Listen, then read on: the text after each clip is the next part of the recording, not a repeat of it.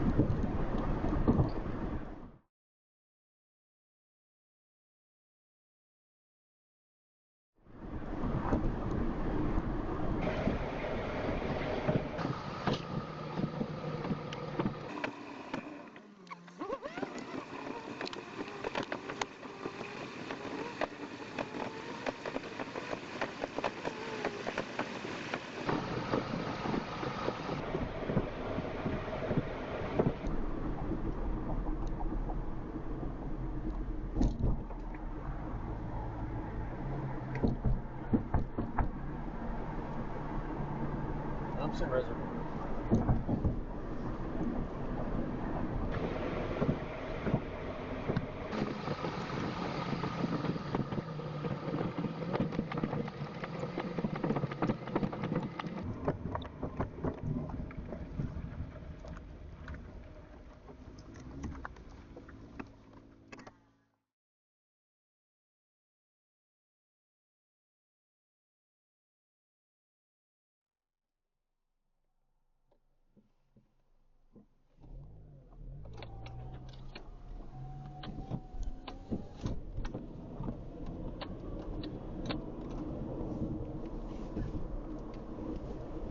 Alright, so we are back at Jay Cooke State Park, located in Carlton, Minnesota, Carlton County. This is kind of where Lake Superior points. Just to our right, we'll see the St. Louis River.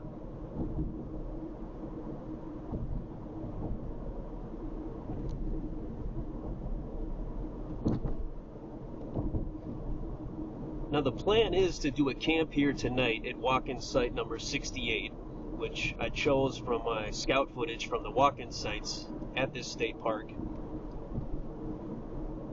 towards the end of last year. So I would have that video available for you to check out if you're interested in looking at those sites. Before I do a camp here though, I was thinking maybe I might be able to weasel in a scout of the 4 backpack campsites here. Now it looks like there is a high probability that they are reserved. So there is probably going to be people inside of the sites.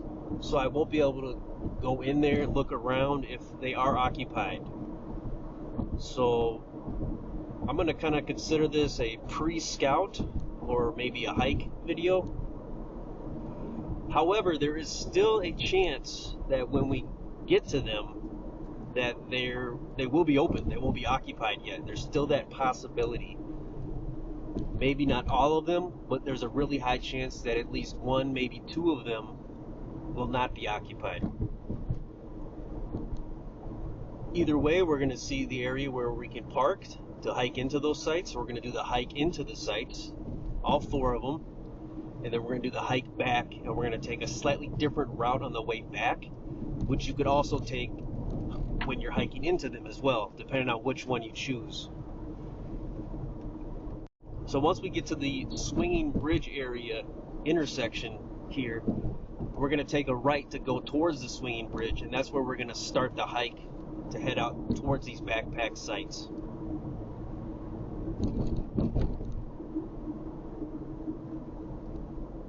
And that's right up here where that vehicle turned off. And if we were to take a left, we'd go to the main campground, and that's my destination once this scout / hike pre-scout is completed. So this is the swinging bridge area at Jay Cooke State Park. Park headquarters is right up here. We're going to drive past that. It's just to our right.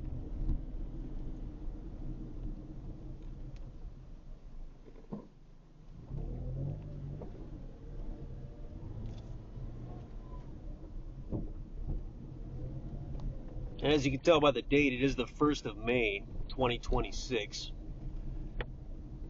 And it looks pretty busy here already. And this is a really popular state park. I tend to stay away from this state park for that reason. But this is one of the more feasible times I've had to potentially weasel in a scout here of these backpack sites.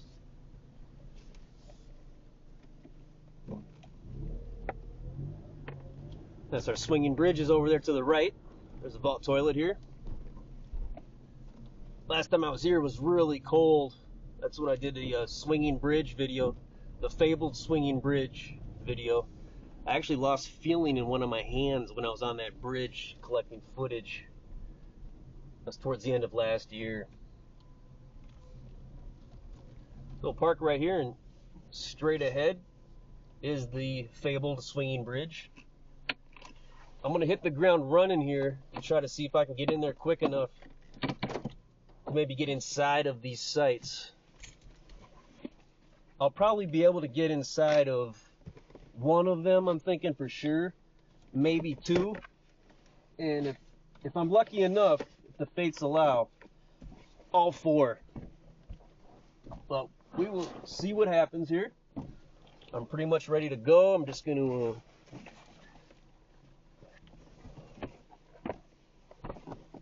switch the boots from work boots, put on the hiking boots. It's going to be about an 8.8 mile hike all around there and back from where I plan to go, my planned route here. We'll see what happens. So all right, we're going to pop on foot. Let's go.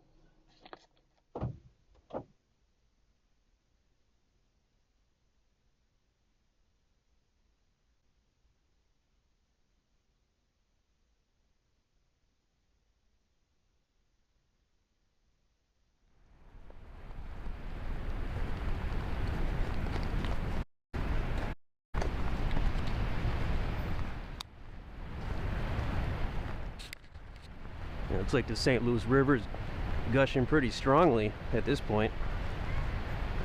Early spring, probably the snow melting, etc. There's really not much snow anywhere though right now.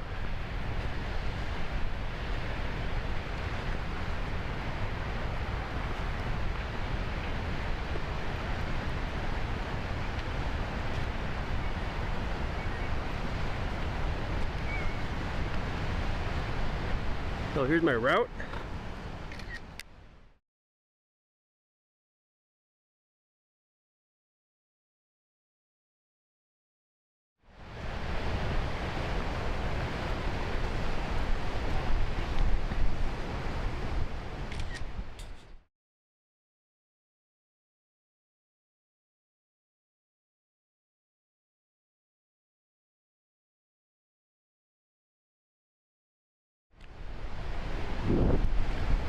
Hop on the hiking club trail, some of it anyways.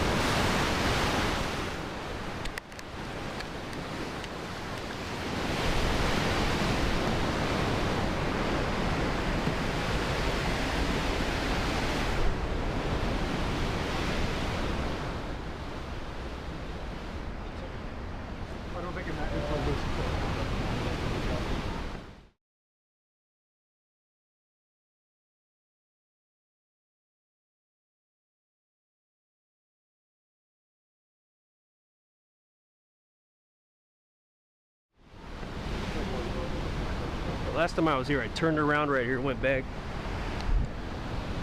Let's see which way to go. I kind of wanted to go this way.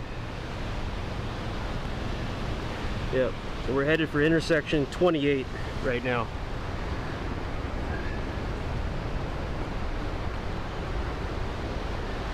Intersection 28. And so far for the day, I've walked about 3.7 miles, so that's kind of our starting point for the distance.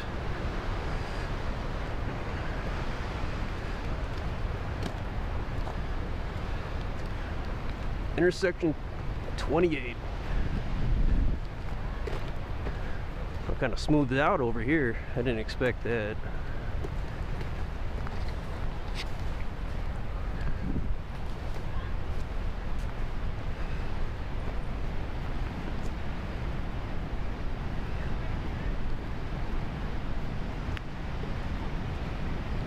So the first backpack site we're destined for is Silver Creek. And then after that is High Landing, Ash Ridge, and Lost Lake.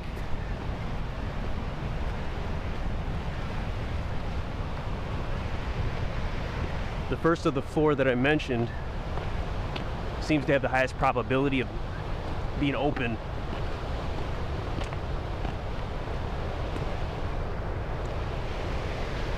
The other three might be occupied, although there's still the chance that some of them are still open.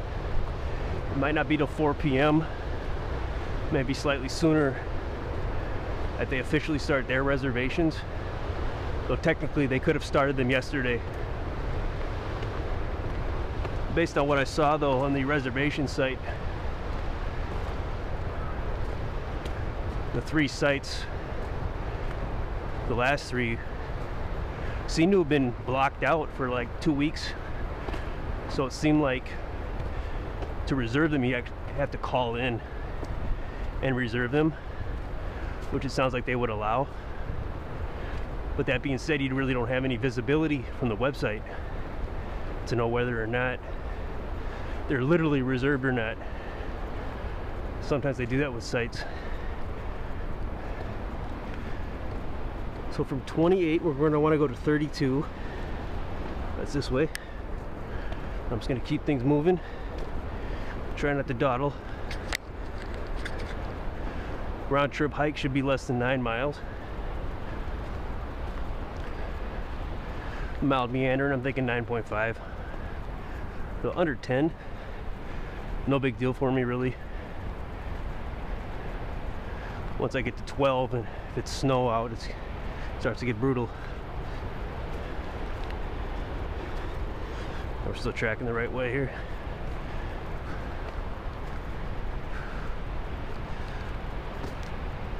We're headed to 32. 32. Next, we're headed towards intersection of 33. And this hike, this route that I'm starting off with it's probably the route that you would take to backpack at Silver Creek backpack site. For the other three, we would have gone in another direction back there. But when we end the hike, we're gonna come out from that way. Technically, there's two different ways you can go that way. And the way back, we're gonna pick the way that's closest to the river here. There's no obstacles or anything preventing that from being allowed.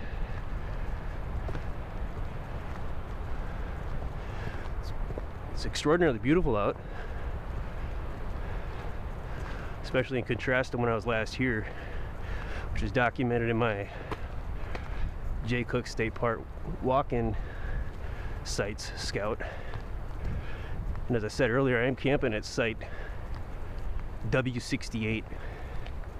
Had a really magical encounter there with some black-capped chickadees towards the end of last year. And we're still tracking along nicely, so headed towards 33. And I did a scout of the Bear Creek Camp backpack site at St. Croix State Park in Hinckley, Minnesota 2 weeks ago tomorrow. And ironically, there was a gate there, gate 33, that isn't on the map. At least it's not on the Avenza map. It's kind of another example of the elusive 33. Kind of thinking of that as we head towards 33 here.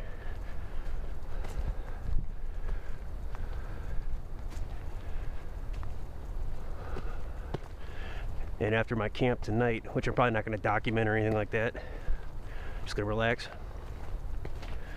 I plan to go back to St. Croix State Park tomorrow morning and do a scout of the other backpack site there, Crooked Creek Camp. And those sites are very far away from the parking. When you consider how much hiking it usually is in a Minnesota State Park to a backpack site from the parking, about 5 to 6 miles. So for me to scout both of those sites in one day, it would have been like a 25-mile round hike, which is insane for me. 12 is kind of like pushing it for me. If I were to go past 15, it'd probably be really brutal, at least right now. All right, we are at intersection 33 here. Check the good old Avenza Maps app. And we're going to want to head towards intersection 36. 36. Seems like a lot of the social traffic has died off rather quickly. I was kind of expecting this to just be almost like the Minnesota Zoo on various levels, which I don't believe in zoos. I haven't been to them in a long time.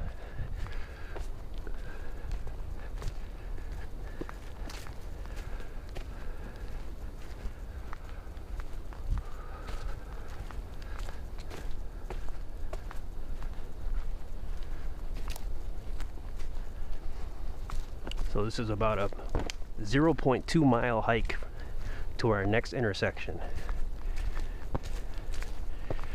And I arrived here about maybe 15 minutes, 10 minutes earlier than I was thinking, or planning anyways, which is really good. I got a picture of my planning for this scout here. I could drop it in right here.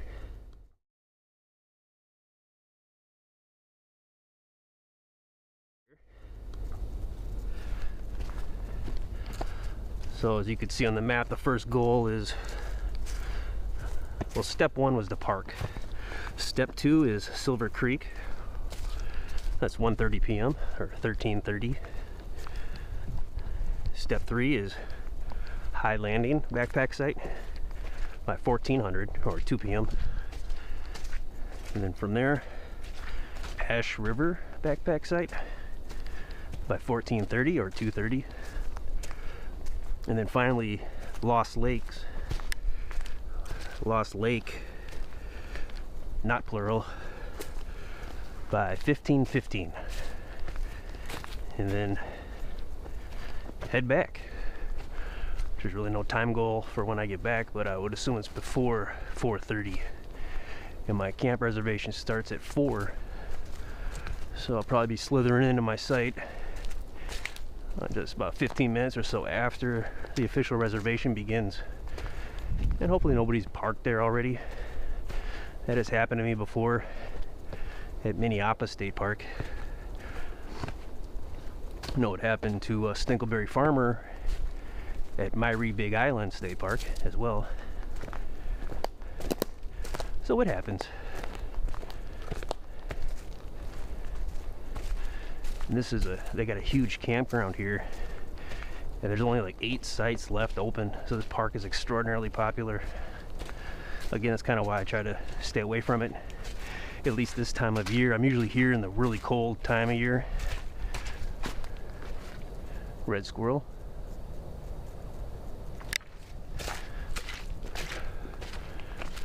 But I kind of wanted to check it out in a little bit warmer time. Kind of risk the people a little. Not really a social butterfly. All right, 36, intersection 36. We are here. From here we go to intersection 35, which should be this way. Ridge Trail.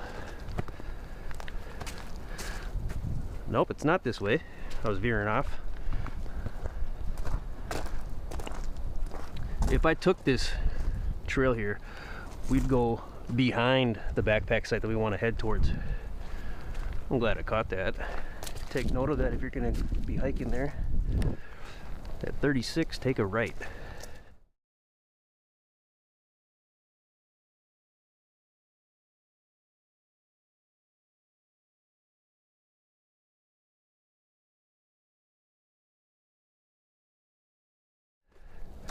I guess depending on how you're looking at the sign.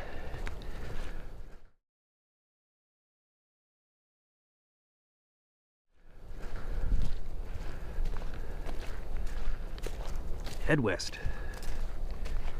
At 36, head west. There's other ways you could take, I'm sure. But in planning, this seemed to be the most practical route from that parking area to get to the Silver Creek backpack site. There might be other little parking area opportunities that I'm not privy to at this time.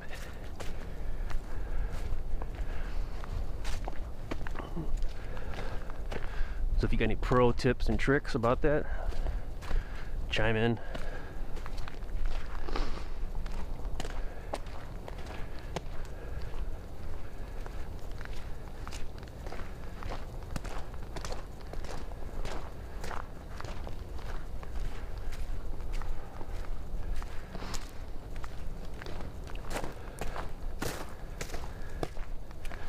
So we do have some internet connection here. 46 degrees Fahrenheit right now. It's supposed to drop down to like 33 tonight. I'm still winterized for my camping gear, so that will be perfectly comfortable conditions.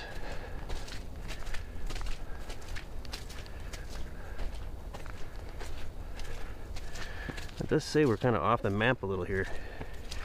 We're right up here. I'm just going to keep the map open a little. These maps, these Avenza maps, they track pretty well, even without cell service. At least that's been my experience with them. And if you don't see yourself on the map, you're probably using the wrong map. Charles A. Lindbergh State Park has a couple different maps, so be careful. That one tripped me up a little. I was using the wrong map.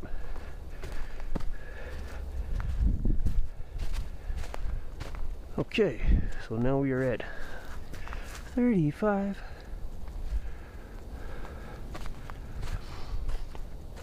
So from here, it's a longer stretch. This is the summer trail, which is almost festively appropriate. There's some fence action over here.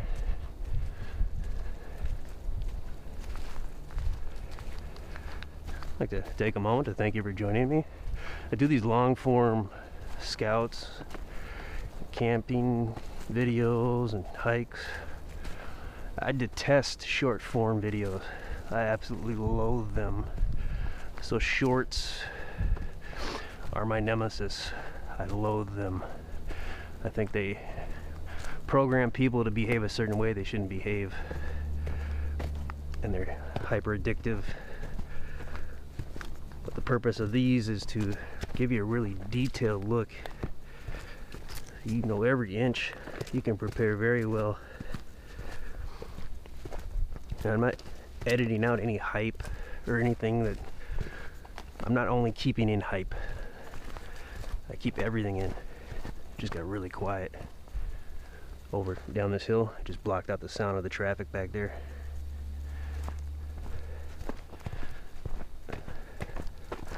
There's no clickbaity stuff, no hyper annoying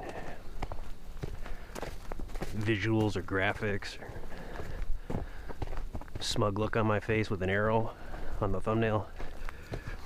Just super real. I kind of hope the rest of the world will start going in that direction soon. But this should help you prepare, and I should have all this time, the prominent parts of the video time stamped. And as of right now, I don't know how this is going to turn out, because I want this to be a scout really bad. But I'll feel guilty if it's not a full scout of all 4 of the campsites. Sometimes though I have to settle with what I get. So as of right now, I'm just kind of keeping an open mind. I might do different things depending on what the outcome is. So I might make this a hike video, and then if we are able to scout the sites, at least 1 or 2 or 3, I might just clip those out and just do a dedicated scout video of just the campsite. And I might omit the intro and the hiking and everything, but link to it so you can still reference the hike, so you have more information, such as right now showing the way in. I'm kind of thinking of ways to kind of pivot and be flexible depending on the outcome. So in the warmer months, when there's more people, it can be challenging to do what I'm trying to do in particular, because you can't walk into a campsite when it's occupied. Just really, really rude. I'm pretty sure I hear some black-capped chickadees over there.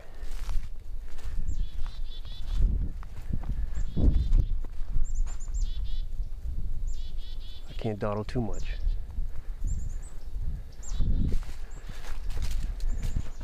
Because if those sites are open, we're going to want to get to them well before the reservation time starts. So the times that I planned, that I called out a little bit ago, those are ideal times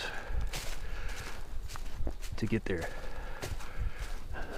Well, ideally I would have left really early and got here really early, but I didn't have enough time I could take off of work, so I kind of had to reach that happy medium.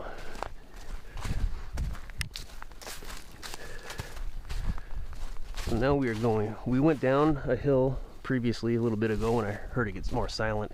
Now we're going back up.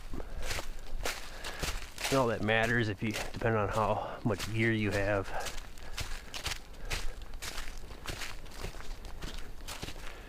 And I spoke with, I believe her name was Kara, in the office today or yesterday. It was yesterday.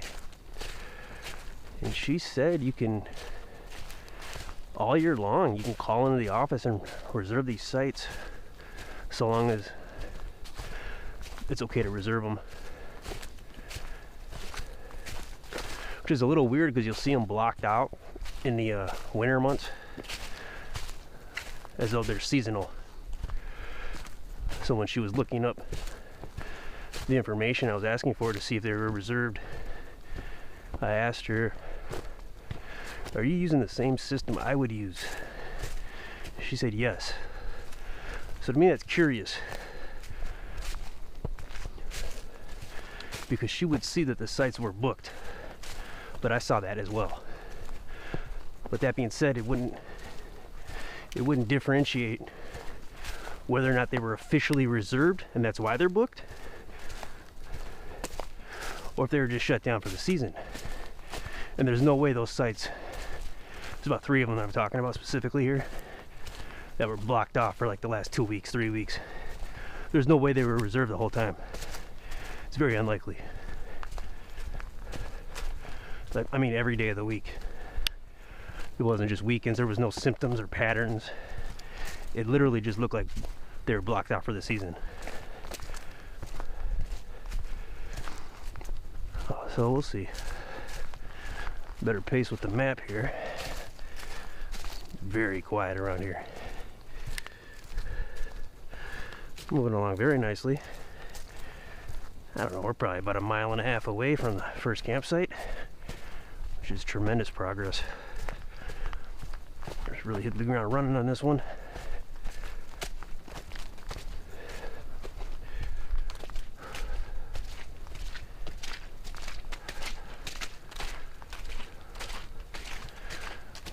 2 weeks ago tomorrow, when I was at St. Croix State Park, I actually encountered a porcupine for the first time, and it was in a defensive posture. I was about to cross it on the path, but I noticed it, so I stopped.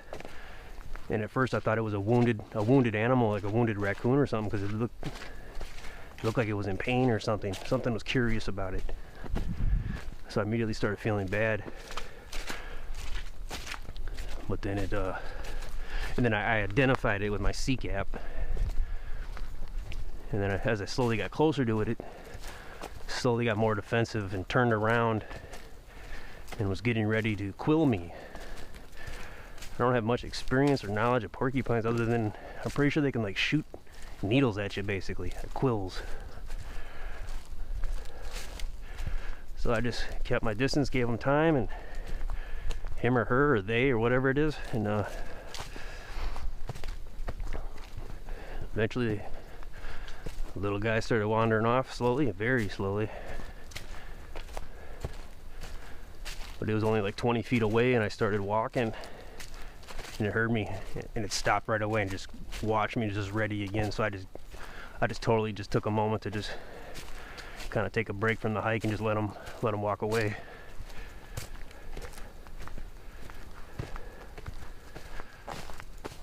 Because that turned out good, that was a pretty neat encounter.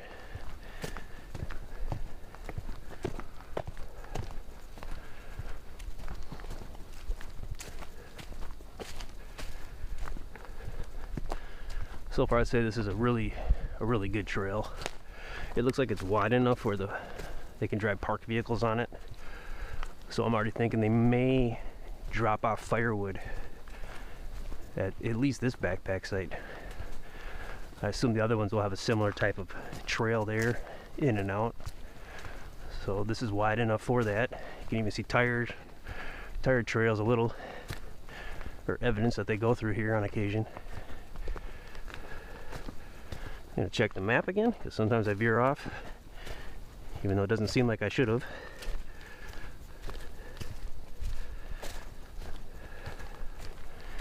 We're moving along, very nice.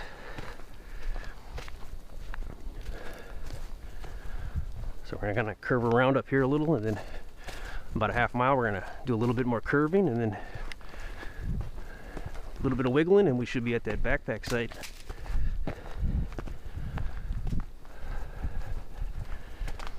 And I'm giving this backpack site the highest probability of being open, completely open, not reserved. And my first scout of this year, 2026, was the backpack sites at Cipher-Tu State Park. They have 4 of them as well, and that went phenomenally well. Top of the line. So I actually scouted that on my birthday, and then I'm gonna, the editing's done, so I scheduled to release it on what I call my life day, or the day that I'm pretty sure I was conceived. Call that the life day. 20th of May, which is my old school friend buddy's birthday. Jake Wentland. He was a really close buddy of mine. So we had a bitter breakup at the end of the 5th grade year, which is common for a lot of all my relationships. They end bitterly and viciously.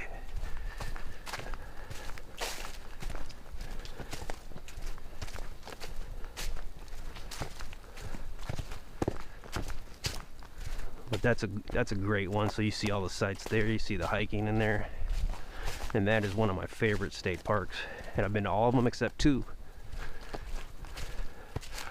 The next week though, that should change, as I plan to do a scout of the Zipple Bay campgrounds. They got like 3 or 4 of them there. No backpacks, all drive-in campgrounds, kind of your classic general campgrounds.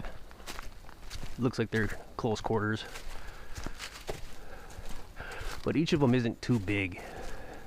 But the Zipple Bay, right at the top of the state, for the most part, not counting the northwest angle, which shouldn't be a part of Minnesota, because it's really stupid that it is. But I have opinions. That piece of land should be Canada's, if Canada should be allowed to have land. Which they probably should.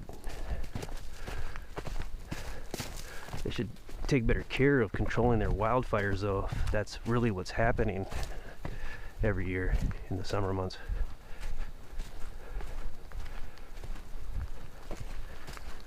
And then before I scout that state park campground, Zipple Bay, I'm going to do a camp at Franz Jevne State Park. Some people pronounce it Franz Jevne. They like to pronounce it in a more sophisticated way, so I say Jevne. Kind of like some people will say portage instead of portage. The same is true with how I pronounce Franz Jevne State Park. And I am also the correct pronunciator of Cabeto Gamma as well. Even though there's a Cabeto Gamma male who didn't agree with that. Very interesting. We got some cordage here. Got some cordage here.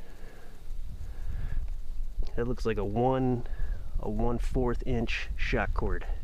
1/4 inch shock cord. I have a bunch of that I haven't found a use for, that I thought I was going to use. It's green though. It's like a camel green. Not camel pattern, but it's like a green. Looks like a vine. So hopefully I'll find a use for that. So after I camp at Franz Jevne State Park next weekend, I will only have 3 state parks in Minnesota left to officially camp at overnight, of course. And that will be Zipple Bay, which is one of the reasons I'm scouting it the next day. Old Mill, which I already scouted, and I already have a reservation for that at the end of this month. And Lake Bronson, which I'm saving for last. And I have a scout of that at the end of this month, May 2026. Even though you're probably seeing this half year later. I'm gonna scout that the next day after I camp at Old Mill State Park. So I still have to reserve a camp at Zipple Bay and a camp at Lake Bronson. And I will officially have reserved campsites at every state park in Minnesota. I'm looking to put a bow on all this by the end of June, if the fates allow. And they might. They just might.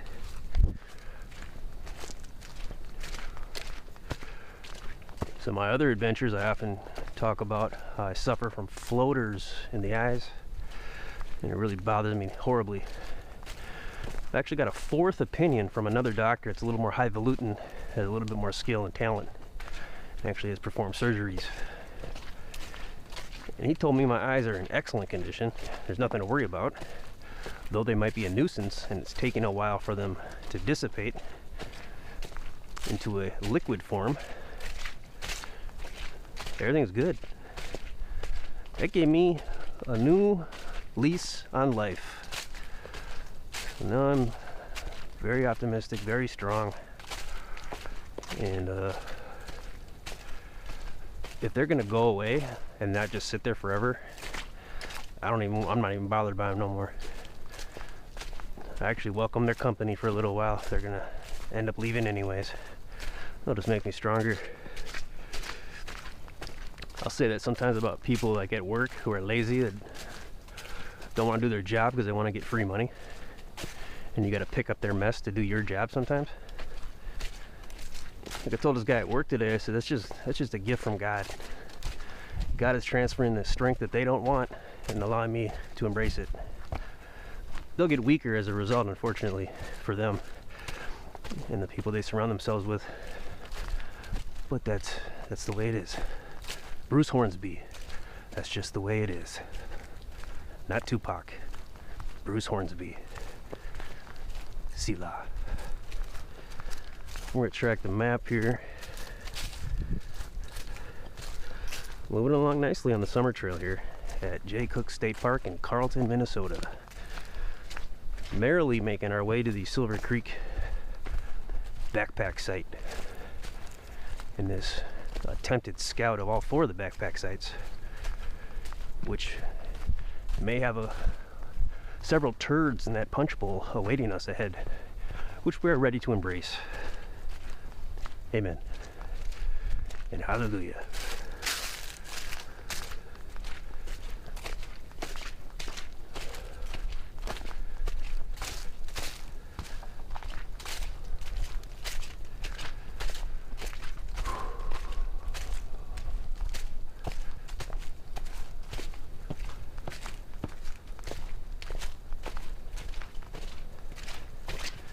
I do try to keep my breathing at bay and my sniffles and my throat clearings and my coughs, because I suffer from misophonia, and I absolutely loathe when I hear those sounds, even from myself, especially when I'm editing. So sometimes I might edit out a throat clearing or a cough or a sniffle or something clacking on my gear, which I'm improving on reducing that organically so it just doesn't occur.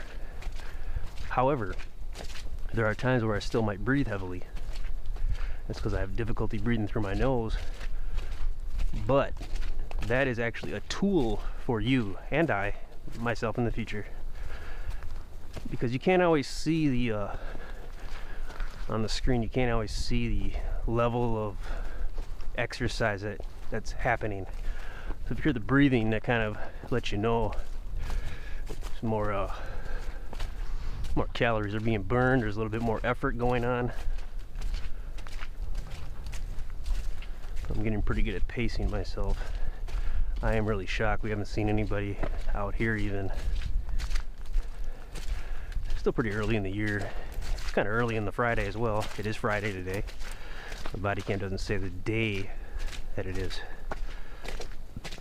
I wish the body cams showed the temperature and it showed the direction of travel as well, the compass. And I would kind of like it if it actually said the day as well, because that'd be kind of neat. That would take up a little more visual real estate though.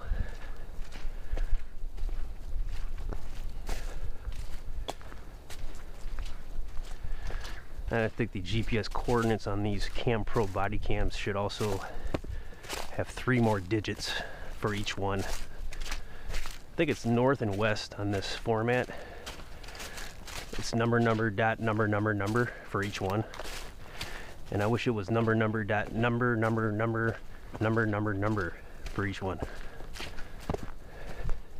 Be a little more precise. Still, when I'm looking up when I'm watching my older footage and I'm trying to look up on a map my GPS coordinate for a certain moment where I might be interested in looking into more, it's pretty close, it's pretty accurate. So I guess it does the job. But if you might have noticed in my dash cam footage in the vehicle, it has the format that I'm talking about, where it's far more precise. Still, when I'm in the exact same geographical location from one point in time and maybe a year or two later at the same point on this body cam or on the dash cam, the GPS coordinate might be slightly different by like a number or so. I think it just has to do with the decimalage. The decimals like to play games.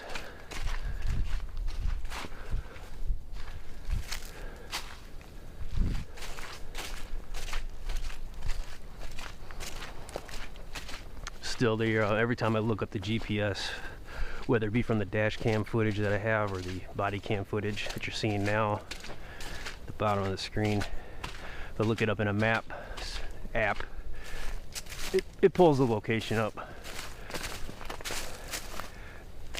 There's a cool little bridge. It's got a little bit of a Afton vibe there as I gazed upon it. Afton State Park.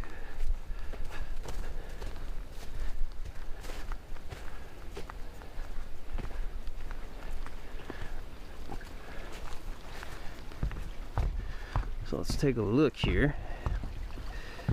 This might be Silver Creek.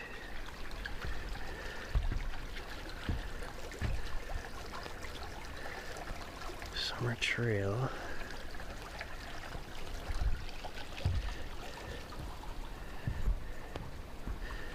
Not totally sure. I can't zoom in far enough to see it. I'm not going to dawdle too much. But this might be that creek.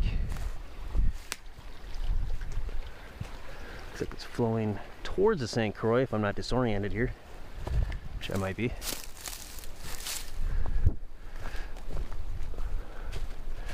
Well, looks like we got some uphill action along with the twisting and turning. After this little turn up here, we should be maybe a quarter mile away from the backpack site. I'm kind of sure I'll give you a gander of my gear somewhere along the way here. Probably won't do a full layout of it.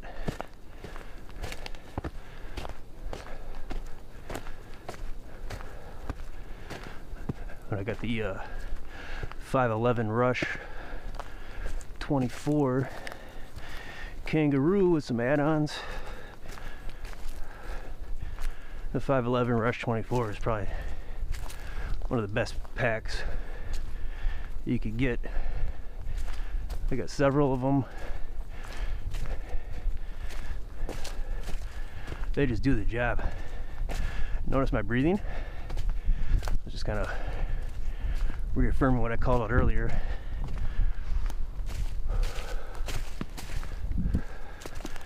Some of what I mentioned is for me later on. Probably all of it is.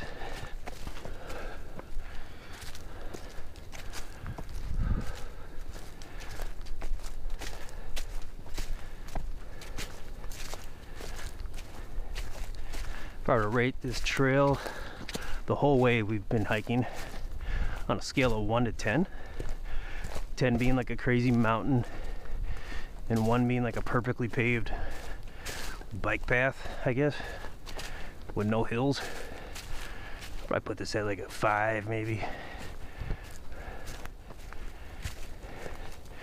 Maybe slightly under a 5. There are some hillier parts that we saw, so those it might dip to 6 in certain areas. That rocky part just past the swinging bridge we encountered, I thought most of the hiking was going to be like that. That's probably for sure a 6, maybe a little over. And that part reminded me of my hike that I did at Banning State Park last year, which there's an awesome hike there down at those falls, but it's not one of my favorite parks for hiking. It's just, I went down to like the Devil's, I tried to do like one of the Devil trails, and it was like totally grown in, and I was pacing with the map, and I had to turn around because I was almost like at the point where I had to start bushwhacking, even though it was right on the trail on the map. and then I got lost. It just wasn't not one of my favorite parks to hike in. However, that little area that falls, that is one of the most awesome areas I've seen during a hike. So there's that, but it's just a sweet little nugget. There are other areas of the park that I didn't hike. I do have a scout of that campground at Banning State Park as well, which is not popular at all. I mean, nothing I do is popular, but I mean, like, when you compare it to other stuff that I've done, it seemed to be relatively low on the people who care about it list, which I thought more people were going to be interested in Banning. And ironically, next year in 2027, they're upgrading their showers, their shower building at the campground. So this is a little crazy here. Gotta tread carefully. Got this courtesy scrap wood. Ooh, okay. Ooh. I'll just check the map here. Now that I mention it, oh, we're at 1300. Very good. Very good, sir.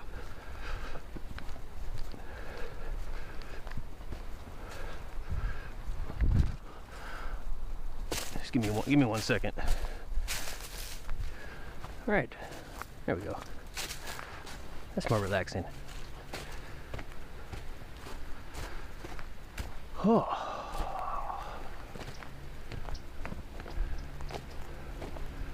Oh, it's a cool little area here.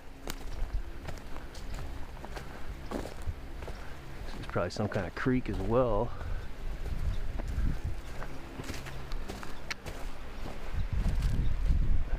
Looks like that's getting dammed up, or it has been dammed up by some beavers, maybe.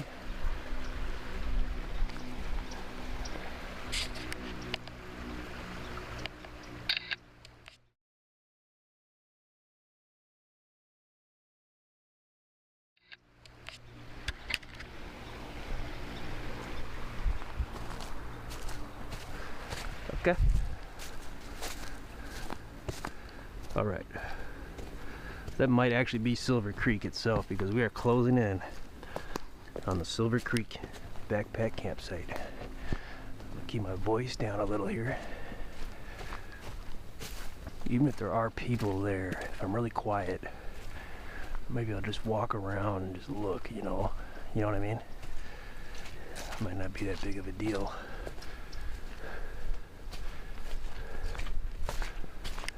Just don't tell nobody.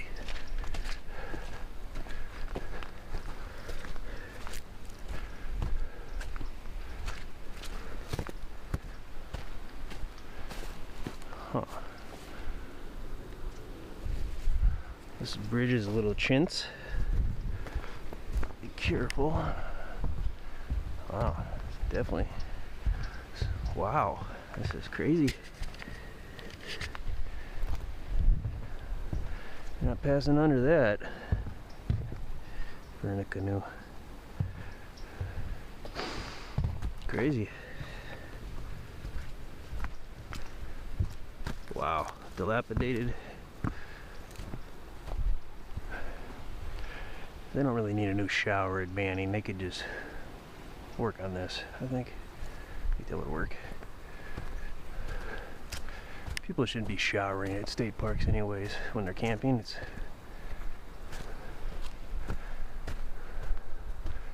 kind of lame. I don't believe in it. I'm against it.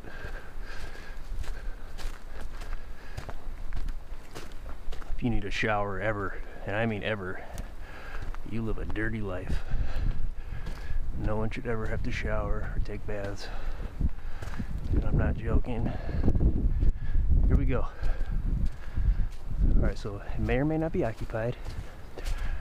So far so good.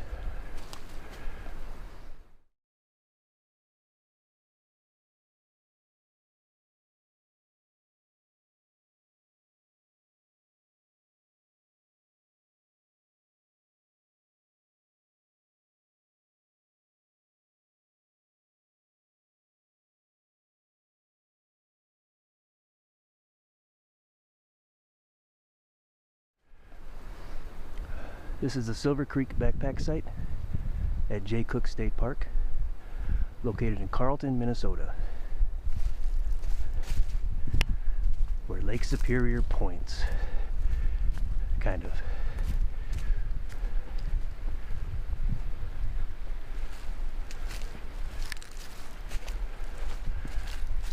Looking good.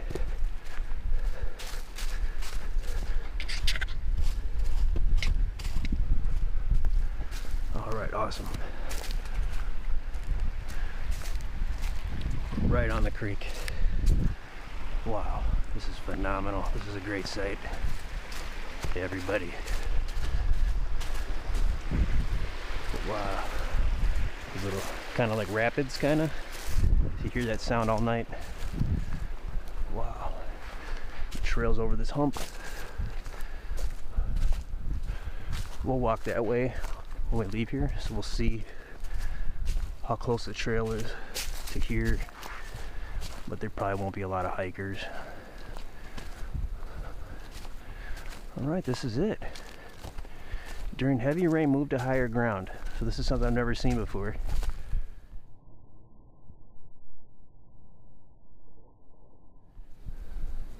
It's probably a latrine, not a toilet. The bear box is beautiful. I like how they have it lifted. It's in the campsite. It's not at the beginning of the entrance near the trail. Like 3 of them at Mille Lacs State Park. It's one of my few qualms about those sites. Probably my only. I'm not a big fan of this grill, but I like how it's low, sitting low. Looks like there's heavy use here. You can go right down here. A little muddy, so be careful. Wow. The water's pretty clear. You could probably filter that water, but don't hold me to it. I don't know what I'm doing when it comes to that yet. There's a little area over here as well. I'm not going to hike over there, but there's like a little, I'll zoom in, a little beachy area right back there. So you could probably put a campsite there, which I would not advise, because if it rains and they say get to higher ground, this probably increases. So there is that risk here, the water levels. So if it's a wet, rainy season,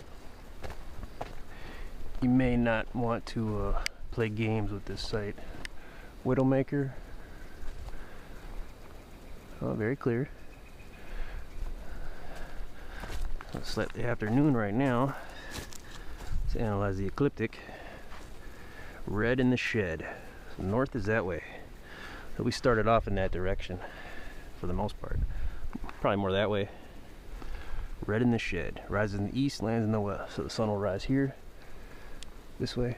This way. Where would you put a tent? Where would you put a tent? Huh. Probably right here. Right in the middle. Right here.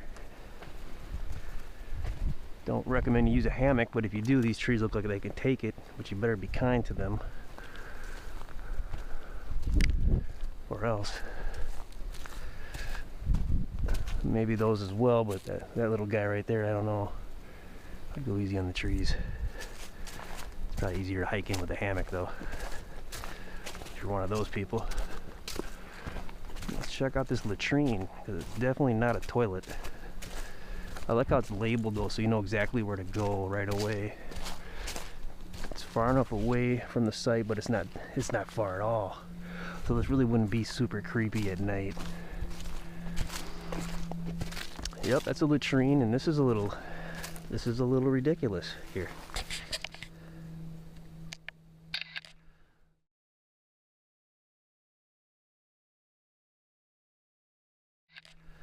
So hopefully you have a silky arborist or a silky big boy. Then you could take care of this within 60 seconds. Chances are you don't have one of those, so it might not be awkward for a guy who just has a number 1. But this, as of this date and time, this is a little awkward. I've never seen that before. And I do hear a jet engine above.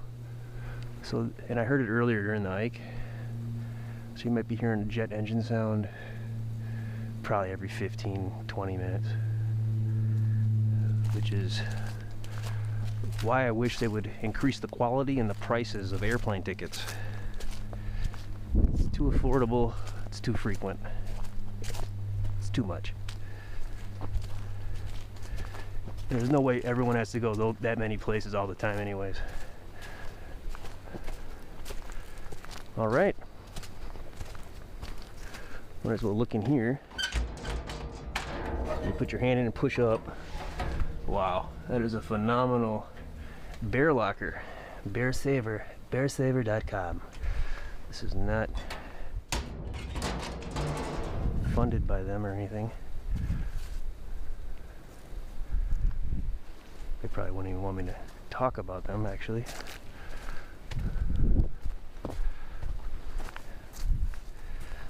Okay, so this is the Silver Creek backpack site at Jay Cooke State Park, located in Carlton, Minnesota. And I would say it's a pretty good site. Pretty good. There is the risk of the water level rising, but it's an awesome site. It's a nice distance from the entry point of the main trail, which is probably a trail that isn't hiked that much.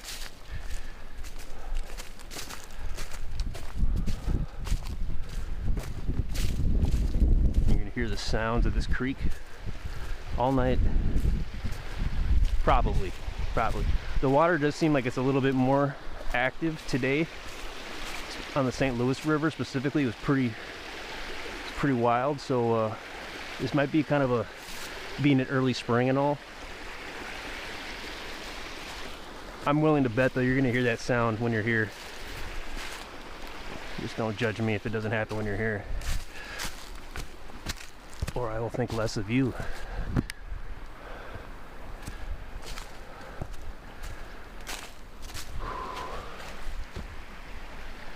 Not bad. After I've been away from a site that I visited, it starts to resonate with me in different ways.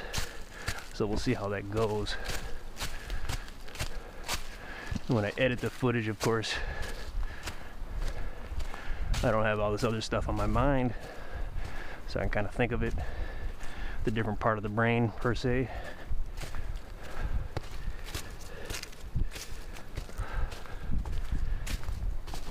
Not bad. Not bad at all. And this was probably the hike that you would take to get here. The most practical hike from where we parked, which is the swinging bridge, the fabled swinging bridge. Okay, so I gave it a high probability that that one was going to be unoccupied, and it was. The next two have the highest probability of being occupied. Power line, I've seen this called out on the map. Don't know if that'll make a buzzing sound. Don't know how real that is. Never really slept under power lines like that.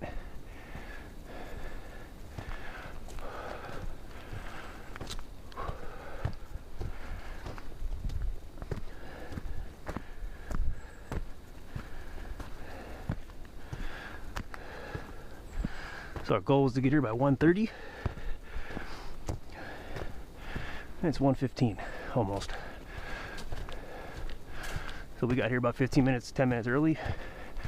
We're holding on to that time save, and we're bringing it with us to the next site we're headed towards. And this trail does meander farther away from that backpack site, so you're gonna have distance from this trail. This is going uphill quite a bit too.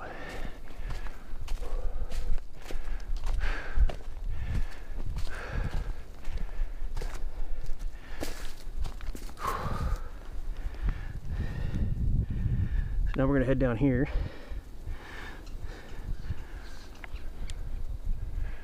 The next intersection is 42. As in Dan Shep 42. It's probably about half a mile away. And then from there about another, just under a mile, 0.7 miles, the High Landing backpack site. And that, so from 42 intersection, we're gonna head to 38. And at 38, we're gonna go straight. There should be a shelter there also, but we're gonna go straight from the direction we're coming from. And then that'll be the backpack site. But at that intersection, that's gonna be an intersection where we're actually gonna come back to, towards the end of the hike. And then that's where we're gonna start our way back to the parking area in the trail direction that you would come to hike in for those sites. If I said that properly.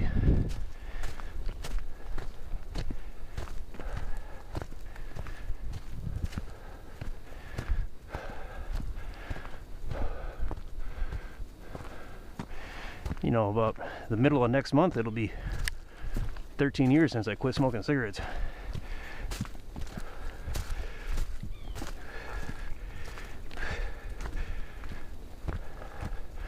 Might not be able to tell that though right now. That's why I have to say former smoker. I probably huff and puff there no matter what.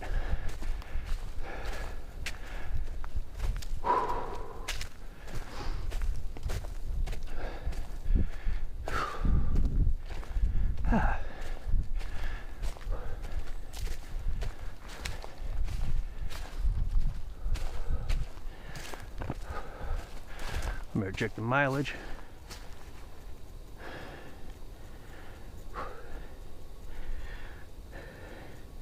So we're at about 2 miles from where we started. So it's just under a 2-mile hike to that site. And as I paused there, I did hear sirens in the distance. So you're still gonna have them city sounds. They're just far away, where they might be far enough away to not be super annoying, still give you comfort when it's really creepy at night and you're far from the precious city, where all those conveniences that require so much annoyances to be allowed.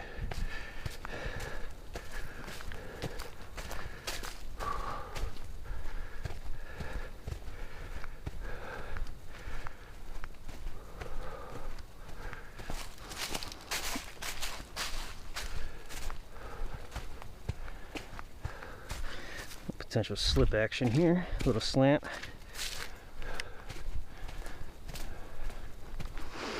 So tonight at my camp, I'm gonna have for dinner one of the 2 meals that I usually toggle between, and that's the Mountain House Pasta Primavera.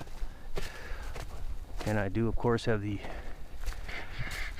Hawaiian King Rolls to go alongside it. On my last camp, St. Croix State Park, 2 weeks ago tonight, I polished off 12 of those rolls, and I kind of decreed at that moment that 8 was a good limit for me based on my body size, my relatively small gut. I do not have a pot belly like most people, unfortunately. And if you have a pot belly, you should really work at that. You should stop drinking pop, you should stop drinking beer, stop eating bread, and stop eating meat. If you do just that, you won't even have to exercise. But yeah, I only could find the I couldn't find the 4 packs that are sealed in cellophane. I was gonna get 2 of those, but I couldn't. They didn't have them where I was. They only had the dozen, or the baker's dozen, the 12, which is what I had 2 weeks ago. So I said, I can afford the, I'm gonna be at a caloric deficit for the day. I probably already am. So I'm just gonna stomach those and push them down real deep. Should be all right. We'll be all right. The Pasta Primavera. That is, if not my favorite, my second favorite freeze-dried meal from, doesn't matter from where, but it's from Mountain House. And then creamy macaroni and cheese is the other one, which I had that 2 weeks ago. And for dessert, I have, I know you shouldn't eat them, but a tropical Starburst unwrapped.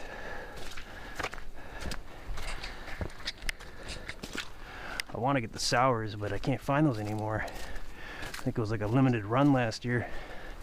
But I haven't had the tropicals.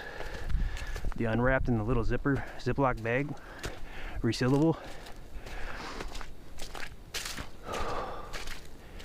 So I'm gonna nurse those tonight after dinner, and then I'm gonna nurse those, if all goes well, after my planned scout tomorrow at St. Croix State Park of Crooked Creek Camp Backpack Site / hiking site. I like this little wooded loggy stuff here. It's kind of neat.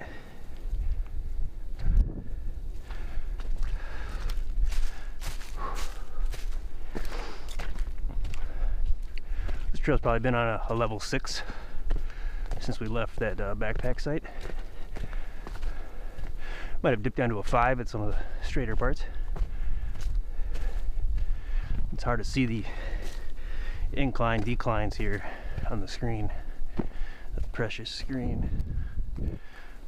But my breathing will help serve as a tool instead of an annoyance.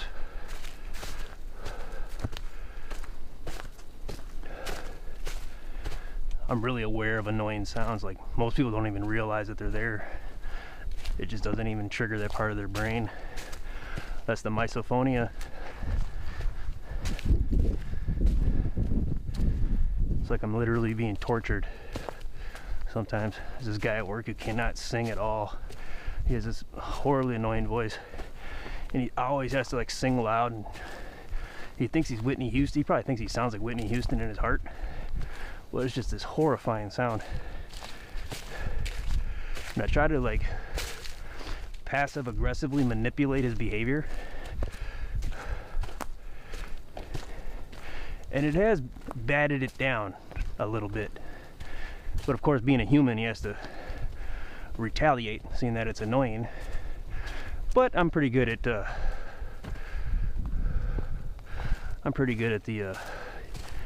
inverse of that, I guess. So you can either sustain the war or give in a little and be reasonable, and everyone can be peaceful together. Freedom isn't free. It takes folks like you and me.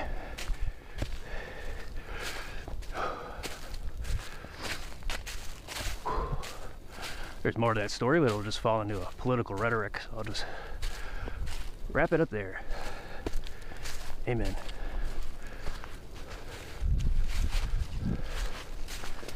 As long as we stick with that timeline, I'm in the most practical realm of hope that will get to these sites before anyone else inhabits them, though they might already be inhabited, some of them, maybe all of them.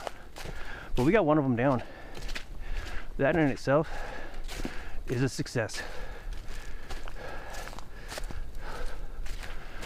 I'm just kind of OCD-ish, where I kind of want the whole package, you know, like backpack site, 7 hours long, every square inch. Even though most of my videos have an average duration, if it's like a 5-hour video, it'll have an average duration of like 10 minutes. Guess it's just not short enough for the short-minded, shorts programmed people. Program with them shorts. Conditioned human behavior through shorts, short videos. There's a lot of therapeutic qualities in long-form videos. Lots of therapeutic qualities. Speaking of which, I just launched today at 10 a.m. today a video called Asthma Drywall Repair. And it's less than 15 minutes long, but it's all the stages of a piece of wall being repaired, from mudding to sanding to painting, and it is so relaxing. So it's a little bit different from what I normally do, but I said, there's a lot of qualities associated with this. I'm kind of an asthma fan, and I've already used it to relax myself in non-creepy ways. Help me calm down, Help me put me in a restful state for sleep. As long as I don't hear the fat guy above me merely walking back and forth. Yeah, I said fat because it's true. So just please don't be fat, people. Please, it's just, oh god, like my ceiling is literally bowed. Like I can't even believe this guy has the audacity to live on a second level or a third level or any level that isn't ground floor. You know. Well, I better fall back from that topic.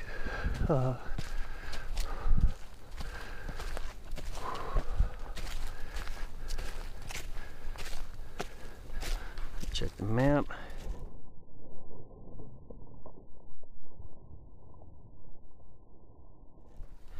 Come along, we're almost at the bottom of the trail. 42 will have that intersection 42 will have a decision point where we could take a right turn and go on a trail that heads off pretty far. Looks like it connects with the Superior hiking trail. But we're gonna continue straight or kind of stay to the left. Which I'm usually not a fan of staying to the left. But sometimes it makes sense. Sometimes.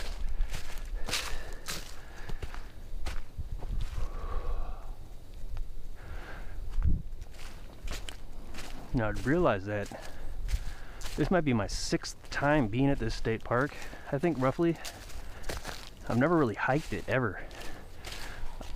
I just went right to the campground. White-tailed deer in the distance. I've just been to the campground and camped, mainly in winter when it's really cold. The first 2 times I camped here, though, I was antagonized by my neighboring campers' dogs, which is usually the case in the city as well. I always hear a dog squealing or barking or making a sound because people don't know how to enjoy their own company. They're too lonely, which is really unfortunate for them and everyone else who has to hear the sounds of their dog that they don't know how to train properly. And I'm not taking a jab at you, Dan Chip 42, unless your dog antagonizes people, then I am. Because anybody whose dog antagonizes anybody who's minding their own business, I am taking a jab at you. And I love animals. Trust me, I love them so much, I don't even eat them. But I'm not a sissy vegan at the same time. Which is kind of a dichotomy in a way. You can't really be a vegan and live, I think. Kind of, I don't know, I eat bakery products, so.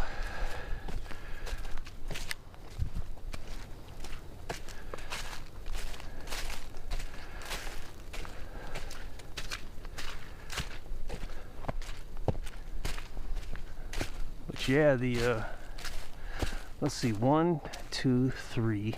This will be my 4th camp trip tonight here.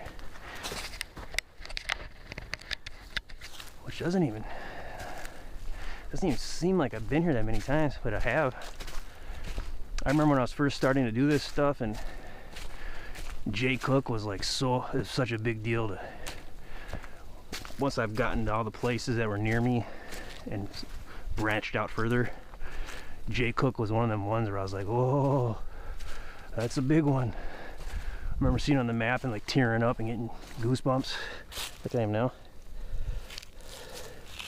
Which proves I'm not lying. And I never do. I never lie.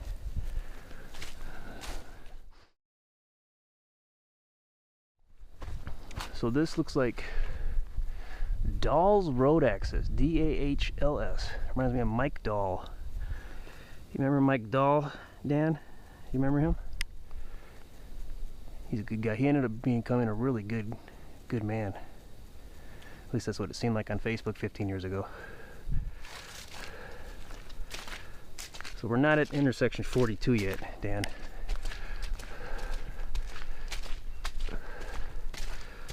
But we're almost there. Not to get too weird, Dan, but I remember back in the day when you and your parents, your family were about to go somewhere, and I remember asking your mom, like, are we gonna take the Pathfinder? I remember that. I don't know if you remember the Pathfinder. all these memories are vague, and I don't even know how real any of them are anymore. Like after like all the acid and everything, but yeah, I mean, if you remember that, man. Hope I put a smile on your face.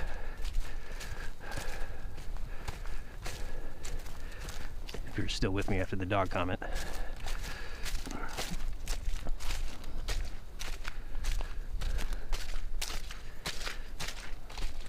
I really do hate dogs though. I mean, they're cute and everything, but God, they're just so annoying. If they weren't so annoying, you know, I'll leave it alone now.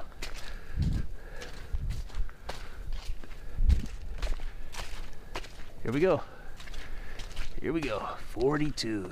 Good old 4 deuce. 4 deuce for life. 4 deuce for life, guys. Remember that?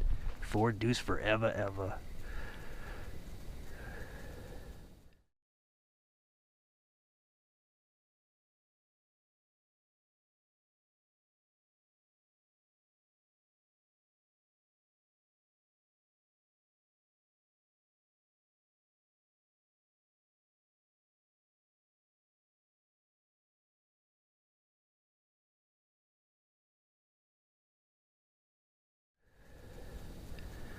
Those are the days of enlightenment. So this way will take you in a direction that meanders off, but you can connect with the Superior hiking trail. It's hard for me to look at this at the same time. That's why I do this all the time. In case I'm wondering years from now why I was such a dunce. So I'll probably forget that. Okay, so now we're headed pretty much just straight along here in about 0.7, 0.8 mile. Yes, I didn't say that plural.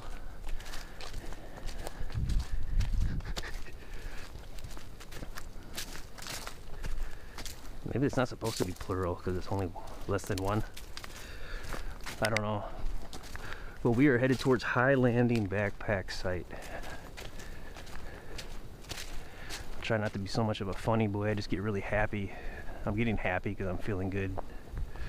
Gotta watch out.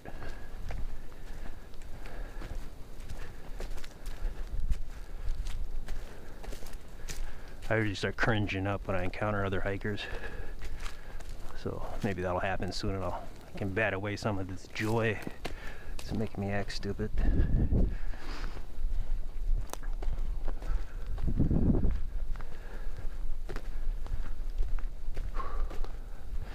Now, I'm getting a lot of Banning State Park vibes here though, like right at this point here.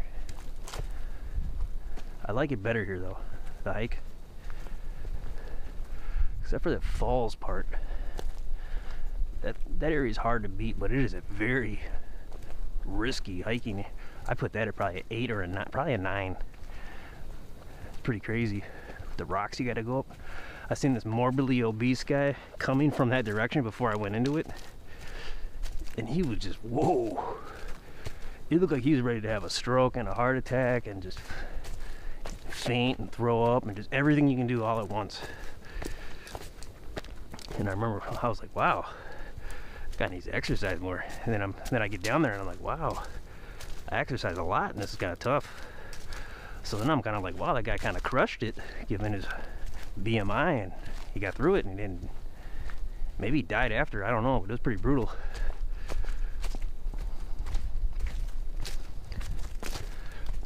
He's probably 3 or 4 times the weight he should have been. And I'm probably exaggerating by maybe two times. Yeah, I'm feeling really good right now.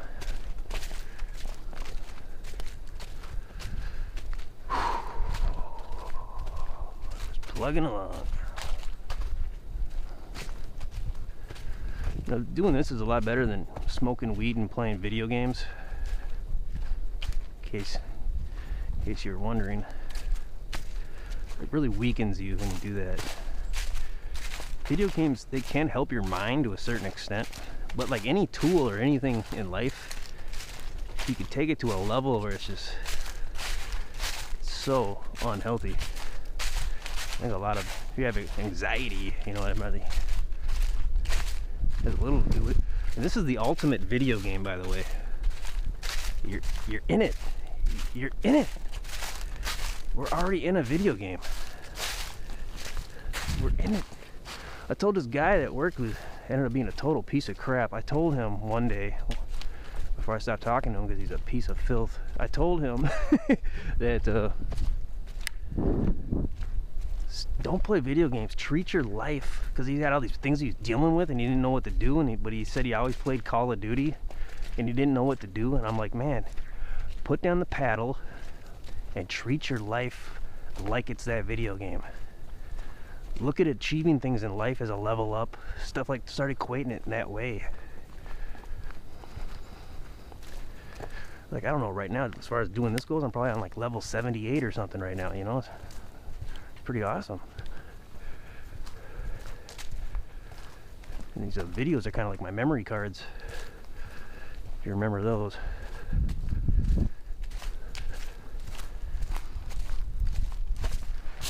I've been going, I've been rocking hard with the tank the whole time. It's in the low 40, mid 40s. Yeah, just crushing them. Hopefully, I think I am. Try to do some style with my eyebrows. Remember Vanilla Ice?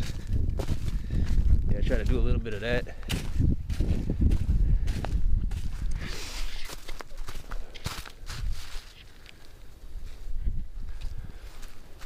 I was in like a real manic state the other day, and I was talking to my boss about something. He could see like my, he could see like I did like that thing with my eyebrows. He's just looking at me like, what the?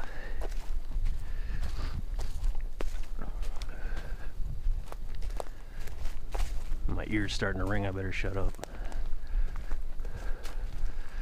Yeah, but I do got the merino wool hoodie and the pack, so it's too chilly. I am sweating on the back like I always would. We're getting there. I'm about a half a mile there. Okay, so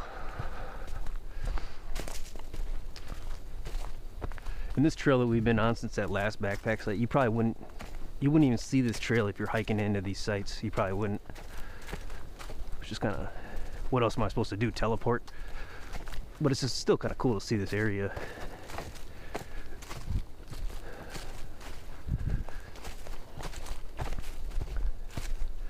But yeah, these sites coming up here. Oh man, I hate to even admit it, but I give the first site a, God. Oh God, I'm gonna have to give it a 70% chance it's occupied, and I hate to do that. I want to say 80 and I want to say 60, so I'll say 70. Like the optimistic, pessimistic average. And then oh God, I have this horrible intrusive thought that I'm gonna, from a distance, we're at like the sign and we can see into the site, and you just see this bright purple piece of gear, just this unnatural neon color, a community flag. Oh man, oh man, I took it too far there. I shouldn't even think of that. It says Wrenshall. We're picking up Wrenshall, the city of Wrenshall. I think it's a city. So it's 50 degrees actually, allegedly. Really good cell signal we've had the whole time, it would appear.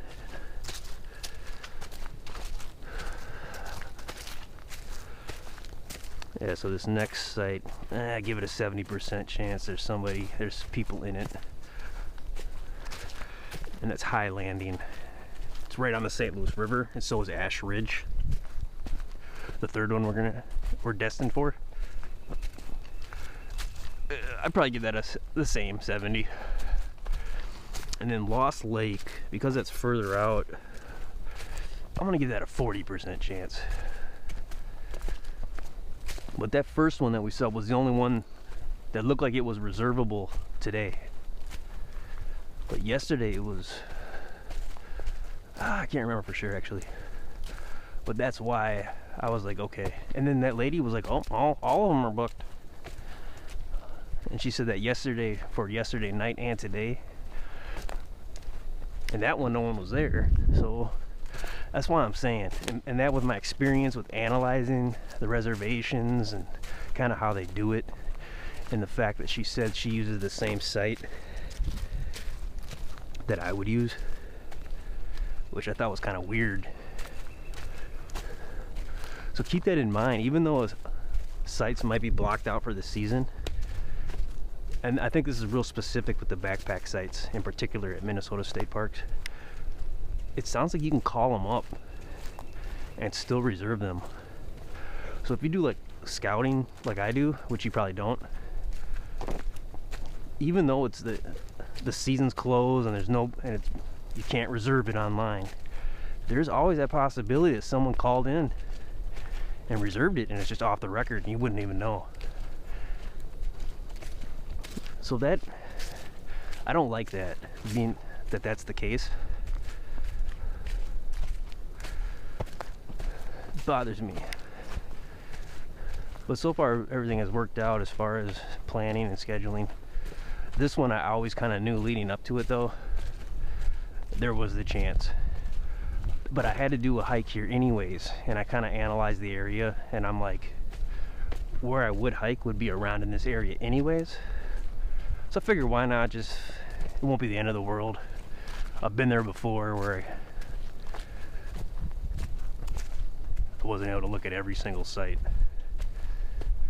It's different with the backpack sites though. Those are more exclusive. Those are more, there's only so many of them. And it's really cool to kind of like see them all on the same day, you know. That probably won't be practical though. Like at St. Croix State Park, that wasn't practical, for example. And they only have 2 of them.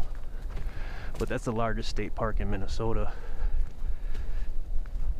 But the one in my mind right now is George H. Crosby Manitou State Park, which is pretty kind of along the North Shore in Finland, near Finland State Forest.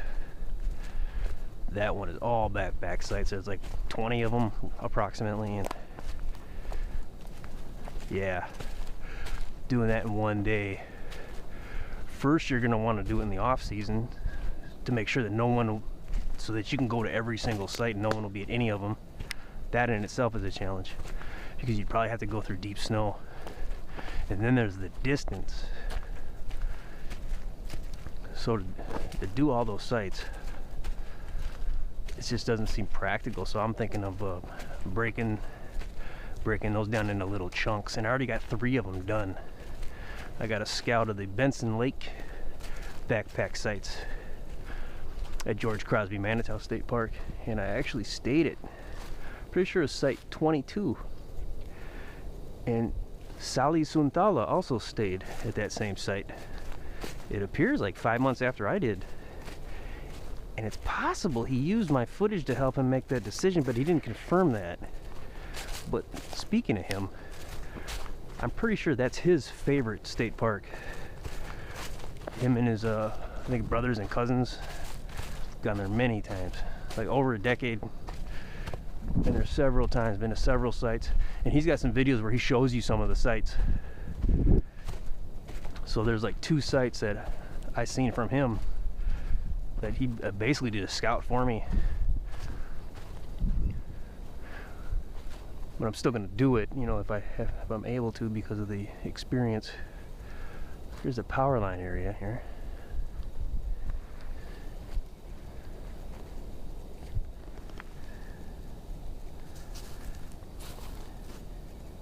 Yeah, power line across. So we're almost at intersection 38. We are closing in on High Landing. We want to get there by, I think I said 2, didn't I? 2, yeah. So it looks like we're gonna get there probably 5 minutes early if we keep pressing along. We just gotta hope it's not occupied. It probably will be. We'll see.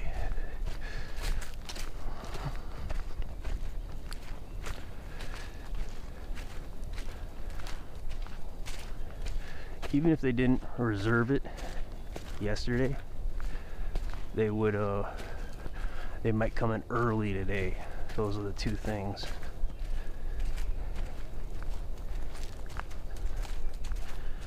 when I saw all those people in the parking lot, that's when I was like, oh man, this place is packed. But we haven't seen anyone on these trails outside of the swinging bridge area. Here's this intersection.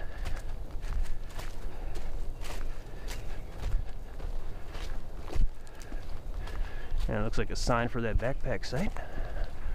I'm gonna keep the volume down a little here. 6.6 miles. 3.7. We're about 2 miles from the last backpack site.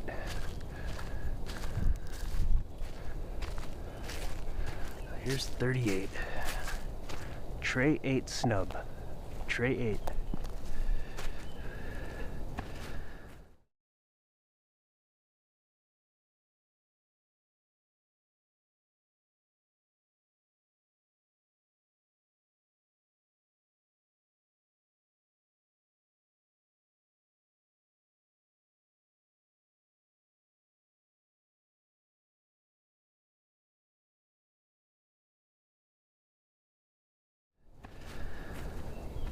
So 39 is this way, and that's for the other sites, the other two. First we're gonna go here. High landing. Alright, so the shelter's down here. The backpack site's in here. So I'm just gonna start it off like it's a go. This is the high landing backpack site at Jay Cooke State Park, located in Carlton, Minnesota. Alright, be quiet now. Stupid leaves.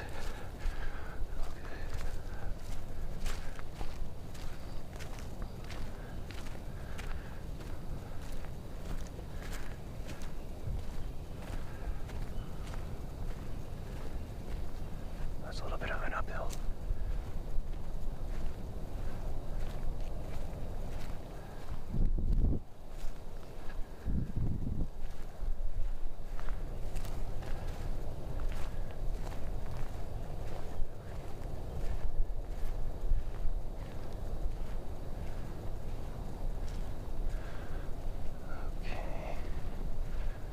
I don't see any purple yet.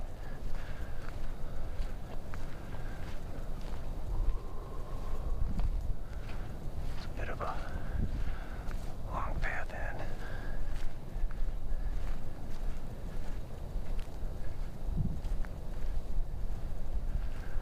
Oh yeah, it's a bit of a long path in. Ooh, squeaky. Look for human footprints. Oh, squeaky. Reminds me of soggy cereal. Okay.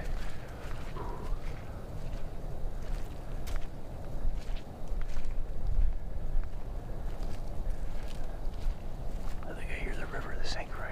Louis River. St. Louis River, sorry. I always mix those two up.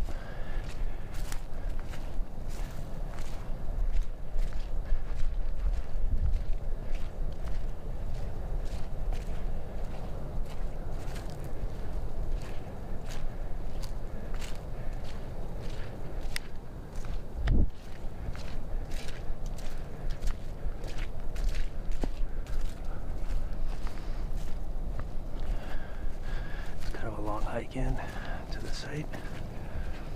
Like Wolf 1 at Savannah Portage State Park. I have a scout for that video, or a video for that scout as well. Sorry. That's a good site. You should check that out.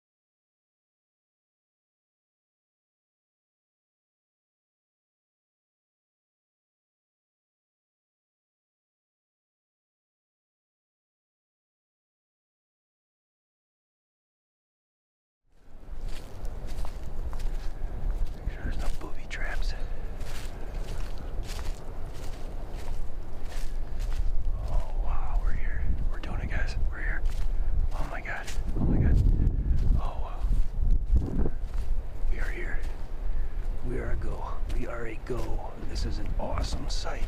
This is an awesome site. Oh my God. Oh wow.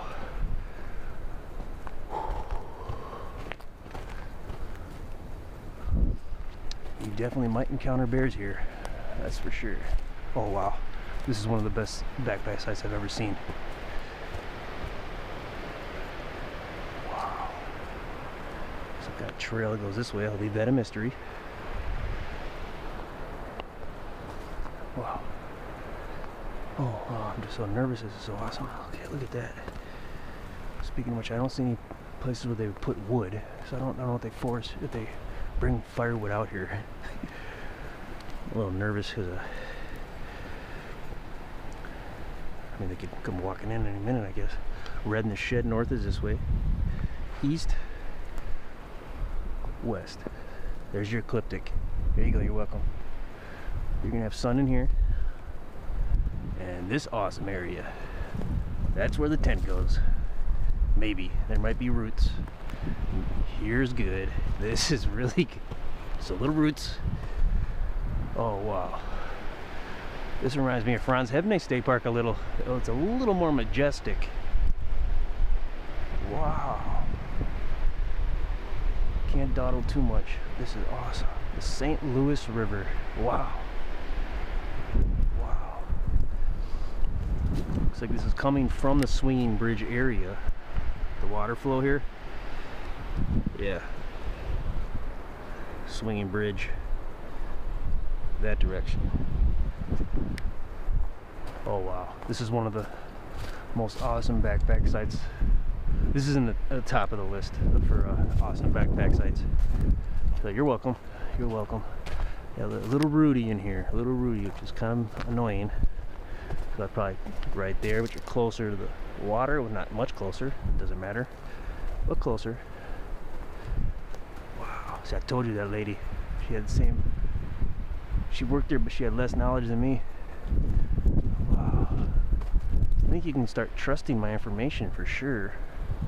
Without a doubt at this point. Because if I just went with what she said, I wouldn't even have came in. I would have just thrown the towel. I kind of waged the logic and my experience. I'm boasting too much. I wouldn't go down there. Yeah, I wouldn't risk that. Wow, this is an amazing, amazing, amazing sight. Oh my God. Oh, this is amazing. And when we get back to that intersection, before we came in here that I called out, that trail that went the other way, that's the way we're gonna head back. So that's where you would come in off of that trail over there. We came from that other backpack site there. But on the way back, I'll show you. Look at this. What? You can put a tent over here too. I like to sleep under pine trees myself. But wow. Wow. Maybe a higher risk of snakes and ticks. Wow. So in my opinion, this is a mild group camp. And I saw this at the Bear Creek camp at St. Croix State Park 2 weeks ago. That one's a little, it's pretty crazy. They have structures there and everything. It's really, you should check out that scout. It's pretty interesting. I have timestamps for the part that shows the site, so if you have a low attention span, you can jump to it. Let's check out the latrine. It's not a toilet. But we got to keep. This is one site that I just want to stay at. But we got to keep moving because the people that have reservations, they might be on their way in for the other two sites. They might even be there. But this is the one that had the highest probability, in my opinion, that someone would be here. Wow. Oh my gosh. This is a latrine. We found the Thunderbox, Sally. We found the Thunderbox. This is a majestic wooden one too. I wouldn't recommend you sit on that. I don't recommend you sit on toilets anywhere, ever. Hover. You should always hover. If you can't hover, you need to work on your quads and your hammies. Not bad. Not bad.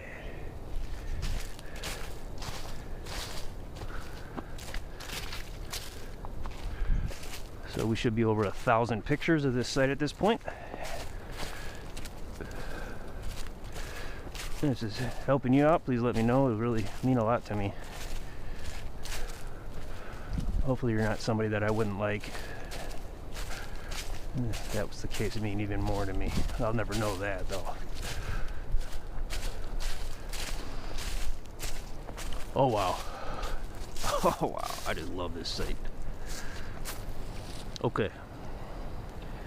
So this is the High Landing backpack site at Jay Cooke State Park in Carlton, Minnesota. And in my opinion, based on all the backpack sites that I've seen in Minnesota state parks, this is one of the best. One of the best. This is awesome. Awesome. Absolutely awesome. Wow. Take care, buddy. Okay.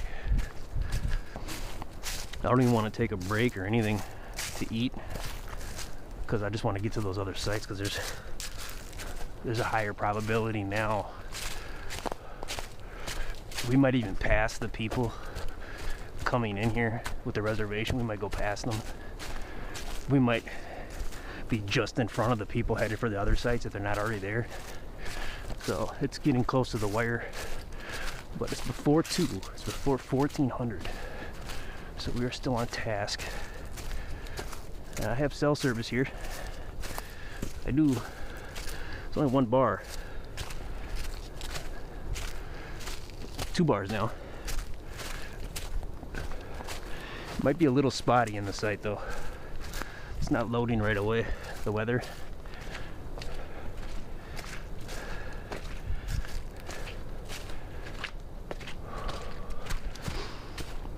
And I didn't see anything there that said get to higher ground. So this is high enough up. It'd have to be some kind of catastrophe for that St. Louis River to get over the edge of that site.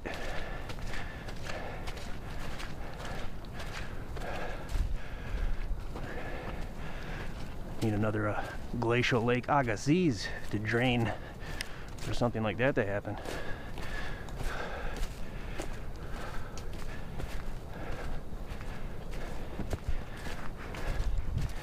I have no idea how to pronounce the name of that lake either, so I probably said it right.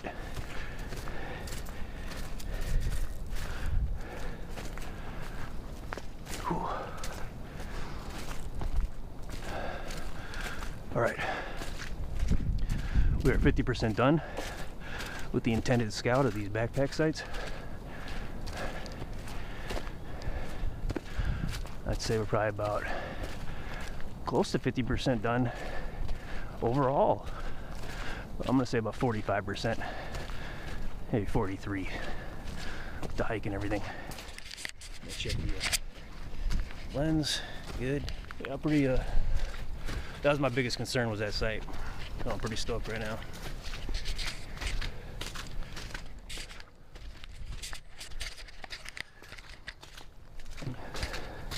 I've had moments where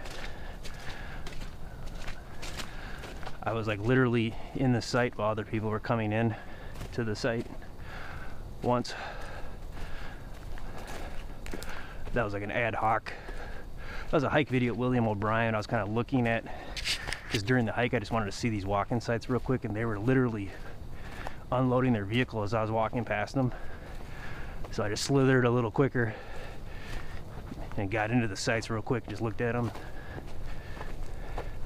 Oh, and the group camp, one of the group camp sites at Minneopa State Park, I was looking in one of those sites when the people that reserved it were walking. I was like in it looking around, almost done, and they were walking into it, just kind of looking at it to get ready to set up to see what they're going to do, because they didn't have access to a scout video because it was still being created. So they weren't quite sure probably what it looked like. And it looked like it was the best site there, honestly, if I remember correctly. All right, so I have a video of that, so enough digression. That was the High Landing backpack site at Jay Cooke State Park in Carlton, Minnesota. And we do have a jet engine. There's a High Landing picnic shelter down here as well, and an overlook, which I'll leave a mystery. But you're probably gonna wanna check that out if you do any camping here. That is probably a for sure. If you're not too exhausted and you got the time, you know what you're doing. So this is the trail 38 that I was telling you about. We came from here. You're probably not going to use this trail at all for any of these backpack sites unless you just want to go for a hike like we did. We're coming out of here. So we're going to go here, check out the other two sites hopefully, and then backtrack and head home this way. And then up further down this way, there's an option where we can go straight or go to the right. We're going to choose to stay towards the right, go along the St. Croix River trail. There's a trail that goes along that river. I don't know what it's called, but it goes along the river. So there's two choices basically to get to here or to go from here to the parking. That being said, on to our destiny. We're entering the Lost Lake Trail, so it would seem. There's a logo for the Superior Hiking Trail. So there's a point here where we can connect up with that eventually as well. We're headed to intersection 39 at this point. It's pretty close. I'd say it's about 0.3 miles if I were to gauge it on this Avenza Maps app.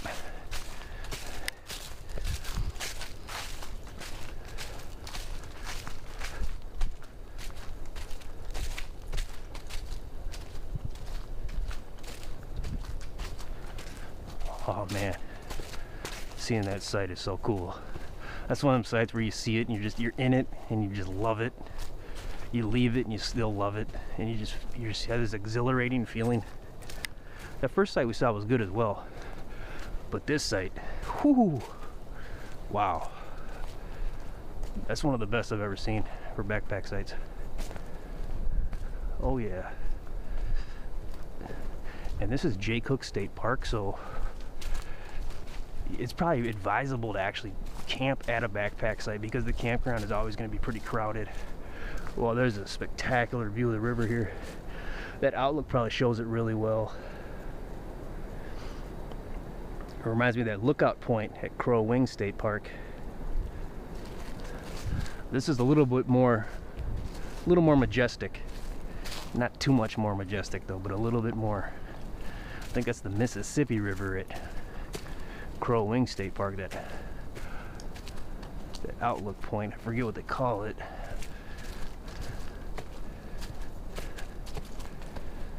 Well, and then it goes that way, the river goes that way. So both of these sites, we haven't seen any corrals or containers or wood frames for firewood bundles as a courtesy. So they may not provide firewood as a courtesy. However, I've experienced a camp once at Lake Mariah State Park where I showed up and there was a bundle of firewood sitting on the picnic table, and I had this funny feeling it was from the park staff, though it could have been from the previous campers. They didn't use it.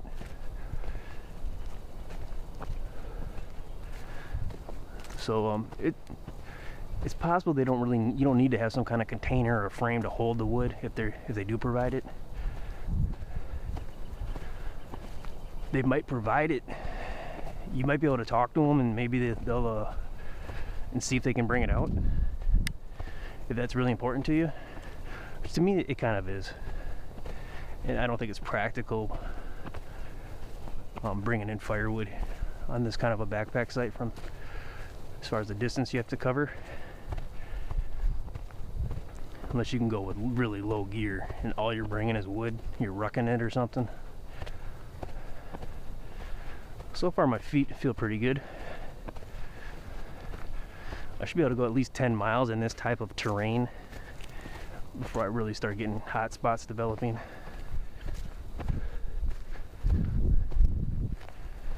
Alright, we got an intersection here. So I think this is where the Superior Trail, East Bear Chase Trail, that's that. And then Lost Lake Trail. We're at intersection 39 right now. So our next intersection is 43. And that's probably less than a quarter mile ahead. Very close. It's right near these power lines actually.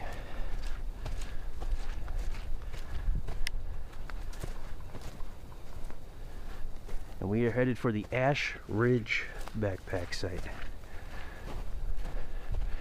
Which I'm gonna give it a 65% probability. It might be, oh, I'm a little more optimistic now. I kind of want to give it a lower. I'm scared if I give it a lower probability though, then I'll increase the probability in real life. If you know what I mean. Let's give it a 65. 65% chance it's inhabited. I said that like I was Canadian. Inhabited. Oh, these birds started coming out of the little wood brush here. You might encounter a lot of garter snakes like in the summer months along these trails, these grassy trails. That happened to me several times at different places. Scenic State Park, St. Croix Bluffs Regional Park, Monson Lake State Park. There's another one. Oh yeah, Afton State Park, but that was under a piece of wood that I picked up.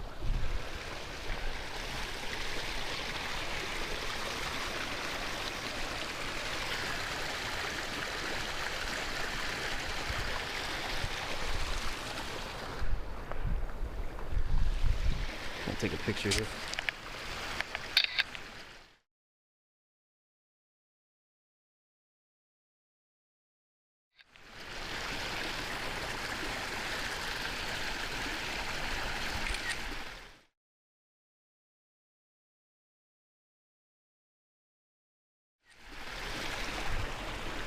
Can't dawdle too much. Gotta keep it moving. Alright, so we're at 43. I think I just heard a bee around my head. It's starting to feel like summer right now. Definitely feeling like summer. Okay, so 43. Lost Lake Trail heads to Lost Lake backpack site. So we're gonna go down here, hopefully see Ash Ridge, and then backtrack and go this way to our destiny. This might be occupied. So we're gonna proceed with caution.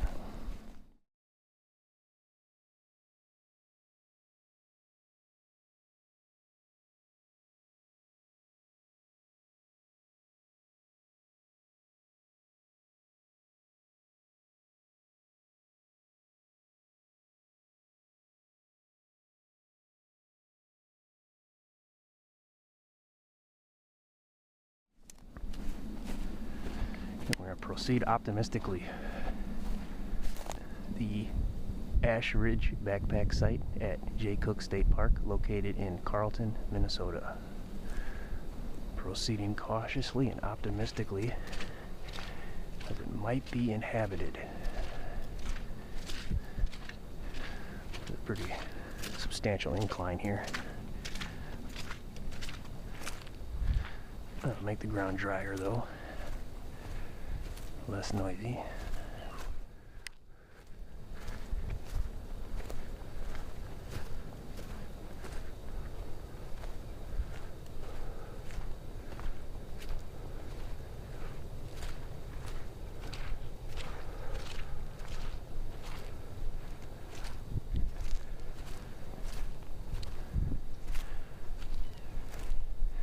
I don't know why there's a skiing sign here. I think it's a skiing sign. It's kind of weird.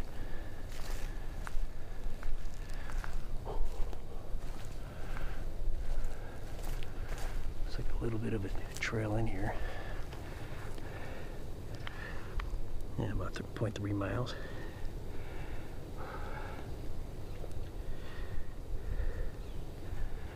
We're about 0.75 miles from the last backpack site we were just at. So none of these sites are near each other.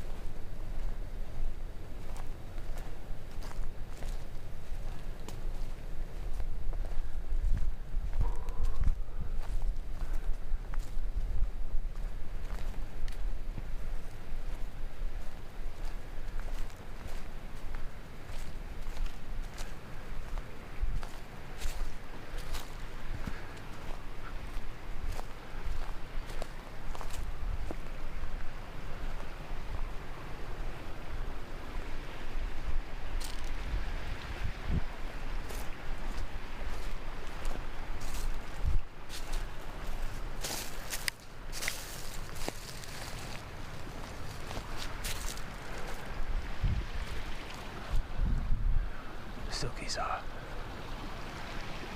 Just holding that up a little. Oh, it's cold with the tree.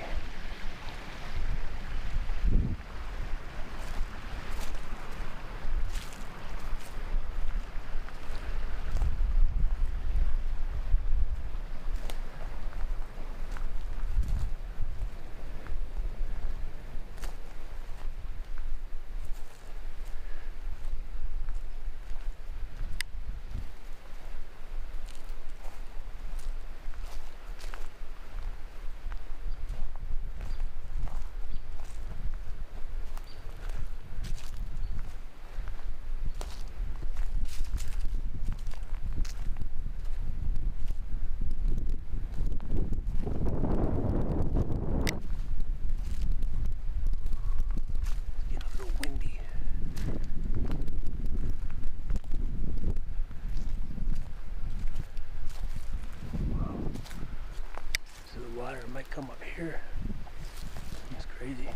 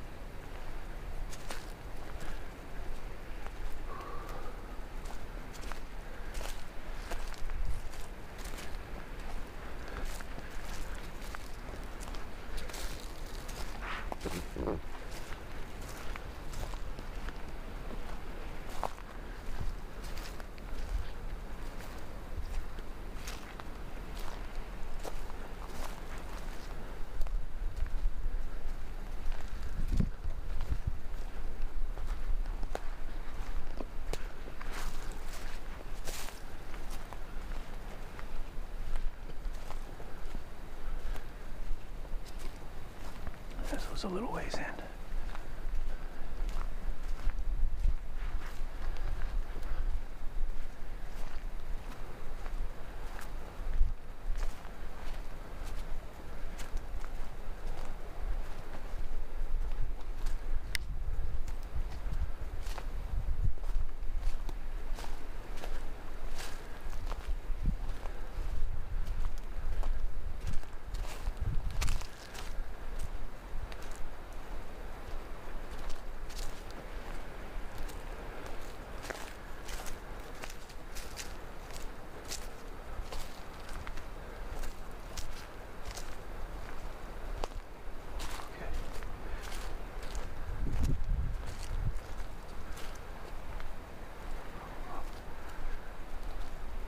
I see it.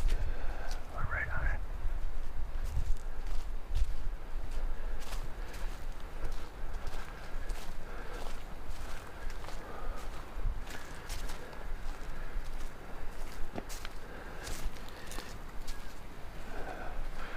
Oh wow, we're doing it, guys. We're doing it. Wow, this is awesome.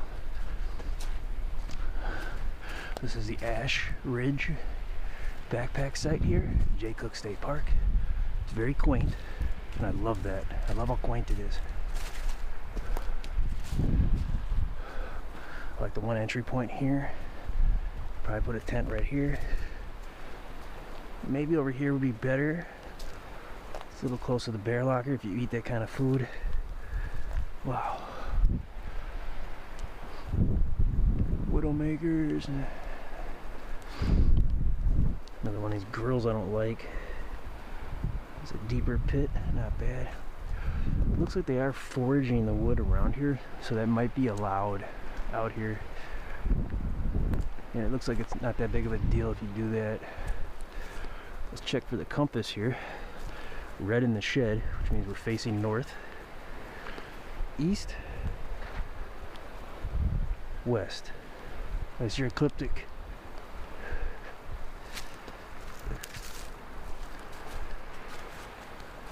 Oh, this is awesome.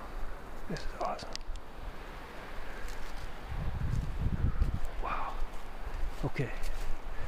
Let me take a look at the latrine. See how far back it is here. Not far at all. Awesome. It's a very reasonable, short, very reasonable distance, so it won't be too creepy at night. It's kind of high up though, so I like this handle on the top here. It's a little high up though. I like how someone put this here as a courtesy. You can stand on it, but it's wobbly. So I mean, the last thing you want to do is, if you're a guy, like fall forward while you're, you know, going the first one. I'm not a fan of that, how tall it is. Holds up nicely. I haven't detected an odor from any of these latrines, by the way. There's no structure around it, which there's no wall either on this one. The other one's had a wall, courtesy wall blocking. You will have a lot of grown in foliage or brush. But yeah, just calling out those things. I really like the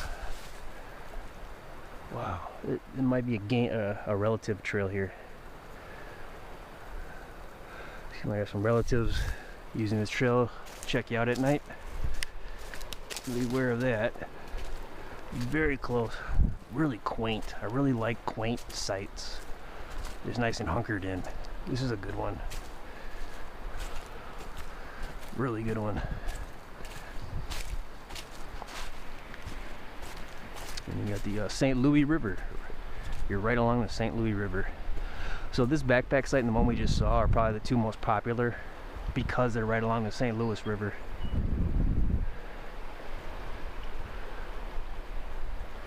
And you might be able to, yeah, you can reasonably meander down there and you'd be okay. Just be careful. Not like that last site where you probably wouldn't want to try it. This one is more reasonable.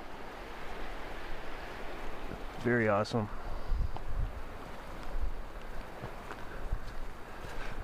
Yeah, so this is in the upper echelon of backpack sites as far as what I've seen so far. So this is the Ash Ridge backpack site at Jay Cooke State Park in Carlton, Minnesota. Should be over 1,000 pictures worth of this site. You're welcome. Looks like a really, really awesome site. Getting really good vibes from this site as well. I'll do a retrospective on, getting a little bit of goosebumps on this one. I'll give a retrospective on my thoughts on all the sites on the hike out when we head back. And I really like the moss. There's a lot of moss along this trail here. I was trying to walk on it to be quieter. It's really cool. That's one of the best things you can put a tent on is moss. I think it is, unless there's some unknown thing I haven't encountered yet that makes it not so desirable. It almost has like a boggy moss type vibe to it.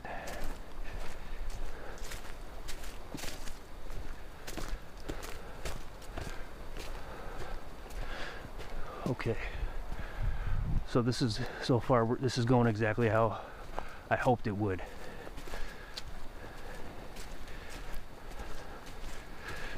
And the scout, the hike, everything's going really good. Probably perfect weather, perfect lighting. It's a little early spring, so things haven't quite sprung, but that's good because we get a wireframe advantage. We can kind of see the land. We can see what's going on. So that's a good thing.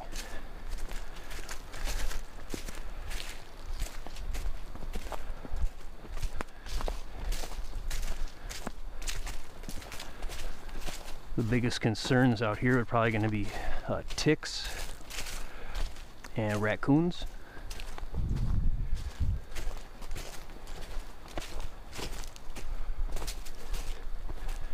Which is, majority of the time, that's the case throughout Minnesota. I'd say the ticks is probably the #1 concern, because I believe in what they say about them. Nothing has happened to me with ticks yet, but I believe what I've been told about it. I choose to believe it. There are many things I choose not to believe, but that is one thing I definitely choose to believe. And just the way they just like getting on your body and just they'll sink their head in your skin. It's just something about it is weird.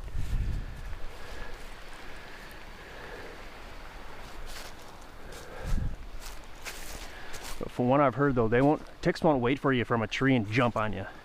You're gonna kind of pick them up from the ground. You're gonna brush along grass and pick them up.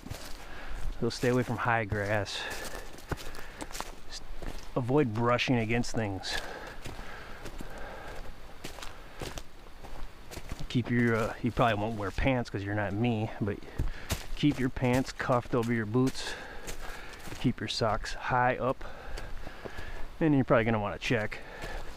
The ticks I have found on me, they had to go all the way up my sock, and then they finally got to the top part of my leg where the sock was opening up, where they could get in, and then they were just kind of trapped in with the elastic around my leg because it was tight around my leg, and they were just kind of stuck there and they couldn't finish their job.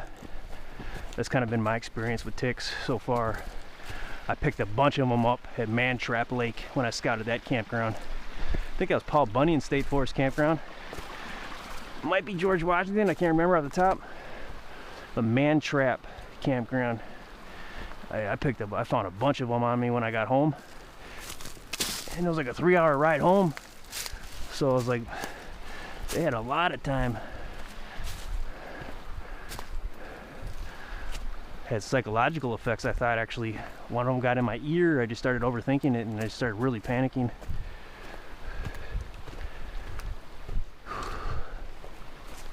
So I'll say ticks is your #1 threat. So these last 2 backpack sites have had nearly a half a mile hike in path just to the site by itself. It's very private. There's a grouse. Very private. And then you got the sound of the river, which is you're already in a quiet area. Occasional jet engines.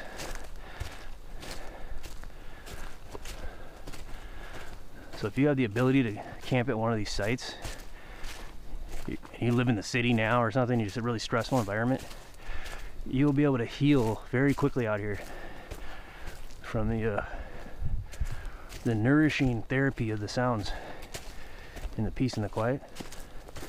Pretty confident in that, which is a stark contrast to the main campground at this state park, which they probably couldn't cram more sites between, even if they wanted to. Like, if they're really desperate to, they probably still couldn't do it.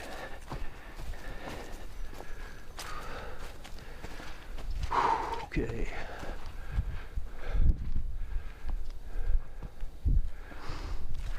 And I'm at a point where I should have taken a break at least 30 minutes ago.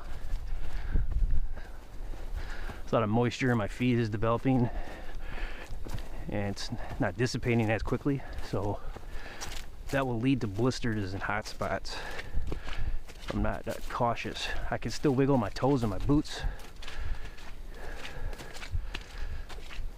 so I'm leveraging that and that works. But time is not officially on our side in my book until we have put a bow on this with the 4th and final site. And once we do that, I may take a break there at that picnic table if all goes well. All right, Ash Ridge backpack site, good to go. Now we are off to the 4th and final backpack site, the Lost Lake backpack site. We'll hop on the Lost Lake Trail, and this is going to be almost a mile, maybe just a smidgen over a mile, 1.1 miles, until we get to that site. It'll be just, no, it probably will be under a mile, because it looks like it's just over a half mile to get to the next intersection, which is 44. So loop down, and then up here, that's 44 right here. It's just under 45. So we're gonna be curving. Do a little bit of NASCAR in here, curving to the left.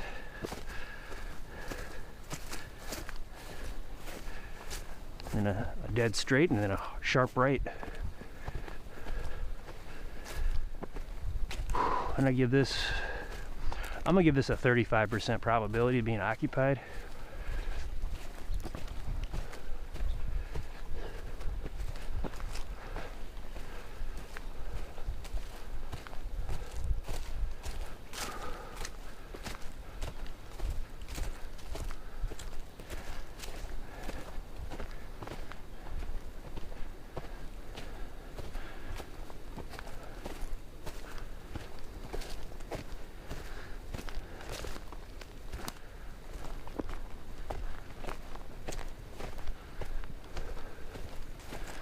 I'm really shocked that there haven't been any people out here. They seem to just kind of, like they're magnetically attracted to that swinging bridge area. Something about that bridge.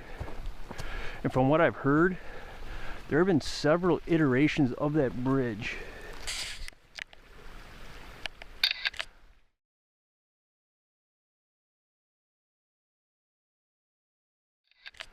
Like they've rebuilt it several different times.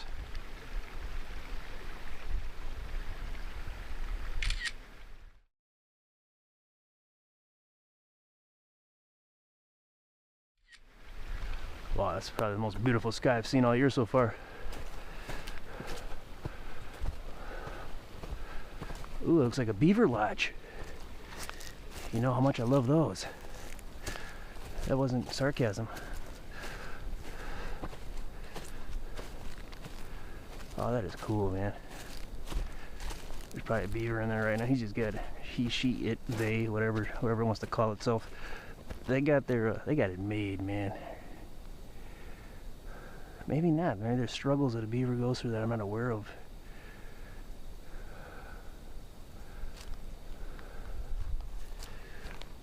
I just get the sense that whatever beaver lives there, they just got this real smug look on their face because they know they got it made.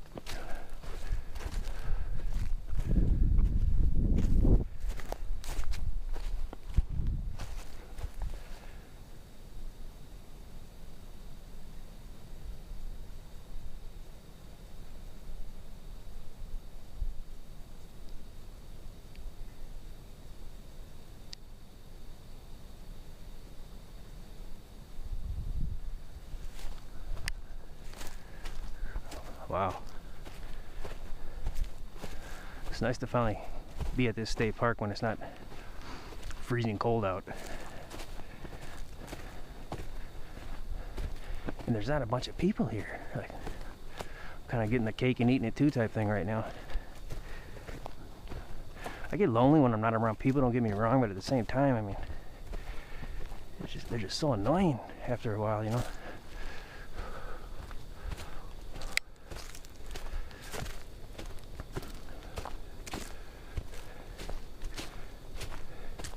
Remember when I was a kid, I was like pretty obnoxious and loud, and sometimes people would get irritated. And I remember my aunt just getting disgusted with people doing that.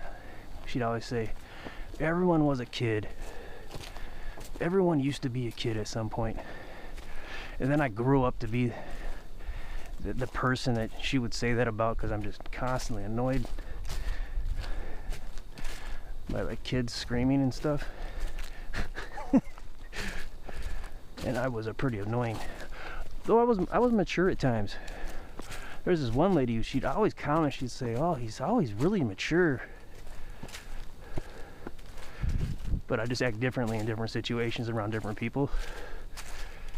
Kind of like a chameleon, I guess.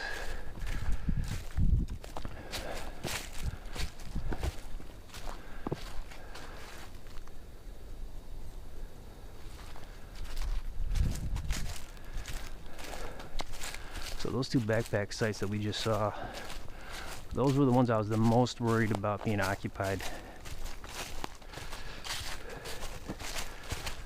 So I'm feeling so good right now. Oh God. It's just one of those things where you just don't want it to go away, you know? You just want to hold on to it tight. You don't want it to escape you.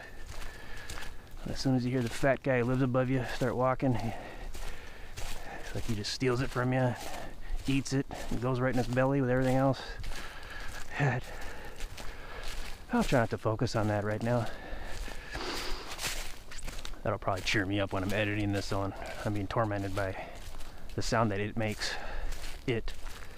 I remember in the movie It from the 80s, they were talking about it. And it would take the form of a clown sometimes. And one of the girls was talking to one of the other guys in the group. She was like, she called him a he, and he interrupted her and he said, it. It, not he, it.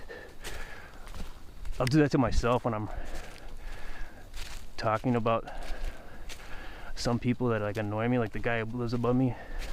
I'm like, oh, he always does, and I'm like, and I interrupt myself. I say, it, not he, it. It's an it. But I always humanize it. So I kind of glad that I still cling to the humanity, even though I'm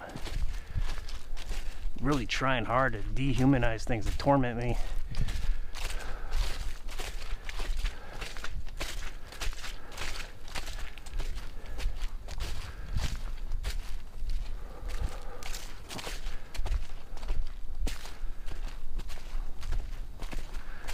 Lost Lake is kind of an ominous name. I did a scout of a campground. I believe it's called Lost Lakes or Lost Lake, one of the two campground. And I think it's right next to Larson Lake Campground. Oh man, I think it's in George Washington State Forest, but I can't remember. It doesn't matter. I have a playlist of campground, state forest and Minnesota campgrounds. That's in it. Lost Lake Campground. One of the sites that I wanted to see really bad was the only one occupied there. And they started talking to me when I was walking by. Like, what are you doing? They started interrogating me. They're getting suspicious. It happened to me at the Ash River Campground. They're like, what are you doing?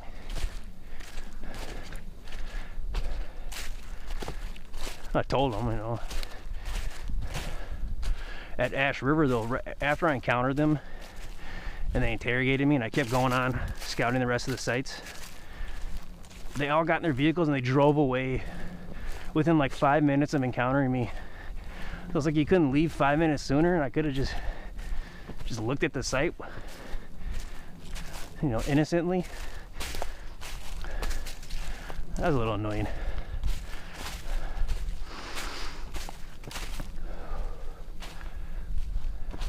But you still get it. Look at this. That's a really small campground. I wouldn't recommend anybody camp at that one. It's not too bad, but I mean, it's just, it's not really private like these ones out here. These ones are insanely private. Another jet engine sound.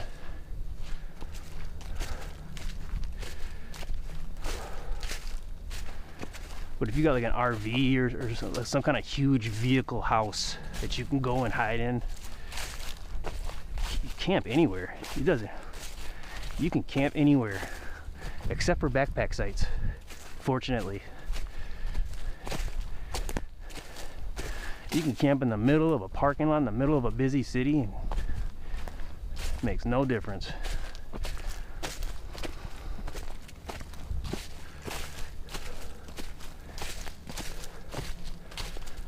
Better check the map.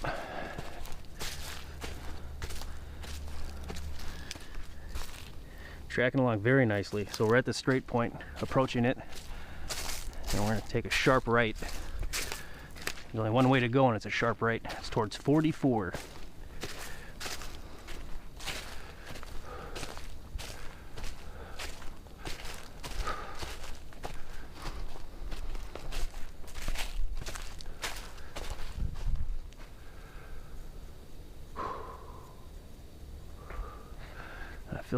just looked right there. I was reminded of a moment in the past, but I can't remember which one over the last couple of years.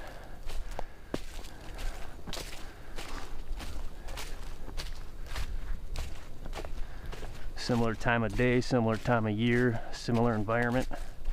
Season, environment, climate, terrain, sect. The 4 things you need to keep in mind before you go on a journey. Probably all those things kind of lined up in a similar way. Trigger a remembrance.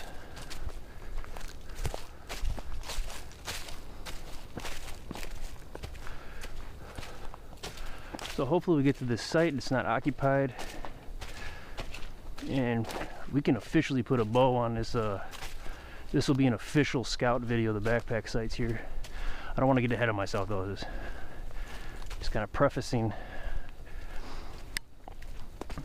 And then the reason I say that is because if nobody's there, then we're also able to take a quick break at the picnic table. I'm gonna take my boots off for a sec, air out my feet, have a Noka, have some nuts, some water. Let's take a nonchalant hike back to the vehicle and wrap up the scout, and then get ready for my set up my camp for tonight. I was lucky enough to harvest a little over a bundle's worth of oak wood at work today, which is wood that they use for like extrusion material. We often just we'll just throw it out. Usually there's another 1 or 2 other guys there that'll take it and they'll use it for firewood. I'm like one of 3 guys that does that. There's one guy that really, not to say it in a rude way, but he really pig hogs all of it. And he brings it to his cabin in Finlayson, which I passed by there on the way here. I'm probably the second biggest pig hog when it comes to the firewood, although over the last several months I haven't been camping, so I haven't been gathering it.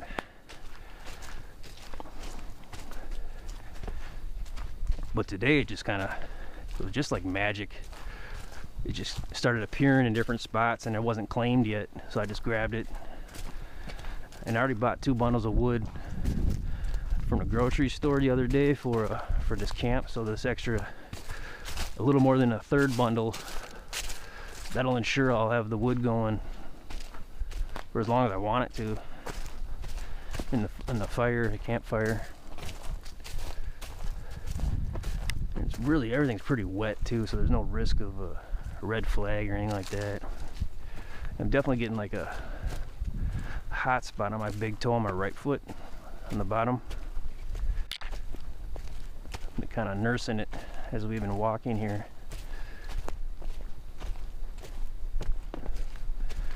But we started at what, 12:15. About 2.5 hours of walking non-stop. I'll check how far we walk from the last site when we get to this one, if I can remember. I'll try to remind me. A little deep here. You can get your feet wet here if you're not careful.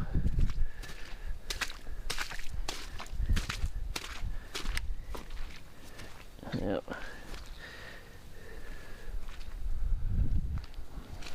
There's a spot at St. Croix State Park 2 weeks ago, tomorrow, where, ooh, it was I had to be real careful crossing this one little, it was about that much, a little further than that, but I had to go along the side and like hold on to a branch. That was a little crazy. That was on the way back from the scout of that backpack site. That was a long scout. It's one of my longest videos, just for one backpack site. It's pretty thorough though. The hike in, the hike out, and then even after, well, before even, we show the ride in, where to park, and then after the hiking, we drive around the park a little more and show other potential parking areas, so you wouldn't have to hike as far. It's just really informative. So I'm just going to timestamp that. All the key spots. That's a cool area in there. Really like that area. Looks really neat.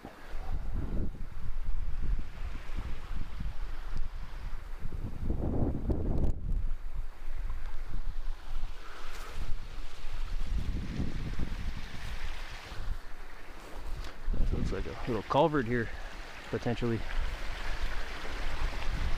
Yep. I think I got a little bit of water in my boot. Just a little. That won't help with the moisture.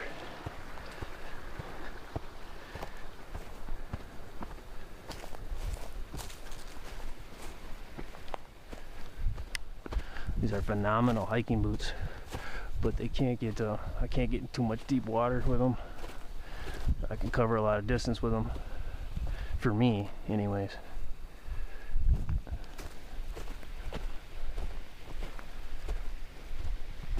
Well, I like this little path trail here. I'm starting to dawdle.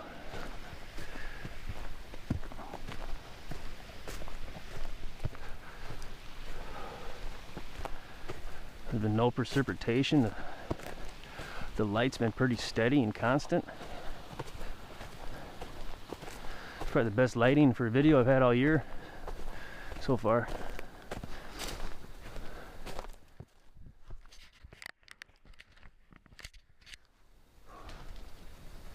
Wow, that's a turkey, I do declare.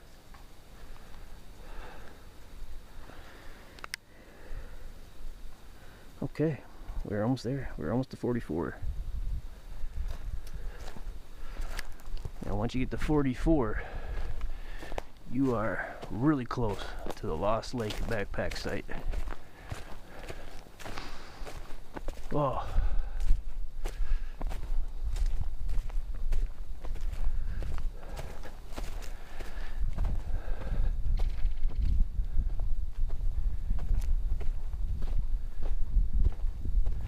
I didn't consider the time for the hike back when I gave the percentages earlier at the second backpack site. So we're 75% done with the backpack sites. And at this point we're probably about, actually now only, maybe 50% overall. Because the hike back should be more straightforward actually. Okay. So maybe 55. Rough estimate. Okay. All right, we're closing in on it. It's right here. There's the sign.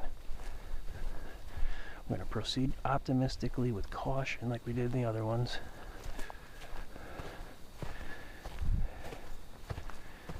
There's other trail here. We're at 44. Okay.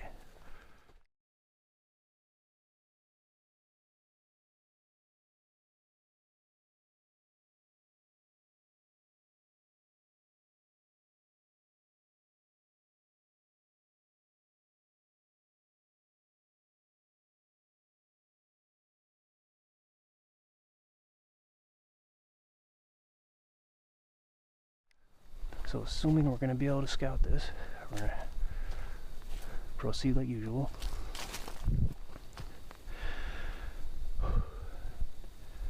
This is the Lost Lake backpack site at Jay Cooke State Park, located in Carlton, Minnesota.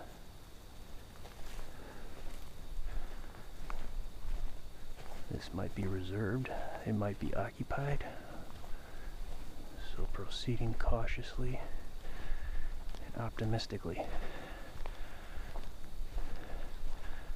This shouldn't be as far as a path in as the other ones were. Yeah, we're already really close. Really good smells in here.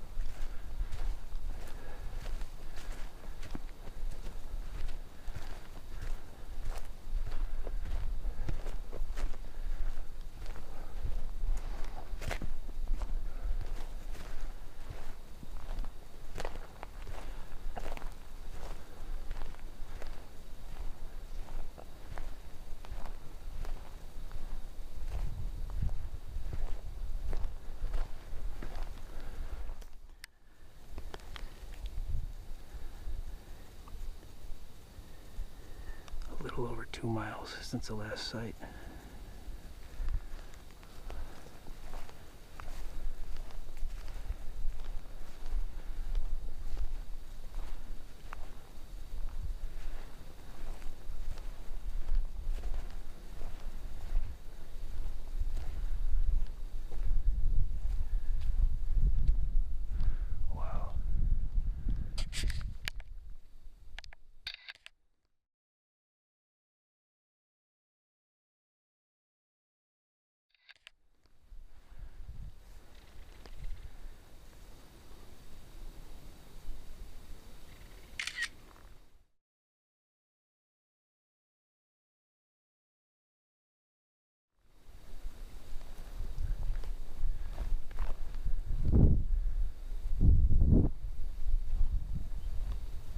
White-tailed deer. That's a good sign. That was a big one.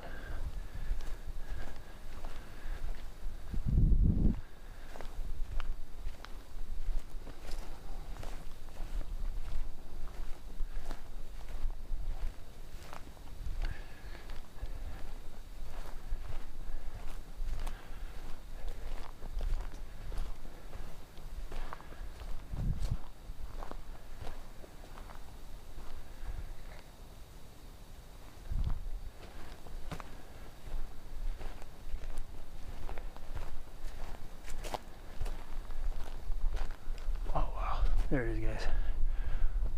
Oh, wow. Oh, we did it.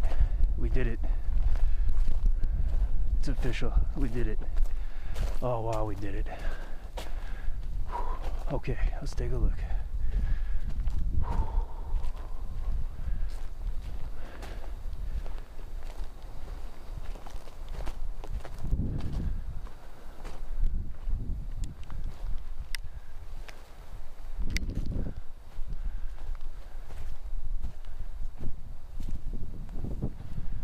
Wow. This is more of a desolate, ominous vibe to it. Wow.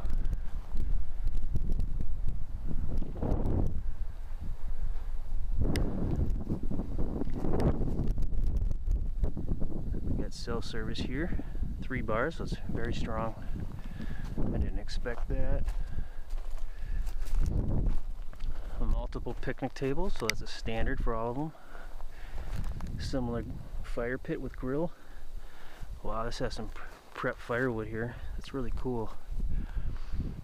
So whoever was here probably had a silky or something like that, and they totally crushed. They knew what they were doing. They had time. Okay, now we're gonna take a look. Compass.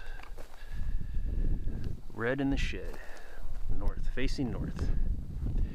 East, west. There's your ecliptic. The sun sets towards the way in. On your way out, actually, that's where the sun sets, and on your way in, that's where the sun rises. It's pretty cool. Oh, wow. They had a good place to work here. Pretty awesome. You get a tent here. It's very quiet. Very quiet.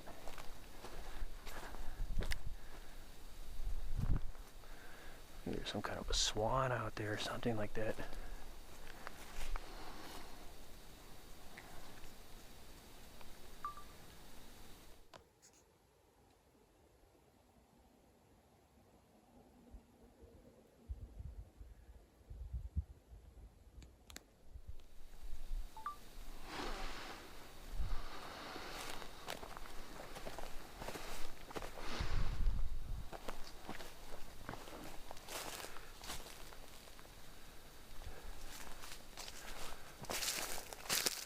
Looks like Heinrich de la Cour was here. You should look him up. I'm sure you'll get a giggle out of that.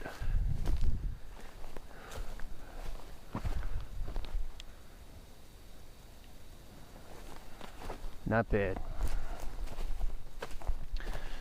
And the state-of-the-art toilet should be right over here. So like the last one, There's no structure, there's no wall. None of them have a structure over them for any of the backpack sites here. This one does not even have a courtesy wall. And what's even funnier is the way you would face is ultra risque. You're looking like right at your camp. Hey everybody, I gotta go. You know, I've never seen this risque before. It's hilarious. That is pretty hysterical. So let's see. It's definitely been used. There were some humps that threw some trash in there, which is a standard, unfortunately. Okay. Looks good. This side I definitely get a sadder, really sad vibe here. It just feels sadder here, and I don't really like it. It's a really nice site though. Maybe just because the sun got covered at this moment, but no, it's just there's a sad vibe about it. Okay, so we're gonna go ahead and we're gonna take a break here. I'm gonna rest up my feet a little, and then we're gonna head out. So here we go.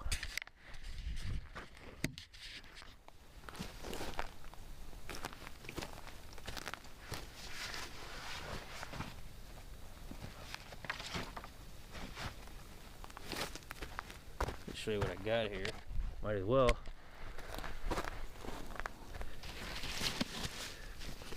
In this pack here, I dolled up with a few little fixings here.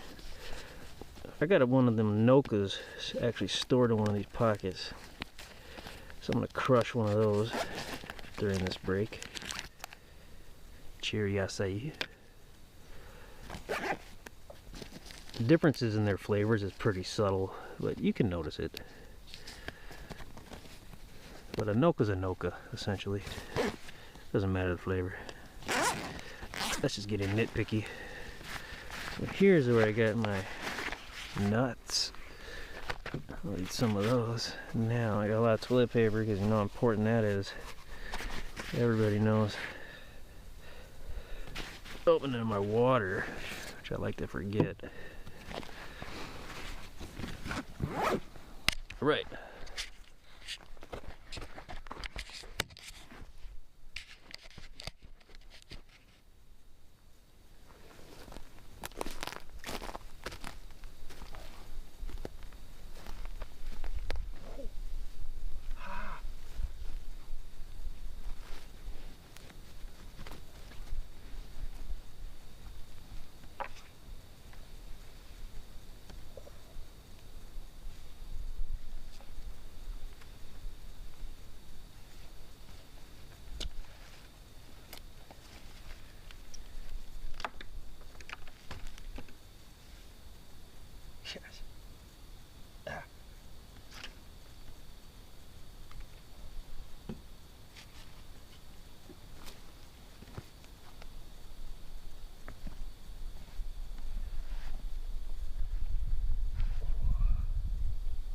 Got the felt wool liners. Oh, shit.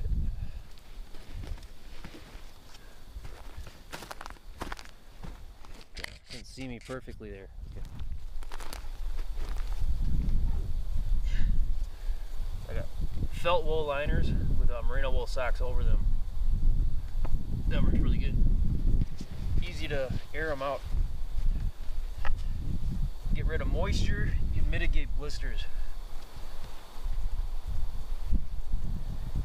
You might already know that though if you care about backpack camping.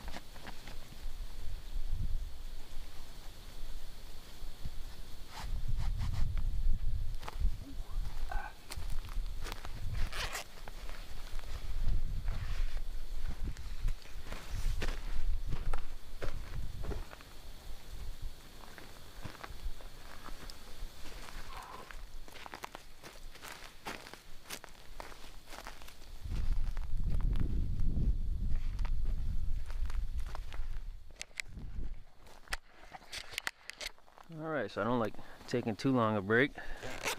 That should do it. It's a power break. See, I'm pretty sweaty on the top, so my body temperature is cooling off now, so I'm gonna start getting chilly.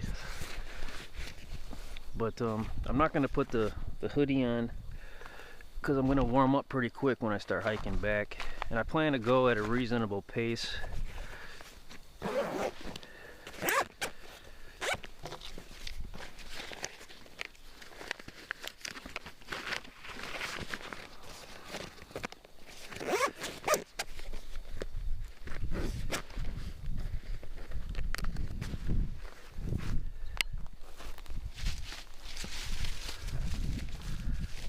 Now it does say that this site is reserved for tonight, so the reservation will open up in less than an hour. That's when it'll start. So hopefully they will see this when they get here and it'll creep them out.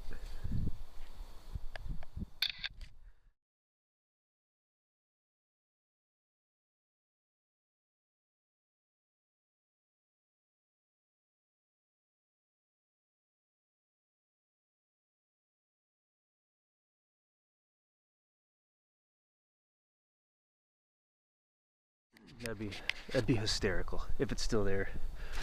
Oh, maybe I'll hope the little buddies get to it first. Oh, Leanne was here. Wow.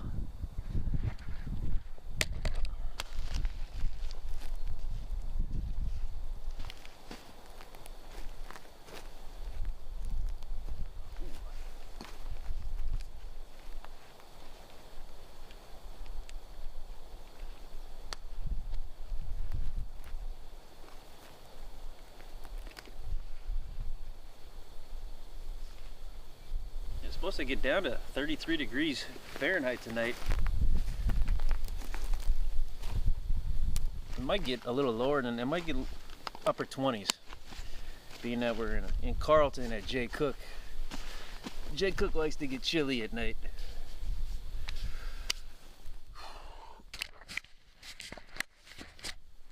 Ooh. Lost Lake backpack site. Jay Cooke State Park. You know, I was breaking there, I'm pretty sure I heard an owl in the distance. I'm not sure what kind of owl.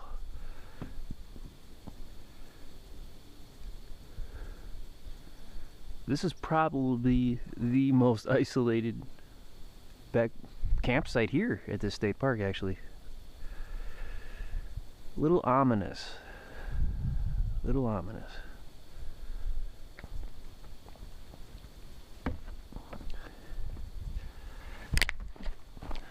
Kara at the park office said, although some of what she said doesn't really matter because it didn't come to fruition,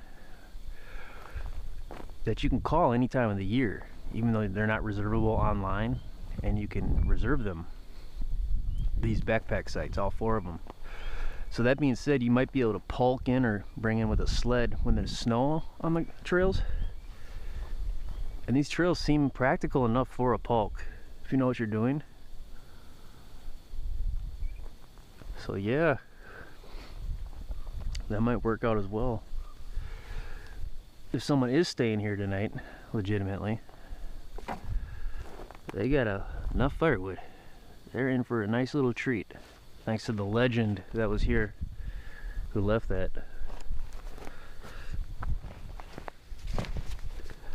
They got a legend left them wood, and some creepy guy left them this.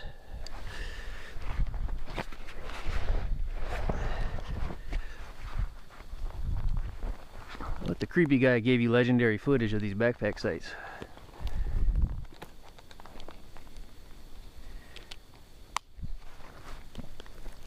There it is, the Lost Lake backpack site at Jay Cooke State Park in Carlton, Minnesota. We are headed back to the fabled swinging bridge and the parking area, and we will wrap this up. Here we go.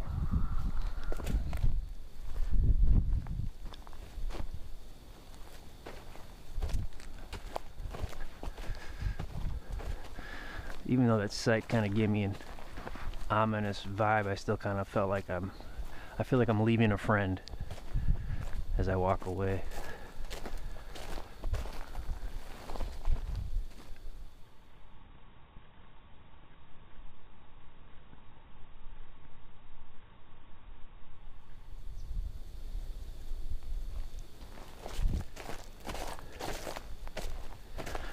Saw a rubber band on the ground there as well before I started wearing these shock cord bracelets. I wore rubber bands as bracelets because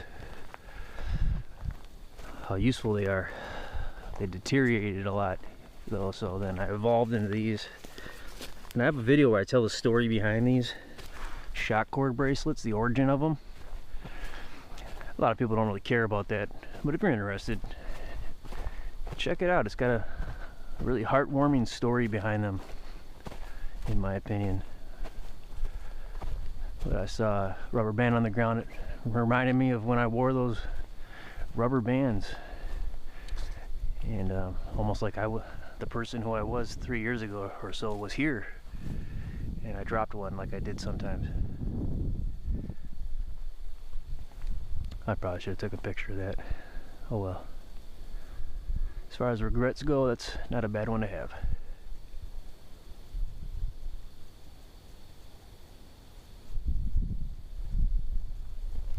Thought I heard some barking in the distance. Okay, so this was a phenomenally remarkable, successful scout, given the possible no-go scenario for sure 3 out of the 4 sites. It seemed as though 3 of these sites were probably gonna for sure be occupied. Based on the intel, if you want to call it that, that I got from Kara at the office. I'm not trying to pick on her really, but I just...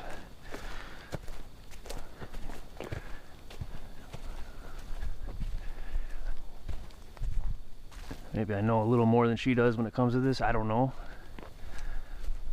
But maybe I camp way more than she does. It's really possible, it really is.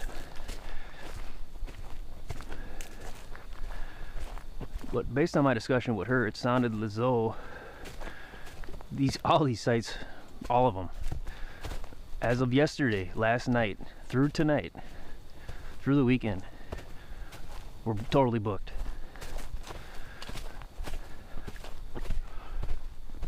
My instinct told me when I was analyzing it before I spoke with her, 2 of them might be for sure. One of them for sure probably wasn't. That's the first one we saw. So I think tonight's the night. It's pretty cool, man. Just to analyze real quick, this path here, this goes on to an upper lake trail, which is a loop, which looks like a cool hike if you camp here. I'd recommend this hike on this trail. And that goes to an even bigger loop, which I would recommend you do that whole thing if you can. And we're right by Fond du Lac State Forest as well, so you go kind of go along that. So if you camp over here, I would recommend a hike over in this area, essentially.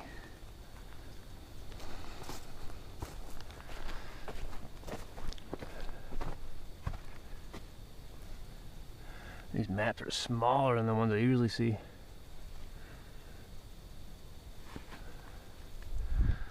So I'll just keep doing what I've been doing probably, and just dropping in the graphics or zooming in on what I'm looking at. That works pretty good too. Yeah, so I'm definitely a little chilly.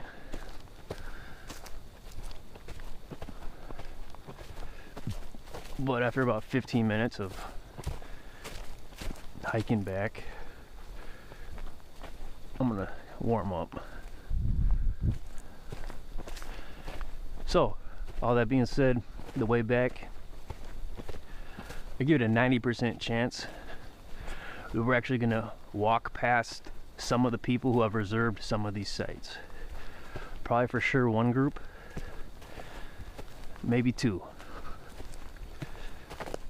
So I give that a 70% chance. There may not be anybody going to this site tonight, Lost Lake. The High Landing and the Ash Ridge, though, I think those are, I'll give that a 95%, that those are going to be occupied tonight through the weekend, probably by the same groups.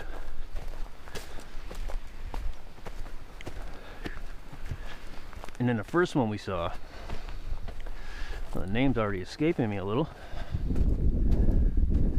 Silver Creek.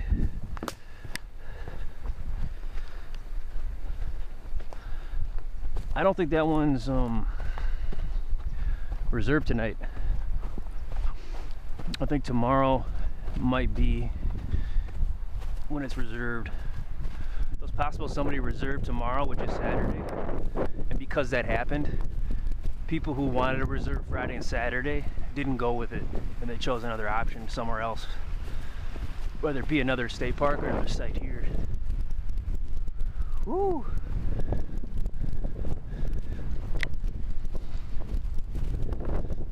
I'm really glad I still got the winter set up, the winter gear for the camp. Basically a thicker tent and an extra layer, an extra fabric layer basically of the tent, and then the sleep system, 2 sleeping bags and a Gore-Tex bivvy. One sleeping bag is a winter one and one is a summer one, and you put the winter one in the summer one, and then you put both of those in the Gore-Tex bivvy, and you're golden. And then I also include in my rucksack some additional layers for the legs and the upper body of merino wool. And I always have shell layers, pants, and a jacket that help with wind and rain and snow.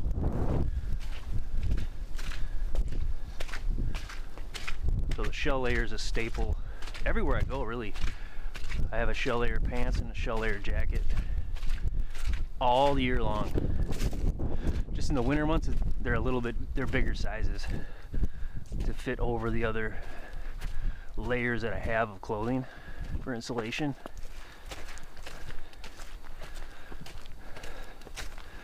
I'd say all in all, I'm probably mostly merino wool as far as clothing. I haven't found a merino wool do-rag yet. I've wanted to make my own, but I haven't really made the time to figure that out. Probably get the fabric, and then I don't have a sewing machine though, so I'd have to sew by hand.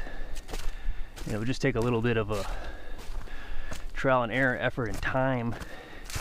Right now I'm just investing that time in other things.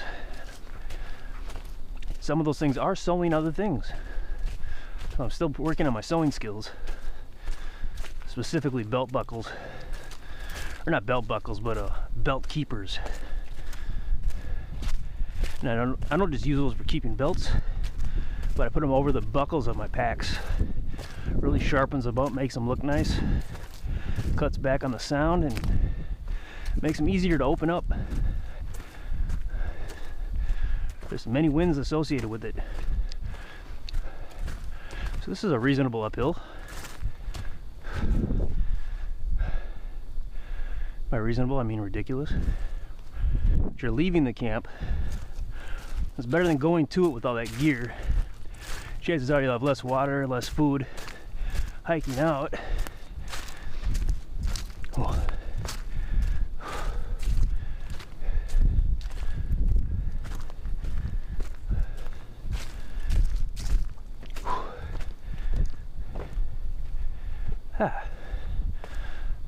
Another trough.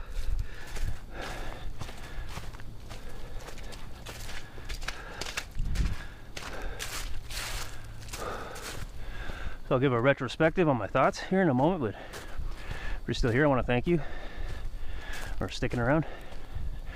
Hope this helped. Appreciate your company. Live in a world where a lot of people don't really care about this kind of stuff right now. So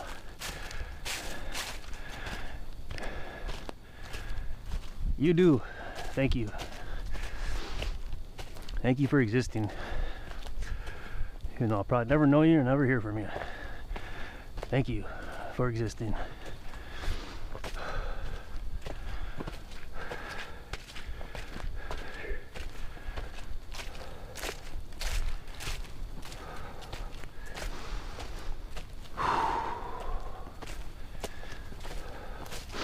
Get some really good smells in here, nature smells, whatever they are. I kind of wish I had an app that would identify fragrances.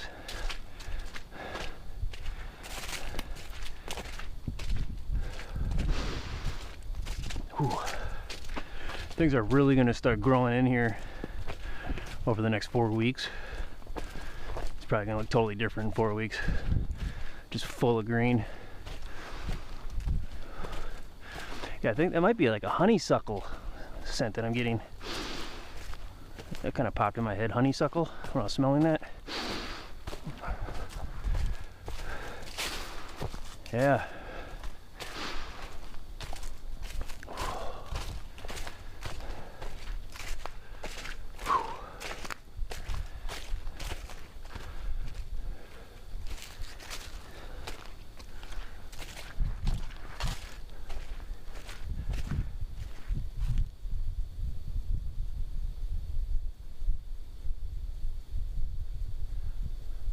Okay, so I just heard it again. It's that like dribbling ball sound. Doom, doom, doom, doom. Really bassy in the distance. I'm gonna turn the volume up and see if I could identify that. That happened 2 weeks ago at St. Croix State Park. Hopefully I could identify it there. I gotta figure out what that is. I hear that all the time when I'm doing these things. It's just so crazy.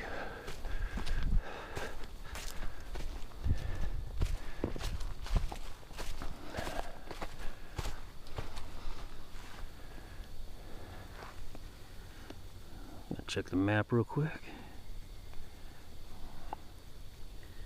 So I thought this might be the Lost Lake that we kind of looked at.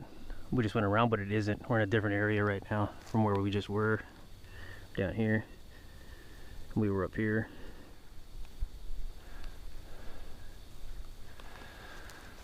Whew.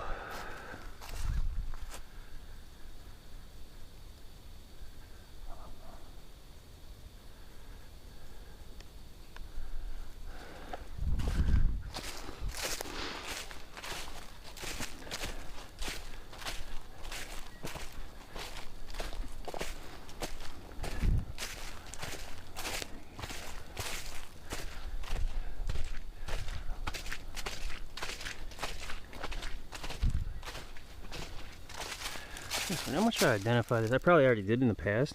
I'm gonna use the Seek app. See if we can figure this out.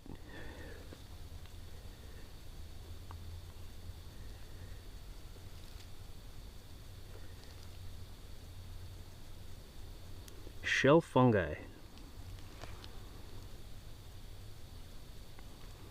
Artist brackets, reishi. Here we go. I already discovered this on April 29th, 2022. Wow. 4 years ago and 2 days. Wow.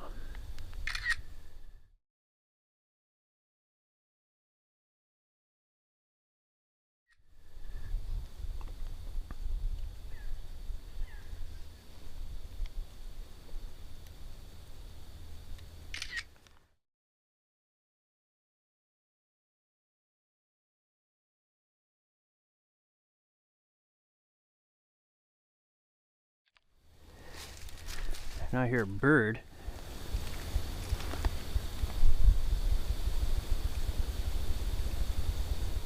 There's that dribbling sound again. Hearing frogs, all types of sounds around here.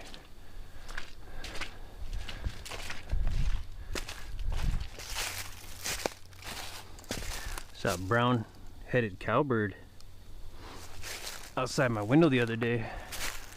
That was super cool. I haven't seen one of those in a while. I heard its call, so then I didn't recognize the call, so I identified it with the Merlin Bird ID app,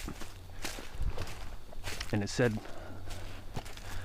the brown-headed cowbird. So then I looked out my window and I seen him, and he was like doing this creepy thing with his wings to another, what looked like a female cowbird. I think he was courting her. The way he was creeping her with like his wings, it was like really cool. It was like somebody trying to be a creepy Dracula during Halloween. It was really cool. wasn't able to record it. I came close though. Oh, that was so cool.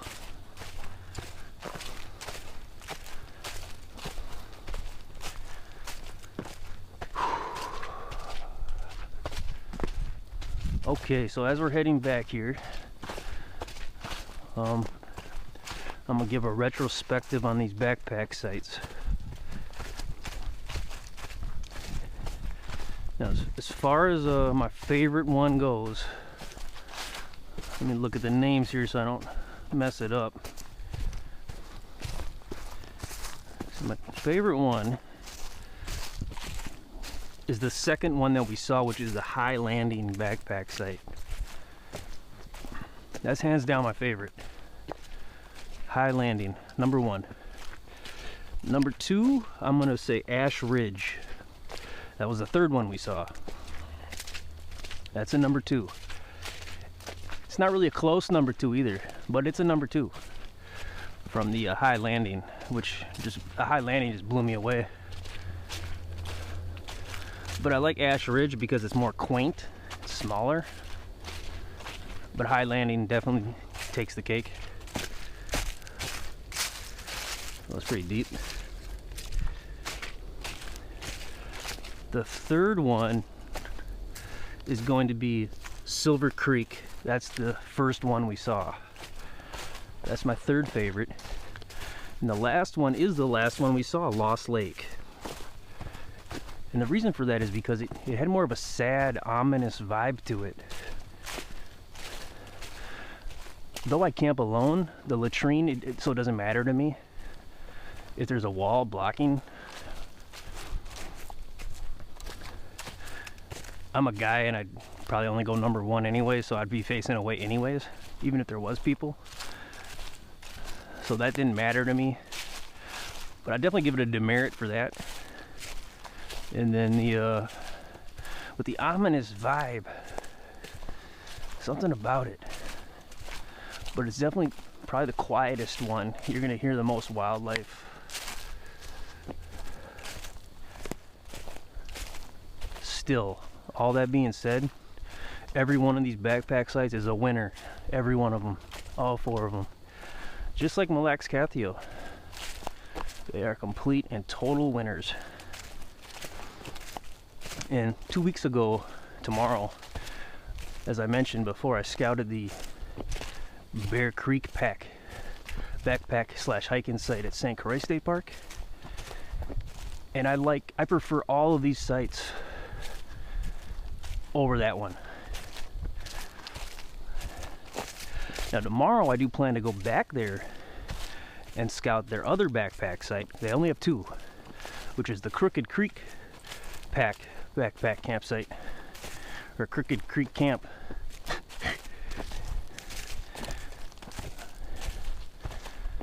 Something like that. It's Crooked Creek something. So you park in the same area for both of them, although I do call out alternative options in the Bear Creek one. You're supposed to park in the All-Season Trail Center for both of them, but you hike out in different directions to get to either one of them. So this Crooked Creek is just, I'm going to be parking in the same area, but just going in the other direction. And I already did a little bit of pre-scouting on that in the Bear Creek one. Just took a gander at some other potential parking areas. The main road, which I think is 48, you're not parking there.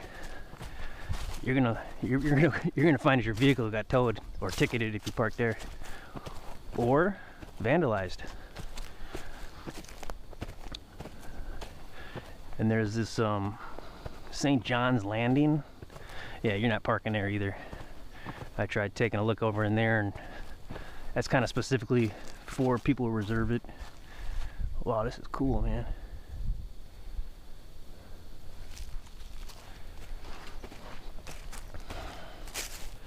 So I'd recommend any one of these campsites here, if you know how to backpack,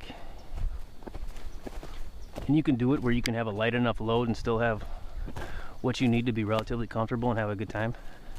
You should go for it. It's pretty good.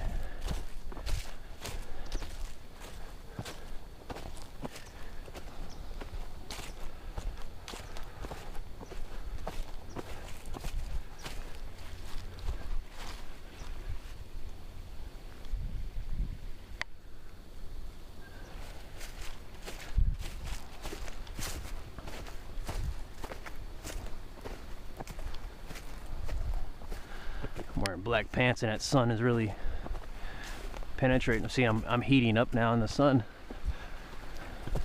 See, things got darker and colder over at Lost Lake.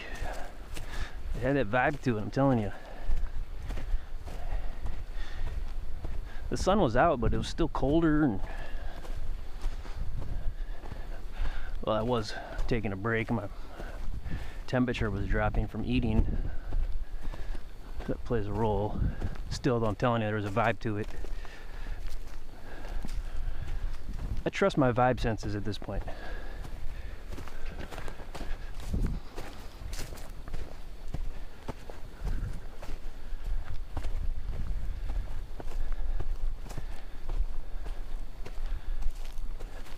Kind of noticed on my way up here that I got a lot of redundancy pepper sprays on me.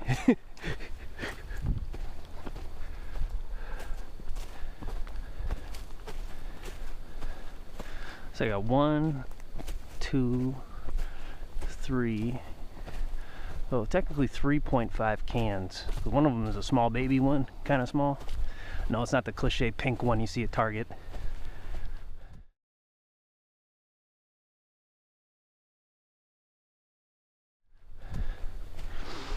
Ironically, when I went to go see a potential apartment to live at almost a year ago in Hastings, the property manager there was so nervous when she met me.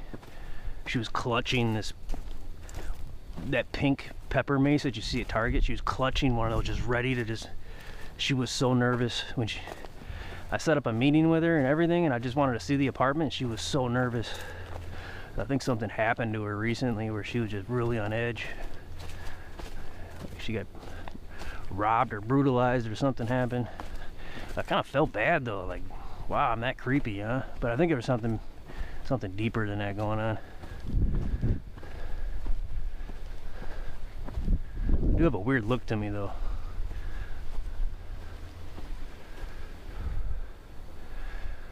Okay, so just backtracking.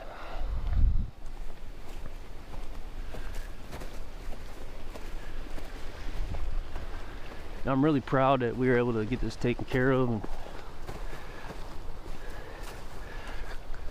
being this is my 4th camp here, I was kind of thinking of giving Jay Cooke a little bit of a break.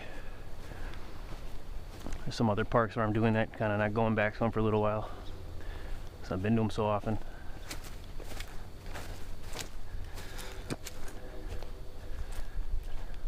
I never really hiked at this park. So today we get the hike, we get the scout, get another camp. There's something about driving site 72 though that I want to camp at one day. Something about it.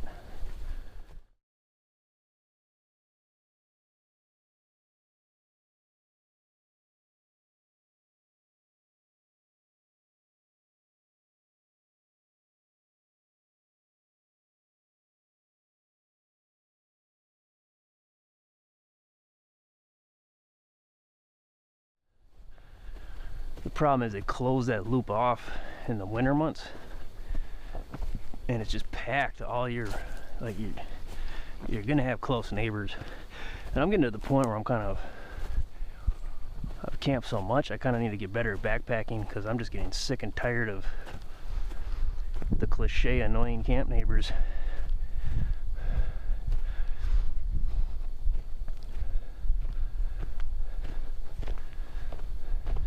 They're not all bad, but some of them are just so bad, just so brutally bad, and a lot of times it's not their fault.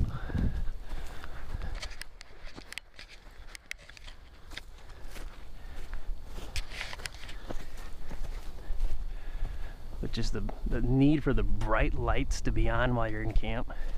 There's this guy like in his 60s, and he had like a camper cabin or a camper. And he needed to have a little lantern on the whole time at Interstate State Park, and it was just facing my tent all night. It's like, God, you're that age and you're that much of a sissy, you gotta have a light on all night. God, it's so sad. Okay, so I remember being here. That'll take you further that way to the Superior hiking trail.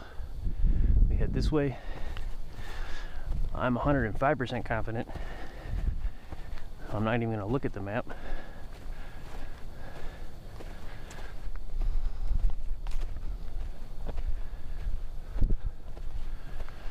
So I'm thinking right after we turn here, the probability of us encountering people camping out here is going to be higher. However, there's a really good chance that they're not solo camping. They have at least 2 people with them, maybe 4 or 5. And they probably have at least one of them in the group that can't get off work till 4 or 5 maybe, so they might not even be making the hike out until like 6. They're probably gonna do a late.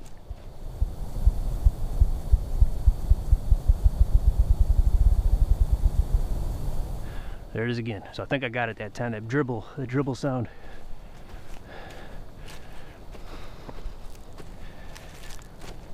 So we might not pass them is what I'm saying. They might come in late. The sun isn't slated to set though. Wow. So after 8, I know that. Let's see here. 8:19 p.m. And I got my alarm set for 7 a.m. It's going to take me an hour and 15 minutes to get from here to St. Croix State Park, which is on my way back home, so it makes perfect sense. Both of those backpack sites at St. Croix State Park, they're not reserved at night, which means when I'm there, it won't be during a reservation period where anyone's there. Though they might have been reserved. I better check. Still, every time I've looked and checked on those sites, they're almost never reserved because it's such a far hike and people probably just don't want to do it.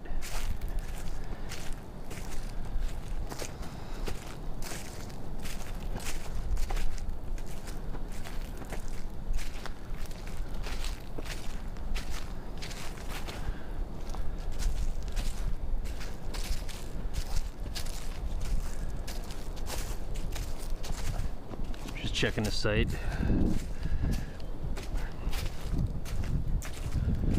But yeah, tomorrow though, both of the sites are reserved, which to me indicates the park blocked them out for some reason. They weren't magically reserved at the same time.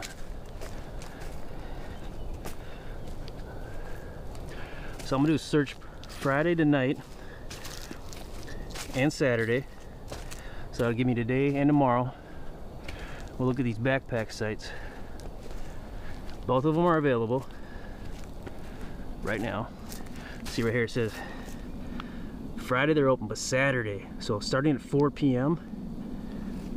Saturday to 4 p.m. Sunday, technically they're blocked out, but they're open forever after that. Well, the next week they're booked to another Saturday. Interesting.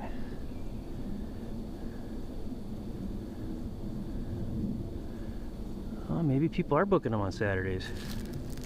It's a little coincidental. So as of right now, they're still open tomorrow.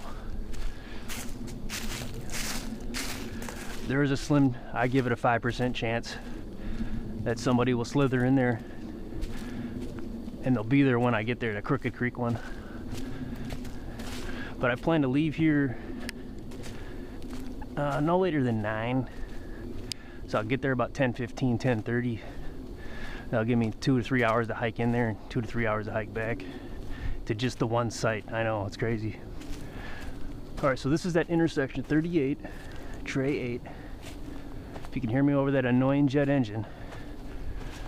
We'll go this way to go back to the parking area. So if you were gonna camp at the last 3 sites we just looked at, you'd be coming in from this way for the hike in from the parking area to the sites.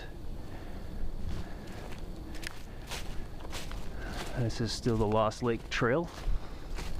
I'm going to verify this on the map, of course. Okay. Yeah, so for about half a mile, we'll follow this till we get to intersection 37. And it's there where we have a choice. We can hop on the Silver Creek Trail, which ironically, the Silver Creek backpack site does not rest on that trail, ironically. But that's kind of the middle trail you can take. But then if we continue straight, we will go towards the River Trail. No, it's still considered the Silver Creek Trail. It's just another part of the loop of it. It's a big loop, kind of, the Silver Creek Trail. So you can go to the left of the Silver Creek Trail, or you can go to the right. And the right is closer to the St. Louis River. They are a similar distance. So in my planning, I chose to go with the right, closer to the St. Louis River. I thought it'd be more scenic. It might be more challenging, but either way, we're gonna see. All that being said, the trail in the middle here, we're gonna leave that a mystery. Oh, sorry.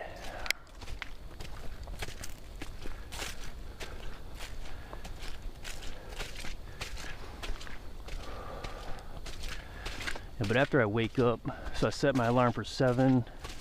I'll probably snooze twice. Probably get up at 7:30.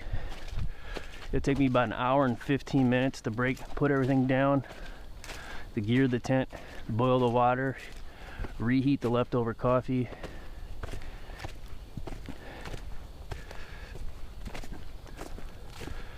I don't want to rush doing it either.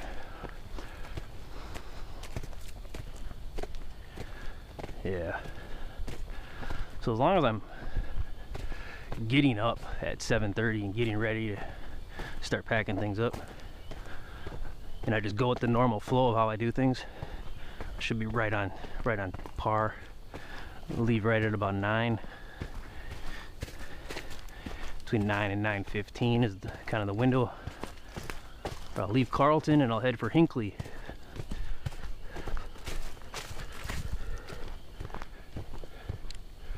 I like how you're hearing about all this months later, so you can't prepare and sneak up on me, jump scare me when I'm there.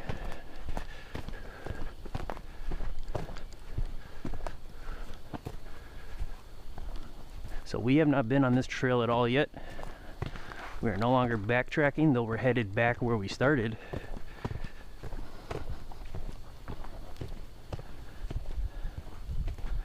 We're only seeing this trail one way. This is the trail you would take for 3 of the 4 backpack sites. I feel a little bad we're only seeing it one way heading out. I'll try to turn around every now and then, I guess. I'm not going to do any time lapsing like I did at Mille Lacs Cathia when I left the Black Bass backpack site. I thought that was a little overkill, so I did a lot of time lapsing.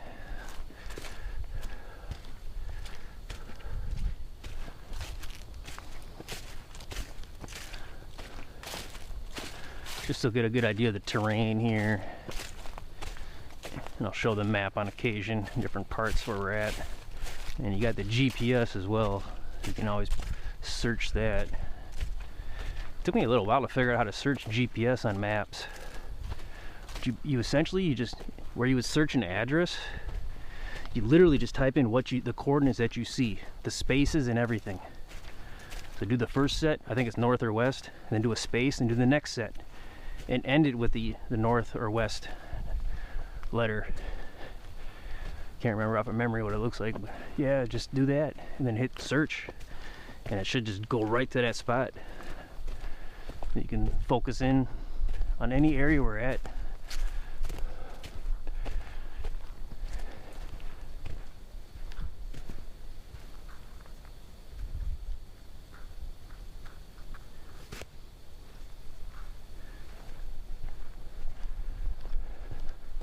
Thought my boot was making a squeak sound. Just gonna try to solution for it.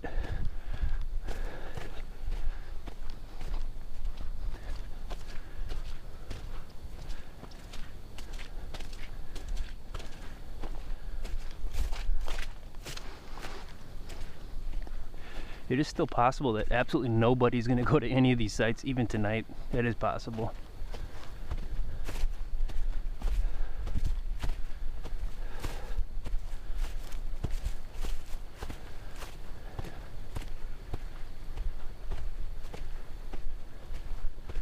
I'm thinking we'll get back to the vehicle just before 4:30 at this point.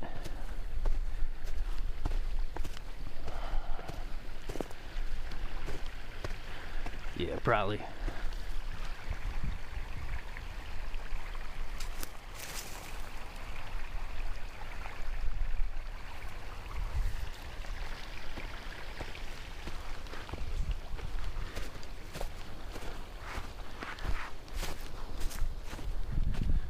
I'm really shocked we haven't encountered any person at all. I'm really shocked.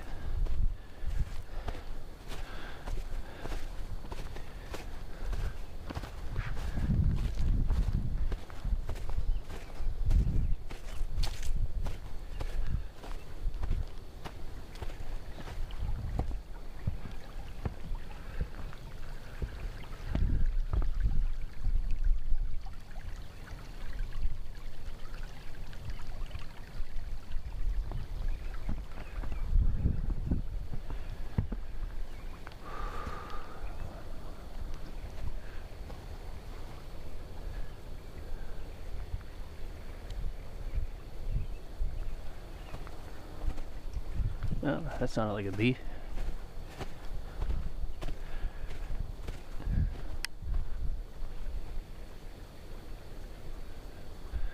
Sprayed a little. I'm guilty of spraying a little cologne on this morning before I went to work. I still do that, but I might stop. I'm always running out of it. Gotta get more. Could probably invest that in other things. I don't get the most expensive stuff, but still. I do burn a lot of incense also. Just like different smells, you know.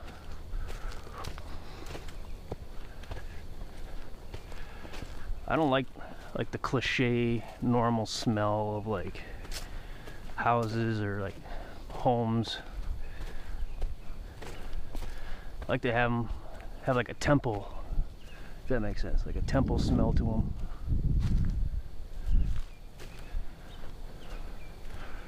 Like a smoke shop smell. Or I love cologne. Usually there's a few that I really like a lot, like a Fahrenheit. Christian Dior Fahrenheit. It's one of my favorites. Cheaper ones is Preferred Stock. I think that's by Stetson. That's the one I currently am using.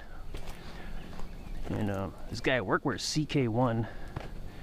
And every time I smell that, I just love it.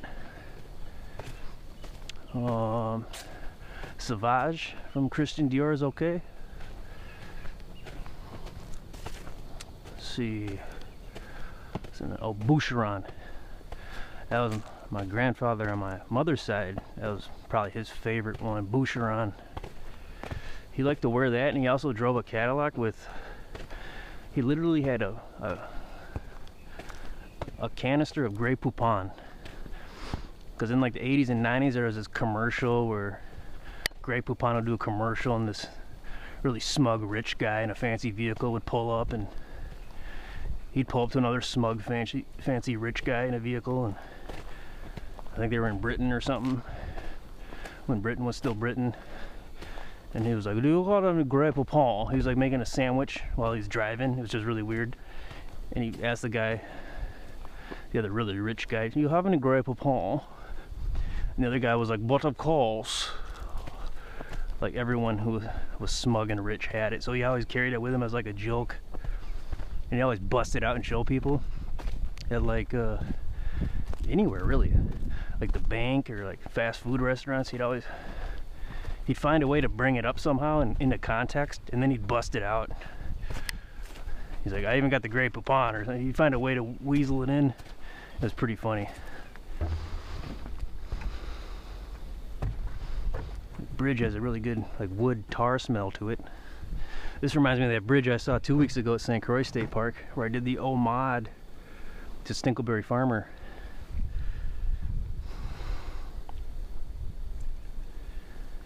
Okay, we're still on path here, or on track. 37's coming up. I like the sound of that. I like the sound of when Stinkleberry Farmer walks across bridges. I like that. I don't know why. him specifically, but yeah, I just like that sound. His videos, I just find it relaxing when I hear it. It's kind of an asthma thing.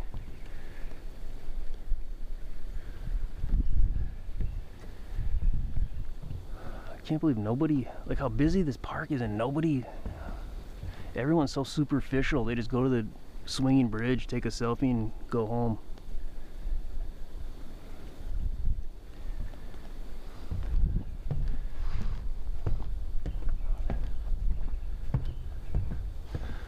I took one selfie a couple months ago on a hike at Afton State Park, just to make a point, you know.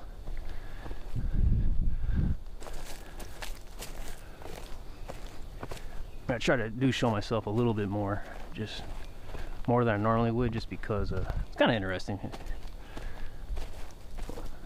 Work what I look like into what I'm doing a little. I like it from my own viewer perspective. A lot of people make videos like all about them though. It's like just their duck face the whole time, their rhetoric and their duck face. Like that which is ducks, let it be for ducks, you know.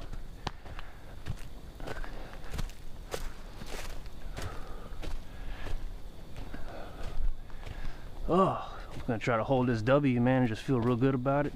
This scout mission worked out.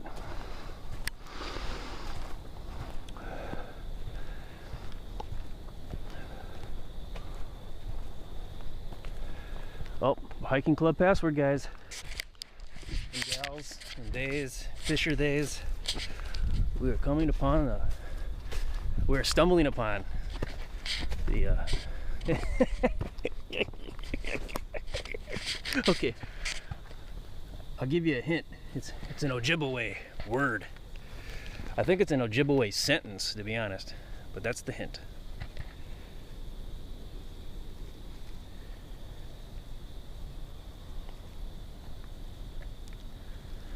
It's the place where brook trout live. The fish which lives in Silver Creek is an indicator species that only thrives in high quality habitat. So an Ojibwe word meaning the place where brook trout live. That's your hint. Even if I showed it on camera, like I don't think the camera could even focus on that many characters.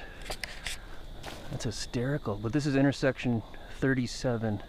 I don't want to risk showing the password because that's really lame. It's low class when you do that. Snickleberry did it, I think, once or twice, but he didn't do it on purpose. I'm not mad at him for that. If you do that on purpose, though, you are low class. I've never seen anyone do that on purpose, by the way. But you are low class if you show that password.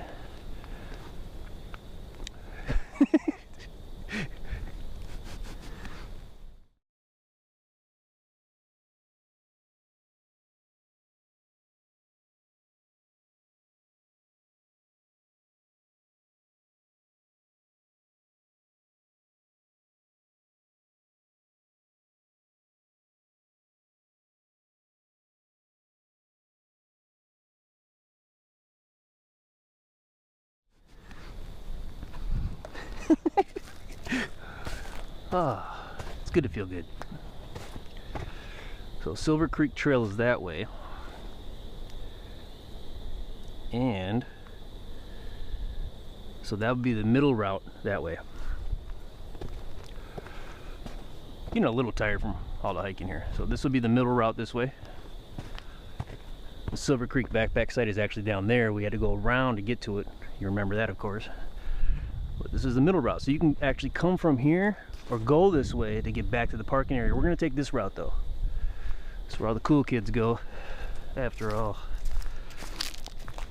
That's what cool kids do. They listen to Tiga Sontag from Montreal, Canada, and they go this way when they're hiking at Jay Cooke State Park.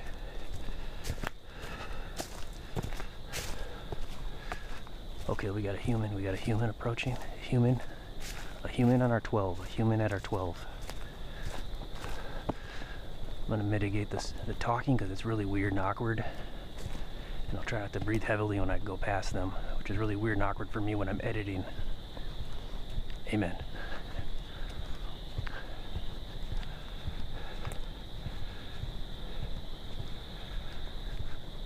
You can really hear those frogs. I've been hearing a lot of the frogs. 2 weeks ago even I heard them.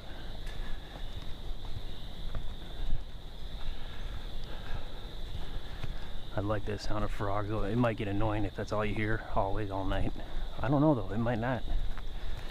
It might be relaxing like water.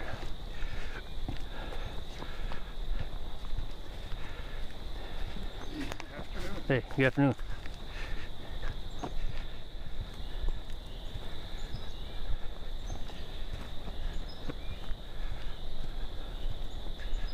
So I wonder what these blue markers mean.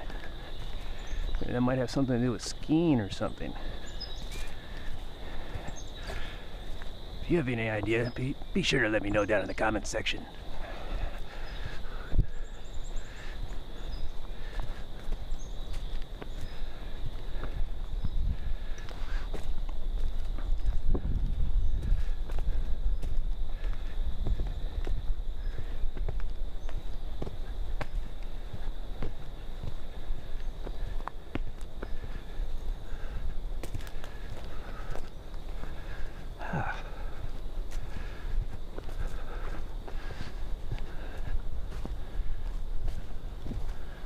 So I'm not sure how close this gets to the St. Louis River.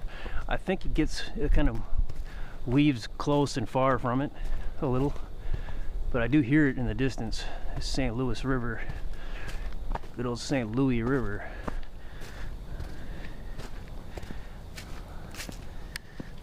Like these bushcrafted logs in here.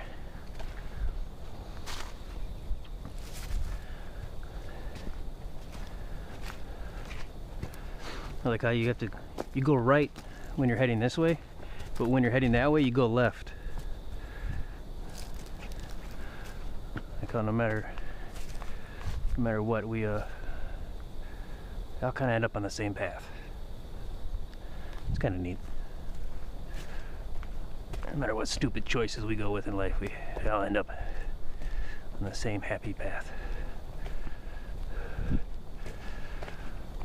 Oh. There's another partial pond. You know, I got a good vibe from that guy. What are you supposed to do here? Go over the... I wonder what that guy did right here. Yeah, hidden path.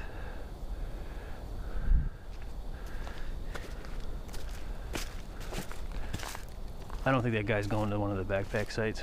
He didn't have the gear. Unless he's just an absolute legend.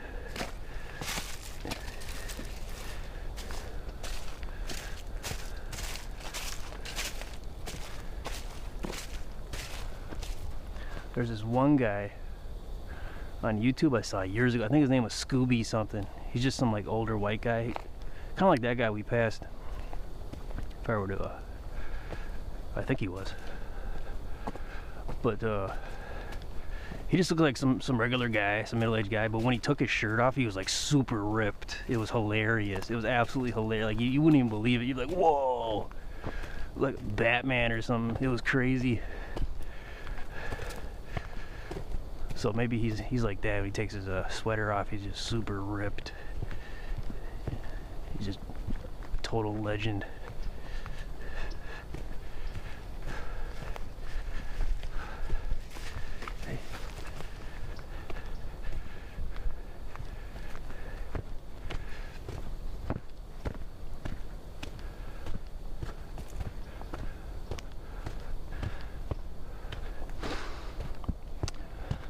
Like how some people are starting to venture out. They were kind of reaching the radius or the perimeter of the circumference. I think perimeter is the right term. We're slowly getting into the perimeter where people are willing to hike out a little. That's pretty fresh.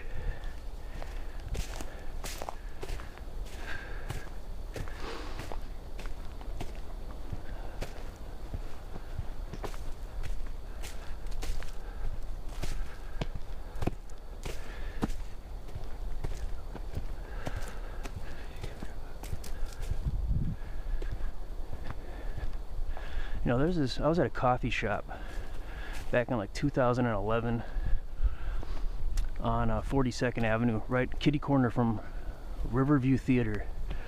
And there's like an open mic night, and this guy came in and he sang this song called South Dakota. And he prefaced it before he started singing it. He said, well, this is a bit of an older song. He had a really unique voice. He's like, this is a bit of an older song. It's kind of like an old pair of socks you've worn for 3 days. It's not quite as fresh. And then he sang the song, South Dakota. You do not know how bad I want to hear that song again. You have no idea. Like, I'm almost tearing up just thinking about it. Like, I can't find it on YouTube, and God. I'm dropping a picture of what I think, what I remember he looked like.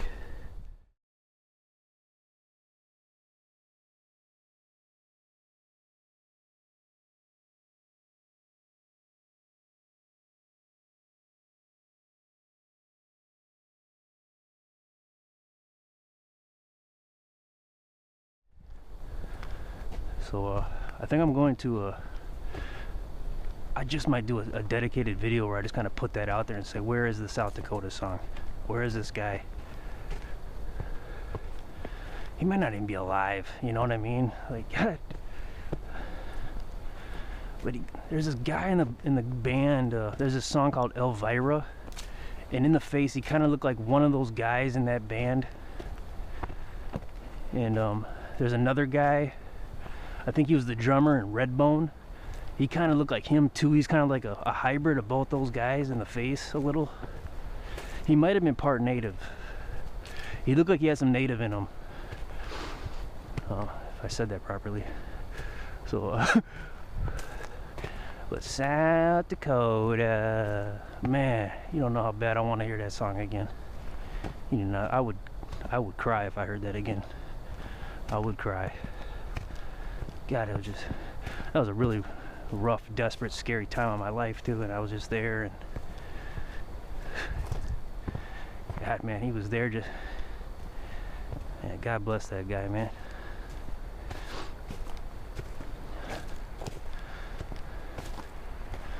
Wow.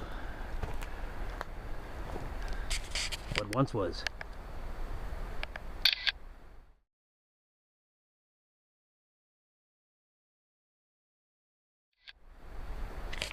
Is now, inshallah. Whoa. Well, it's not as steep as I thought it was gonna be. You don't want to go down there, that'd be a pain in the neck. You probably get blisters.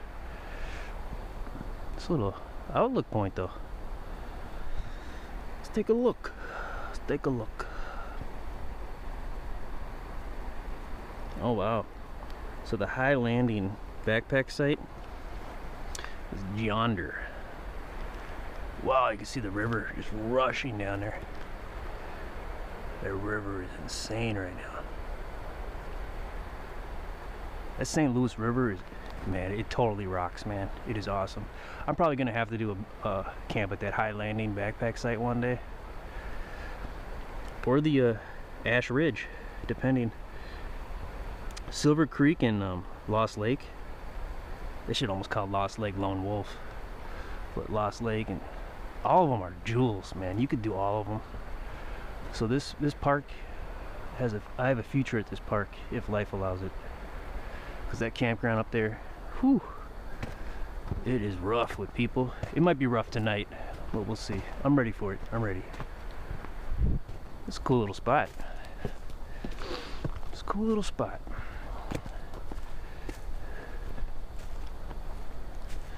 South Dakota. You know, I mentioned my mother's father, my grandfather, how he liked Boucheron. He was actually born and I believe raised in South Dakota. And if I remember right, it was in Madison, South Dakota was his hometown. The only reason I think that's true is because whenever I hear it, I'm always like, oh, like Madison, Wisconsin. I always think Wisconsin when I hear Madison. But yeah, I think he was born for sure and raised in Madison, South Dakota.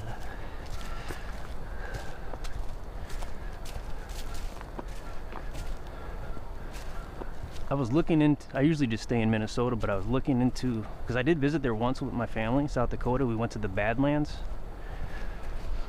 And, wow.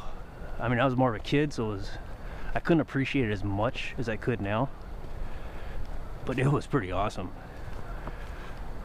But I looked into maybe seeing if I could like do a camp there, kind of like I would in Minnesota, and I don't know, it doesn't look like, based on what I've seen superficially anyways, and really brief researching, they don't have like a state park there or anything like that. But if I keep doing this stuff and I keep evolving and getting better, I might have to up my game. Just the finance thing, you gotta be careful with the money thing.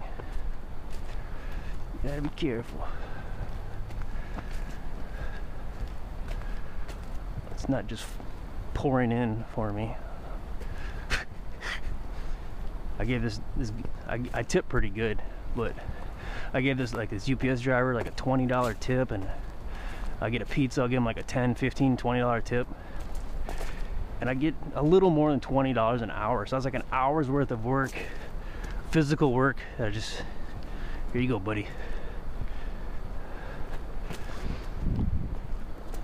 I've delivered pizzas and sandwiches to very rich, affluent people, and they couldn't even give me a penny. Just amazing. I guess that's why they're rich, right? They just, right. You're not supposed to say right all the time, everybody. Don't say right all the time. The word right is not a period head of sentence. You don't have to make people agree with you. Just say what you gotta say and see what they do naturally. Don't end it with right. I'm gonna make a statement about something, you're probably gonna agree, right? We're not parrots, we're people. That message was brought to you by Bring Reality Back. Well, if you're getting ads on the YouTube video, you need to use the Brave browser. I don't get paid by them. I use the Brave browser for YouTube only, exclusively. I never see ads on my phone and on my computer. Brave browser, Brave app, never get ads, ever. And I don't have ads turned on. I wouldn't make money even if I did, but use the Brave browser if you're sick of ads on YouTube, guys and gals and theys and thems and he, she's and she's and Jim Leahy's.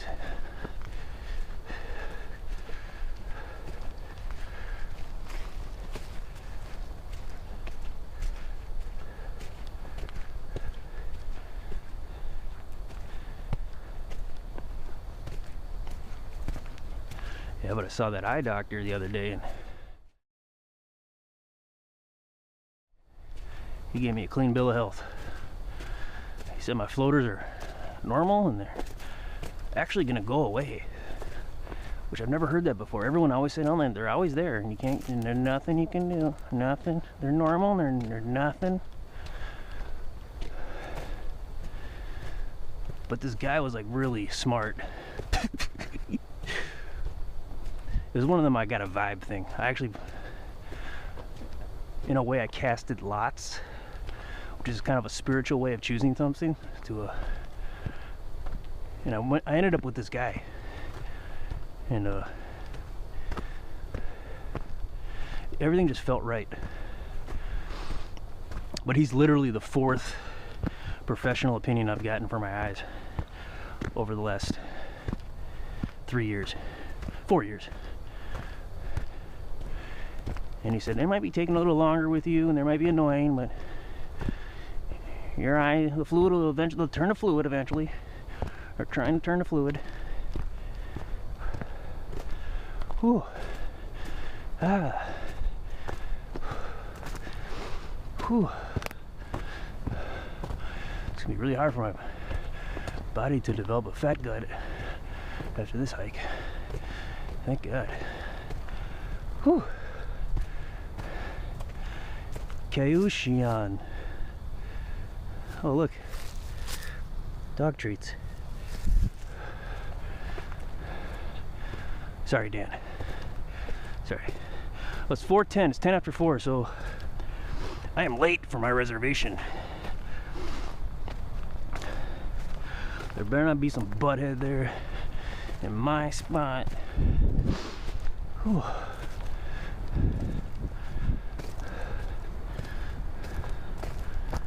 Oh, okay. Okay, so this part of the trail, we're gonna start getting closer to the river, and then after intersection 30, we're gonna get a lot closer to it. So the sounds will increase.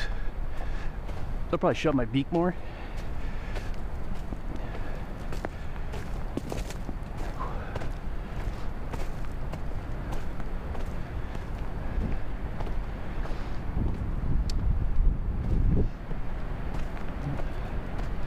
I'm really happy with these backpack sites though. Well, man, they totally rock.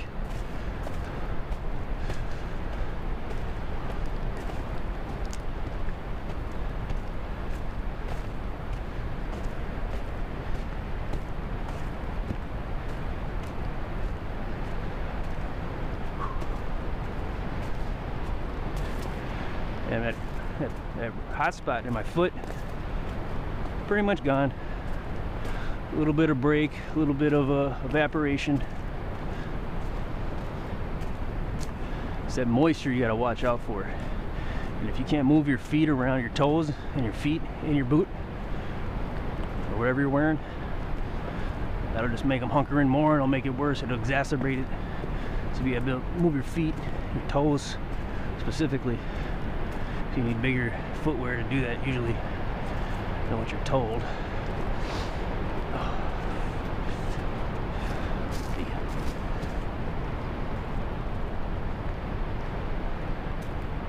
You know, over the last few days, everyone seems way taller than me. It's really weird. I should probably measure my height again just to be sure I'm not shrinking.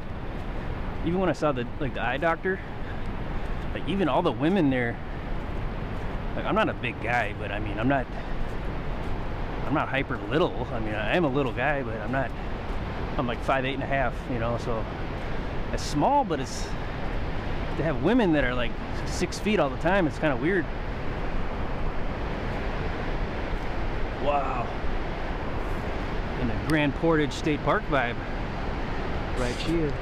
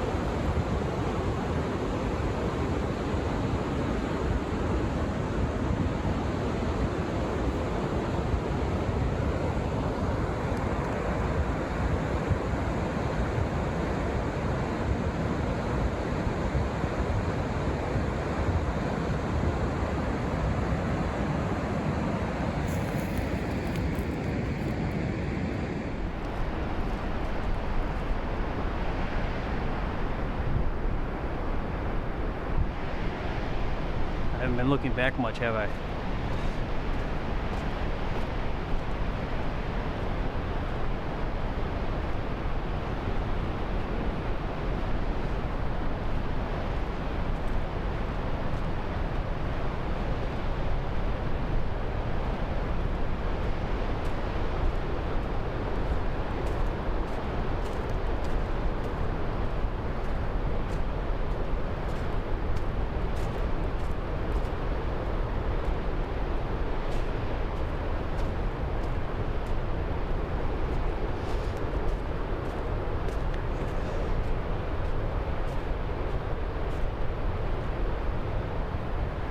And no backpackers though.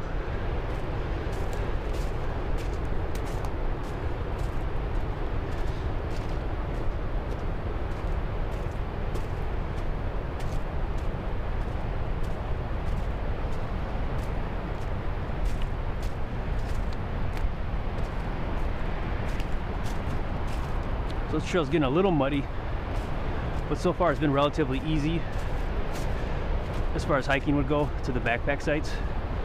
So this trail close to the river here, from the parking to the 3 backpack sites, seems pretty doable, pretty practical.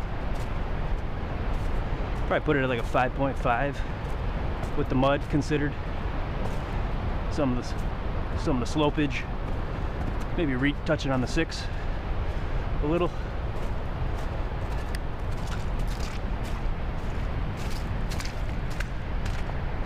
I've been able to shave off probably about 10 pounds off my rucksack.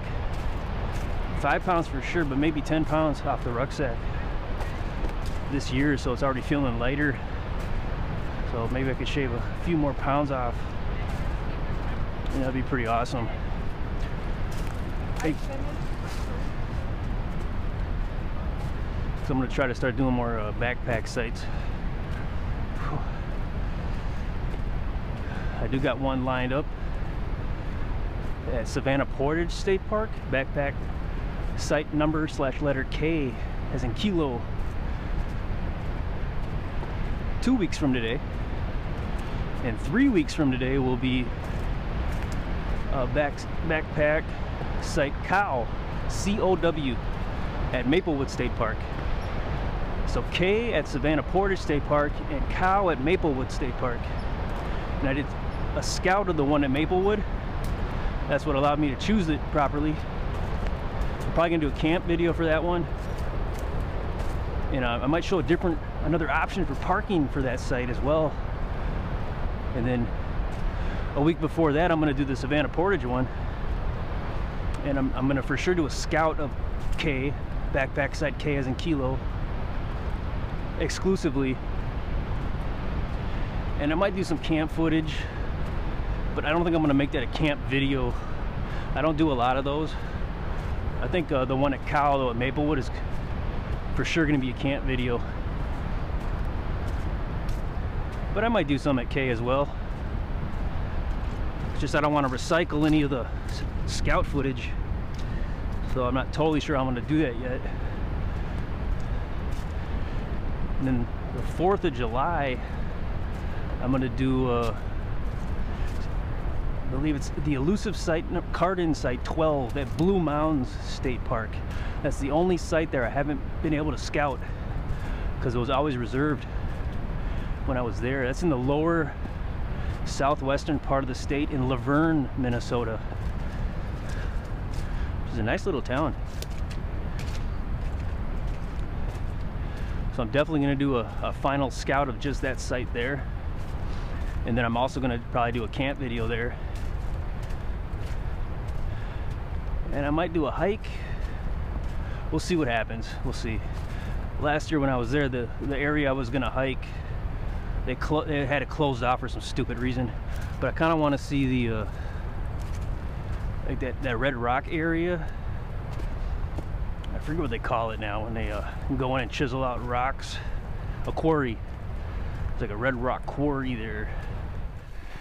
The fabled quarry at Blue Mounds State Park in Laverne, Minnesota, in Rock County.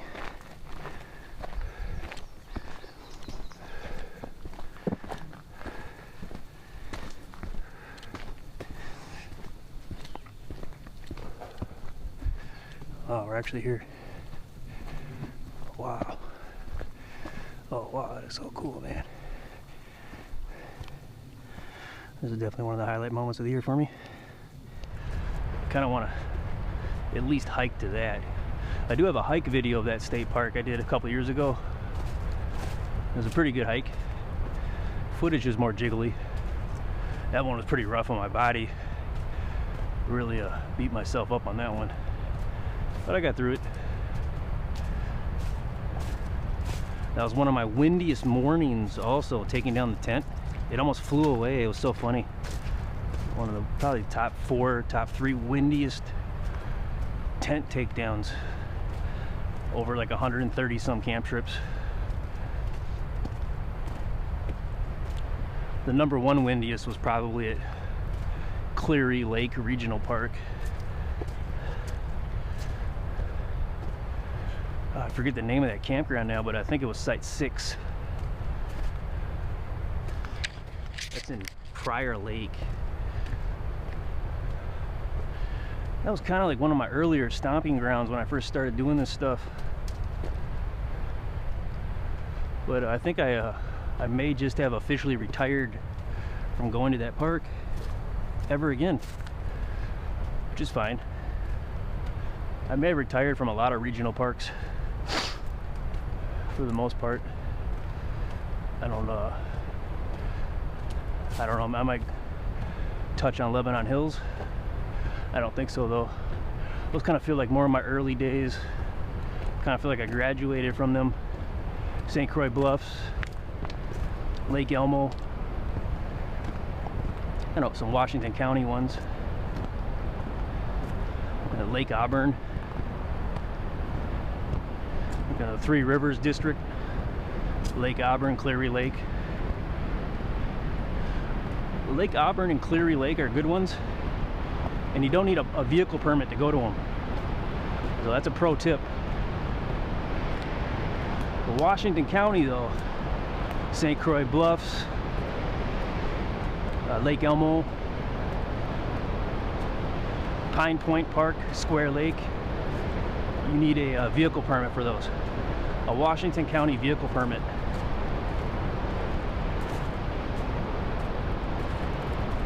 And if you've never been to those parks and you want to check them out for like a year or so, I'd recommend you do it.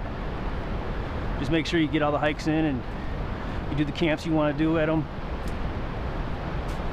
But if you're kind of like a seasoned camper or hiker, you probably just want to stay away from the regional parks.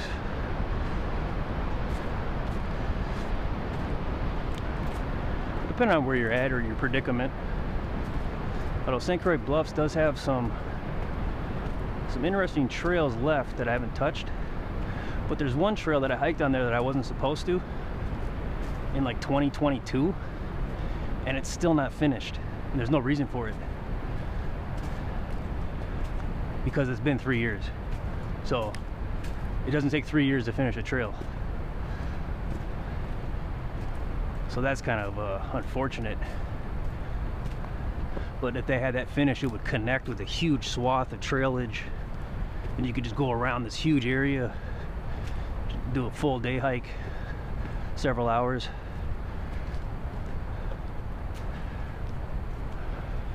Unless you got long strides. Better check that map again. Better look back.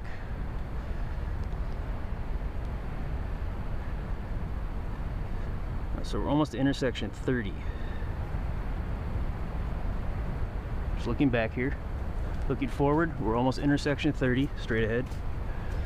I'm gonna be careful not to confuse you or myself. Becoming more aware of this stuff when I edit.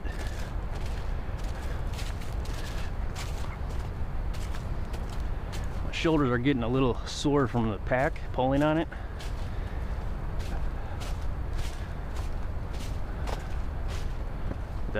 It'll help my pecs look more toned,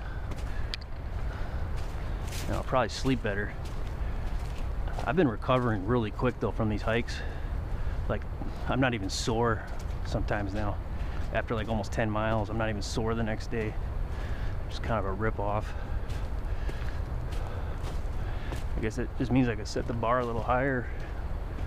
Okay, so here we got that turning point here.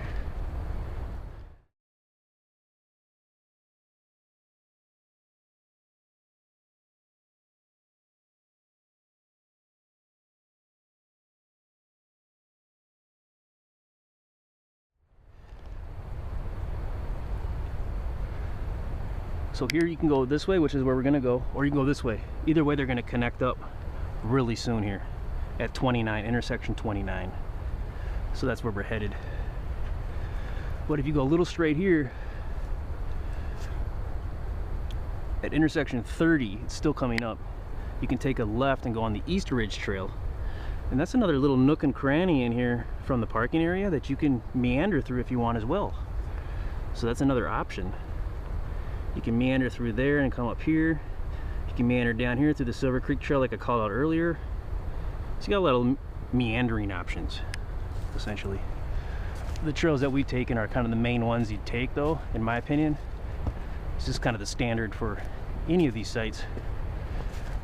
And the way in, the first site, and the way out, the final three.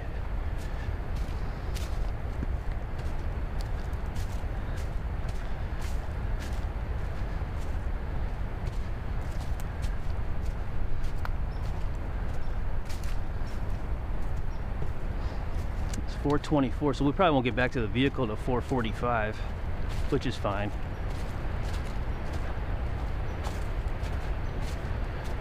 Yeah, but if I could, because I've got the alarm set for 7, but I got to get up by 7:30 no matter what, which might mean 7:45. Then just try to flex my goals, you know. Otherwise you feel like a slave to your plan, you know. But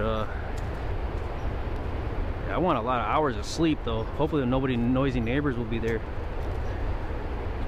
So I'd like to get 12 hours, but that's not going to happen. So I'll probably get maybe 10. As long as it's over 8, you know. But I got some hiking to do tomorrow. It'll probably be 12 miles once all said and done. I'm going to crush that. These are the backpackers right here.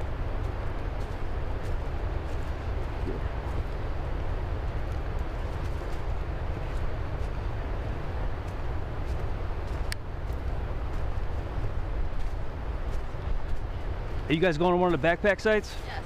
You going to High Landing or Ash Ridge by chance? No. Lost Lake? Lost Lake. It's awesome. It's waiting for you. Oh, cool. Don't get creeped out by the smiley face and nuts I put there. Oh, okay. Sorry about that.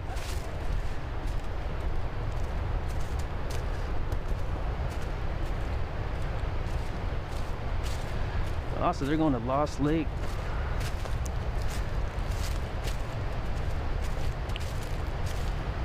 It's probably weird for them.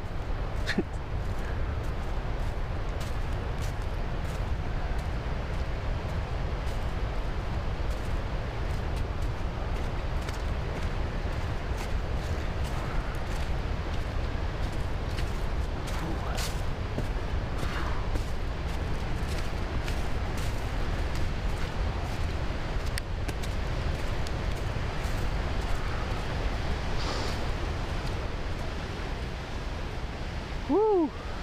There it is.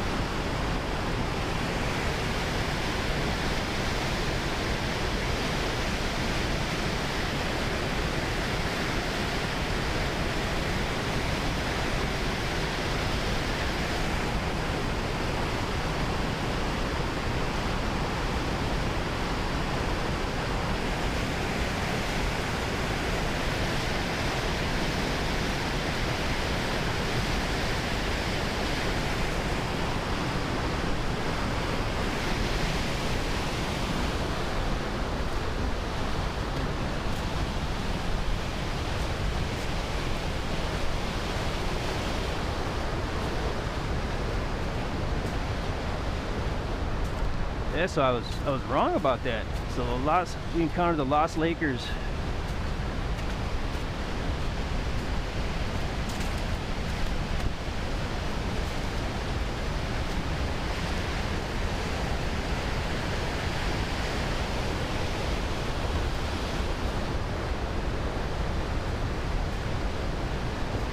Ooh.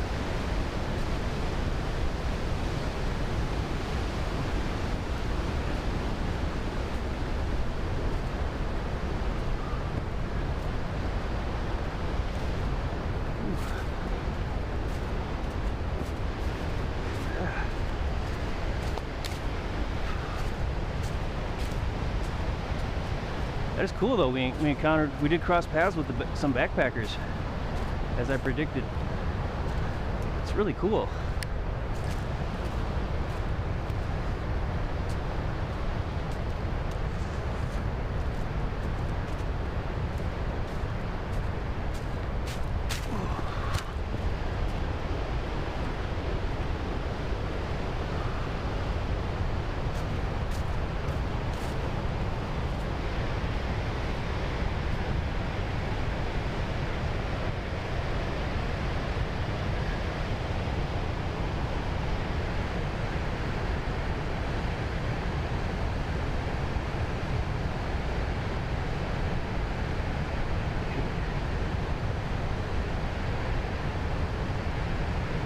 should be 210 up there.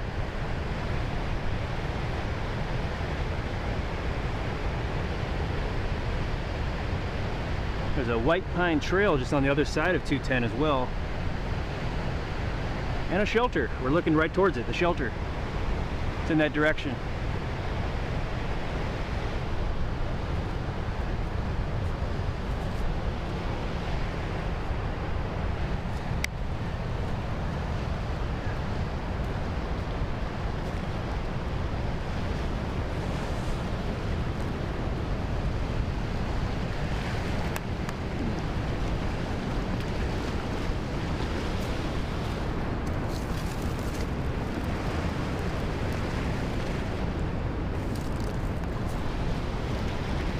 Wow.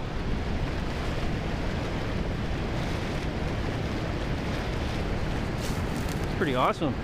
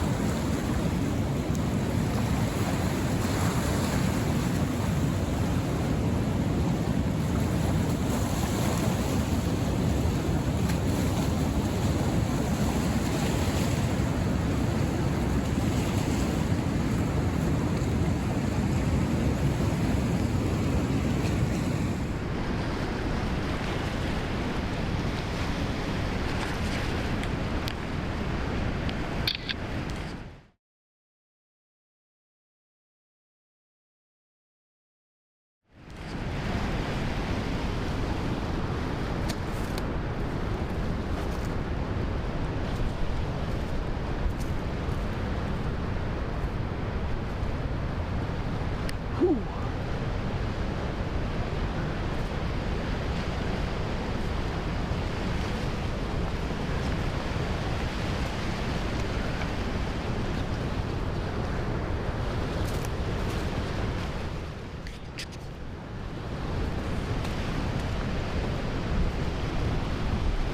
This reminds me of Interstate State Park a little right here.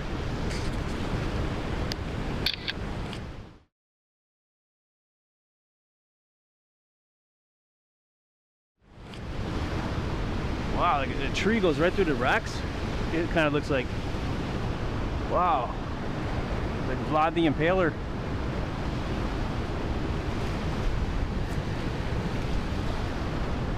Call this tree Vlad.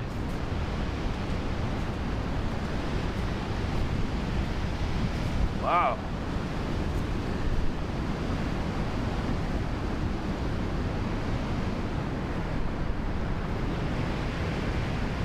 Cool area.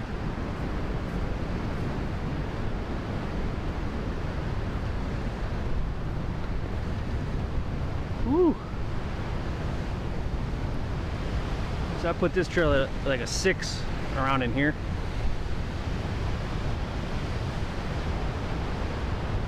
There's a really cool trail at Interstate State Park. I got a hike video of that as well.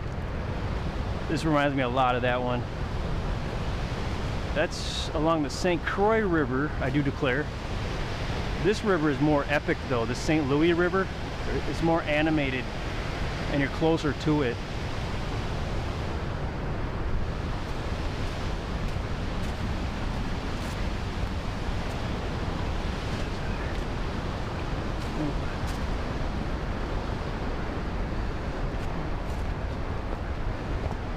Some like red clay here.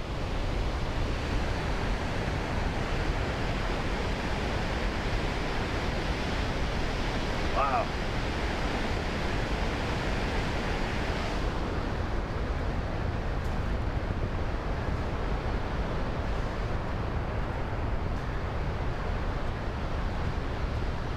Whew.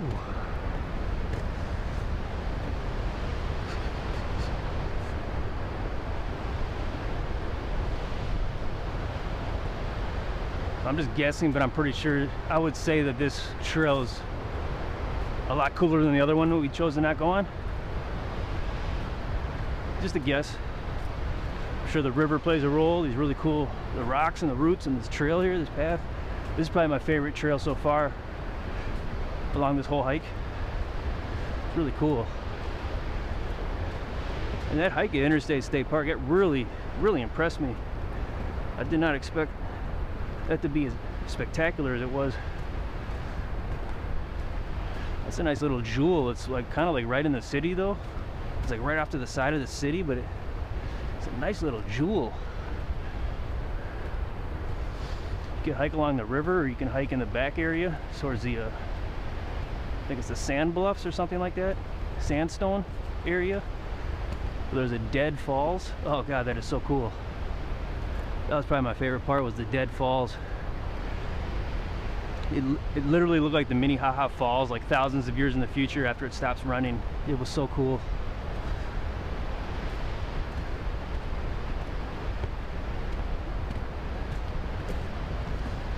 Ooh. You gotta really watch out for these jagged rocks here. So this is more of a treacherous trail. So if you're starting, this is what I thought a lot of the hike was going to be the whole way actually. It was a lot like this. So if you're starting up and hiking in, kind of like they were to Lost Lakes, you'd probably come in on this trail. So it becomes less treacherous once we get past this area. Well, you know that now, of course.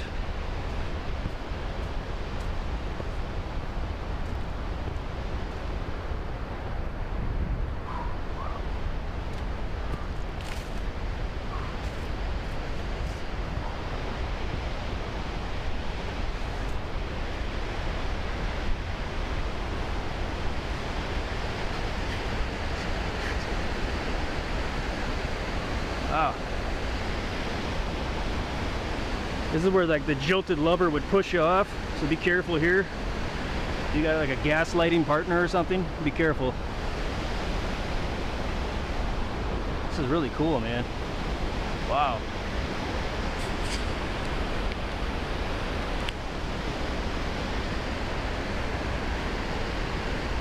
Oh, there's a little frog down there. Oh my god.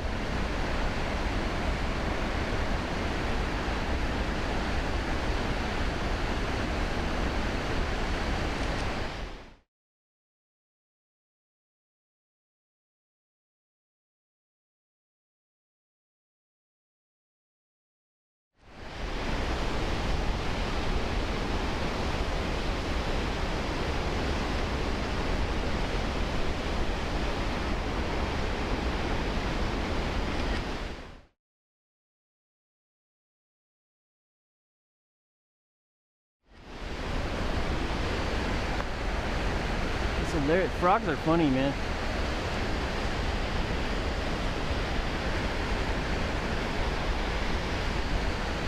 That looks like a death pool though or something. We'll call that the death pool.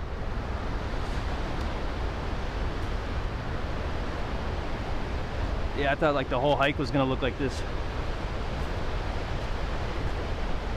If it was like this, I'd be my feet would be a lot more battered than they are.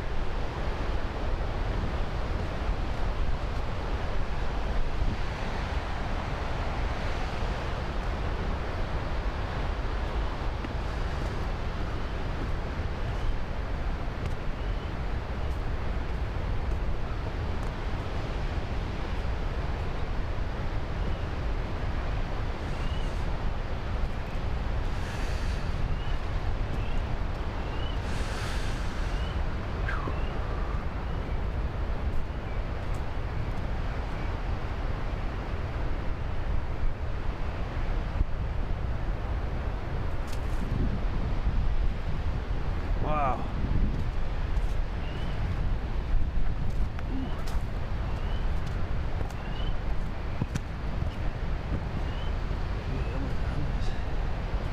Wow. I think you hear them frogs.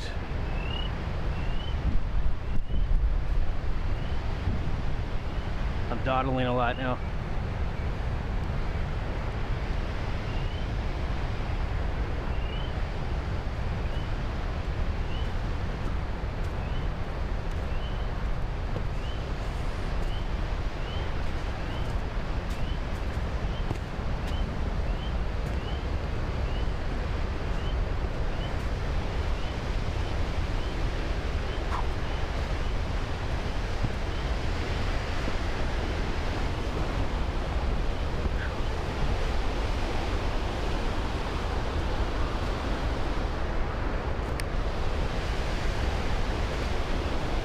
Wow, this part's pretty crazy.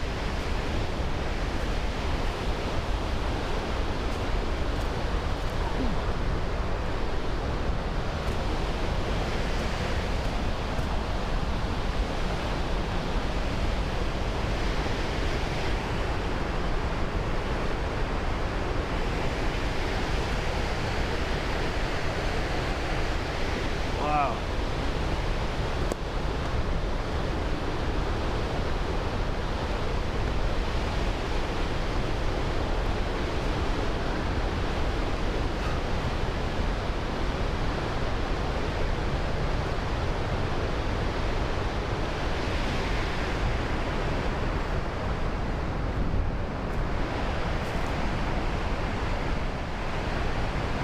So we're almost to intersection 29.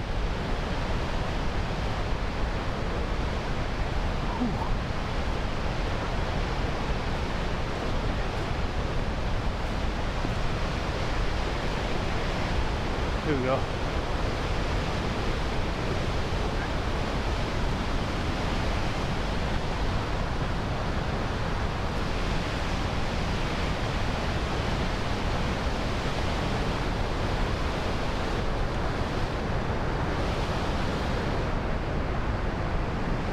River Trail.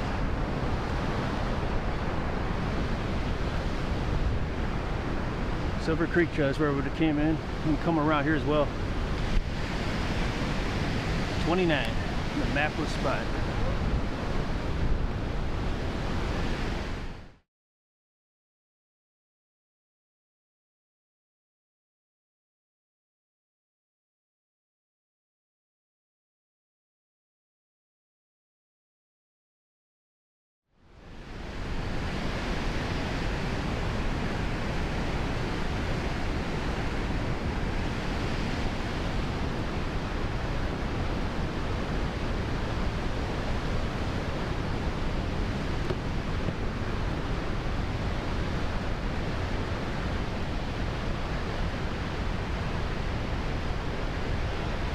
Alright, we're almost at a swinging bridge.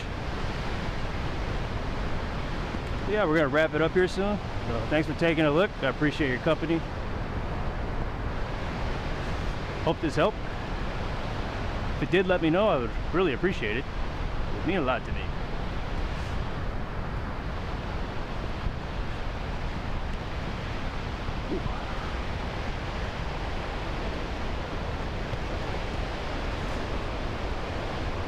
Are you going to backpack site? What's that? You going to backpack site? Yeah. Ash Ridge or High Landing? High Landing. That's the best one, man. That's what I hear. Have a good night.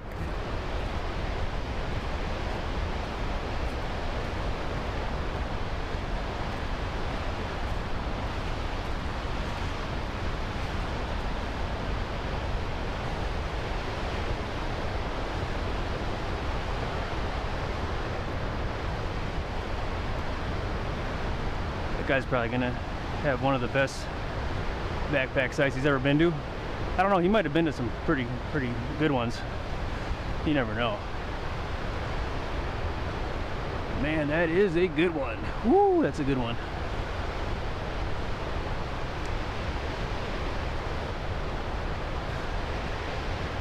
Yep, so then I'm gonna do the camp tonight. The walk-in site 68.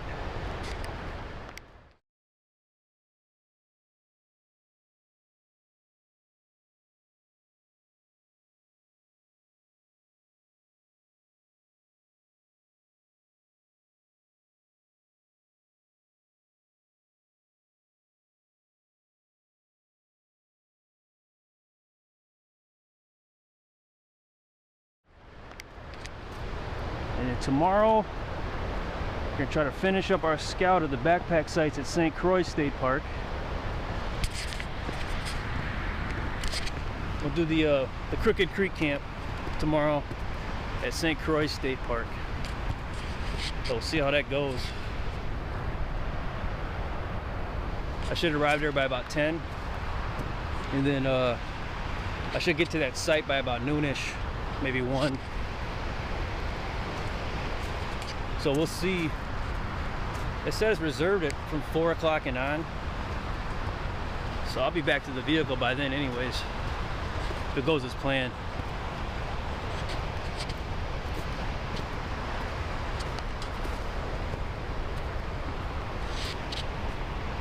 Yeah, thanks for taking a look.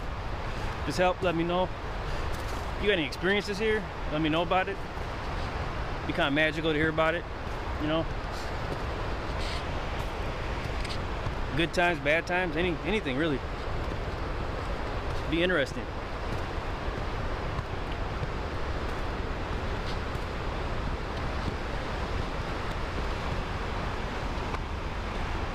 So yep.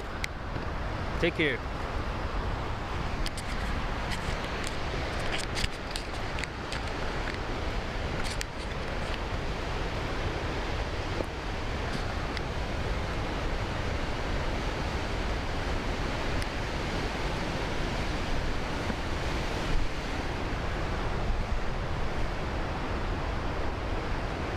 Hey, watch out for that.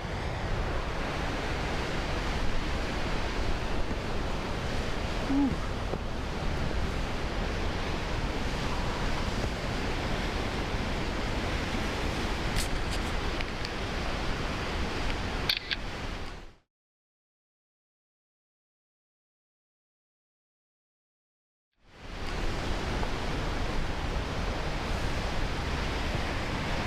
Swinging bridge.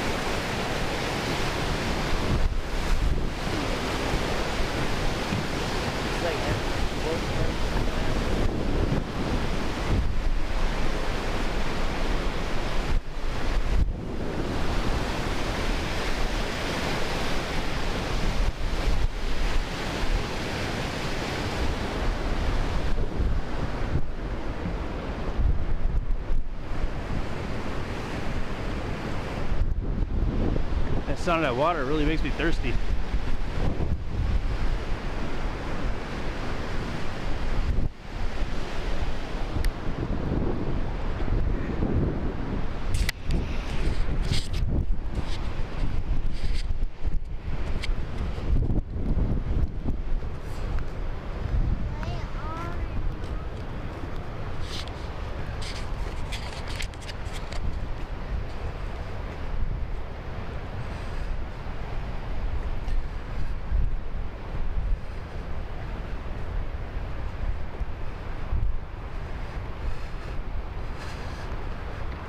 Whew.